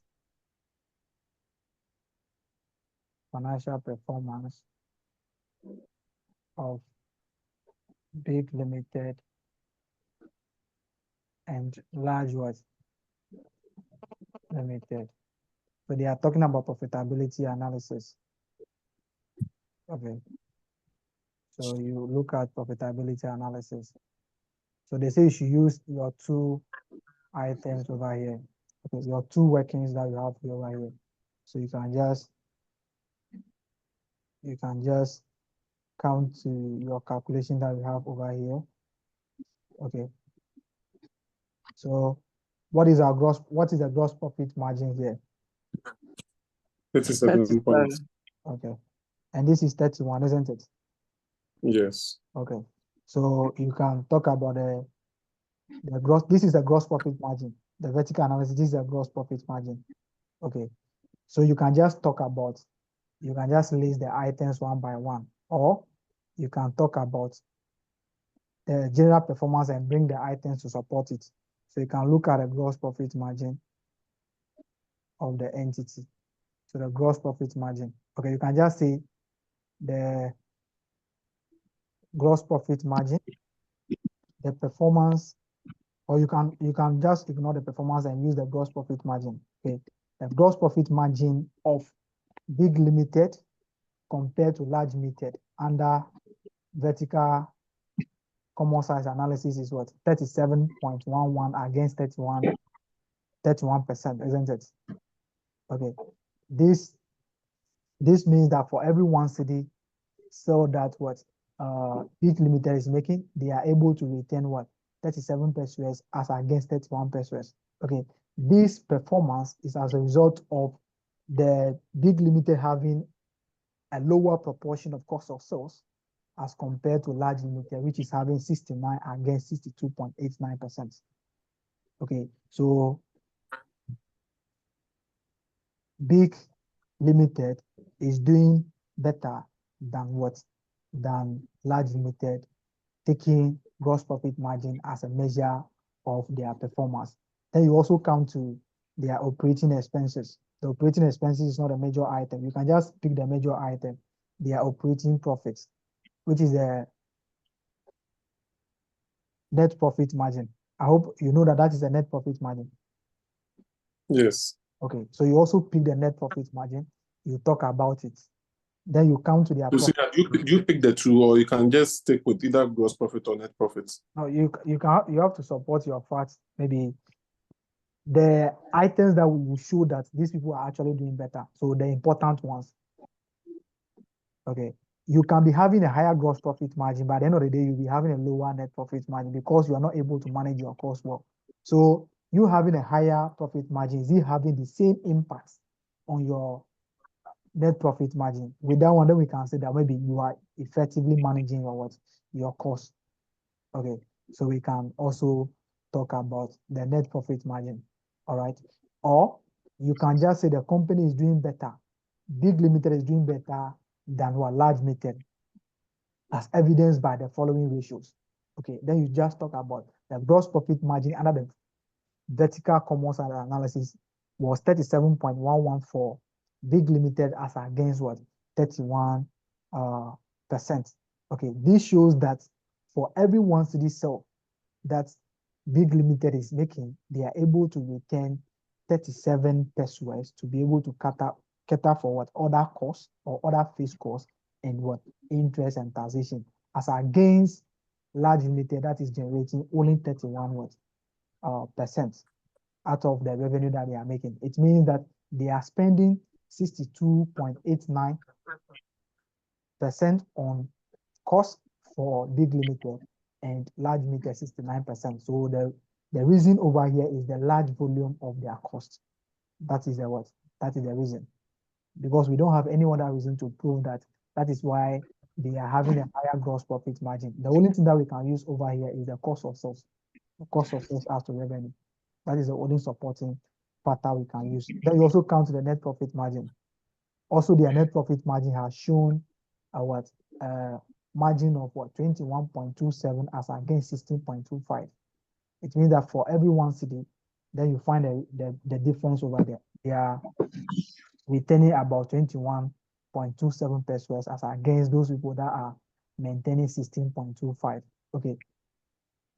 We don't have enough information over here. Although the operating expenses, Big is incurring a higher operating expenses than Large Limited. Big Limited is still able to do better than Large Limited because of their increase in their gross profit margin, their ability to manage their variable costs effectively. Then, if you like, you can count the profit for the year and talk about the profit for the year also. They are saying that use the two. So the gross profit margin and the net profit margin for this one are okay. Then you count to some of the ratios that you have calculated under this one. What are some of those ratios that you can use to measure the profitability? We can use ROSI, isn't it? Okay. The ROSI, you can see that these people, they are not doing better, isn't it? Big is not doing well. Big is not doing well. Big is not doing well because of the higher level of their capital. You can see that they are not using their investment very well. So they might be underutilizing their assets because you can't have a higher investment and be underperforming. That is it. But in all, we are going to be saying that Big Limited is doing this one because it's only their ROSI, their ROSI that is somehow lower than that of Large Limited. So you can just talk about their financial performance using these ratios. What you have seen. If you cannot give the meaning to what you have seen, or you cannot attribute some of the increase or the decrease to certain factors, just say what you have calculated, interpret it like normal interpretation that this person is doing better, because just write something there. Just try to quote what you have done and the reason why that particular thing is maybe increasing like that by supporting your claim with certain figures. Okay. If I say certain figures, you should not be quoting figures anyhow. That particular figure should be should be a fact. Okay. So they are talking about another factor, which is the liquidity. Please report for you to write whatever you are writing. We don't have any format. We have the liquidity ratio. Okay. The liquidity ratio also, we can use the two. Let's say we should use the two. So the liquidity ratio will now come to our financial position. Okay, let's look at the liquidity ratio for our financial position here. What is the component of current liability out of the total assets?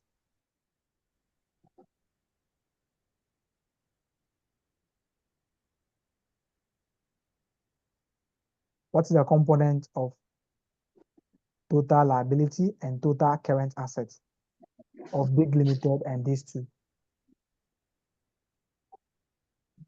Liability is 10.26. Okay, and this is 21.56, isn't it? 21.51. Okay, so it means that the Big Limited is more liquid than what? Match, yeah. Okay, because their working capital ratio, you can find the working capital ratio here. This will be 21.51 minus 10.6. This will be having a higher working capital ratio as compared to this particular one. So the difference. Okay, so based on the common size analysis, Big Limited is having a higher proportion of current asset to their total asset as compared to their current liability, which is 10% against 21.5. It means that they are having a lot of current asset to settle their liabilities. But if you come to the state of Large Limited is having a higher proportion of current asset to their total asset more than Big Limited, but their proportion of current liability to their total asset is also higher. This makes them to have a net working capital ratio of maybe 6 point something as against these people. So in terms of liquidity position, big limited is doing better than large limited. Then you will now count the ratio that you have calculated. I hope we have calculated current ratio and also what? Quick ratio. Quick ratio. So also based on the ratio analysis, you can also say that they are more liquid. They have a good liquidity position because their liquidity ratio, their current ratio is 2.1 as to this particular one. Then you also come here, this also is also better than this one. Then maybe what will be the implication of that? You also talk about. Let's come to the gearing level. The gearing level will be using the interest cover and we'll also be using our debt to equity. But if you come to this one, what is happening over here? Let's come to their proportion of the assets. Okay, let's come here. Between these two companies, who is highly geared? Big. Okay, big, because their non-current liability ratio to total asset is 31.84 as compared to 18.34. This means that majority of the total asset is finance. They are financing most of their total asset through debt than what? Than large, which is 18.35. Okay, so in terms of having a higher debt component, big limited is having a higher debt component than what? Than a large. If you come to their interest cover too, you can see that large is doing better than what? Than big. Because of the higher component of their debt, they are taking higher interest than what? Than these people. So the interest cover also suggests that big limited is highly jet than what large, because their interest cover is 4.27 times as compared to 9.57 times. This means that large can settle their interest 5 times more than what? More than big limited. If you also count their debt to equity ratio, 55 against 30. That is what you are going to be using. That is the analysis. There's nothing difficult about this, but just that you're going to take your time. It's going to take your time. So I will not advise. Even if you have 20 marks there, please let it be your third or your fourth question. Even sometimes your last question. Or maybe you don't have anything to do, so you want to just try your luck on that one. But if you take ratio analysis as the first question, you can go and try it and come back. Just go and try it and come back and confirm that this is what I said. Then you go next again. Okay. So that you can try it. It is going to take your time. It is going to take your time. All right. So, okay, the interest cover is the number of times that we can settle our interest with our profits. So these people, they are having 4.27 times against these people. So these people, they are having a higher liquidity. They are having a good gearing position because they are not having a higher debt. They are not having a higher debt. If this is lower, it can be that the profit is lower or your interest is lower. But if you look at this place, you can see that their profit is lower. This people, their profit is higher, but the interest is too much. What is bringing the interest? It is the debt that they are having. So the higher the interest cover for the entity, the better it will be for the entity. So the interest cover also measure the debt component of the entity. If you're having a lower interest cover, it means that you're having a lot of debt, and that is why your interest is increasing, because the interest is the denominator. So if the denominator is higher, the resultant figure will be very low. Okay, so seniors, we have tried for today. Okay, at least you can go and make me happy. We have done consolidation. At least you have learned a lot of things today. As consolidation, I have a lot of questions there that sometimes I don't know what to do with them. Okay, so yes, tomorrow we do final account and part of the standards. Then Monday we still do the standards again. Okay, so that is it. Tomorrow, same time, same venue, 10 a.m. We do final account 2 questions. Then we do the standards also, at least some questions on the selected standards, and we move on. Any question? Linus, you are done well. I'll give my sister to you, don't worry. Oh, senior. Hey. The way you are giving a thing out for free. He has already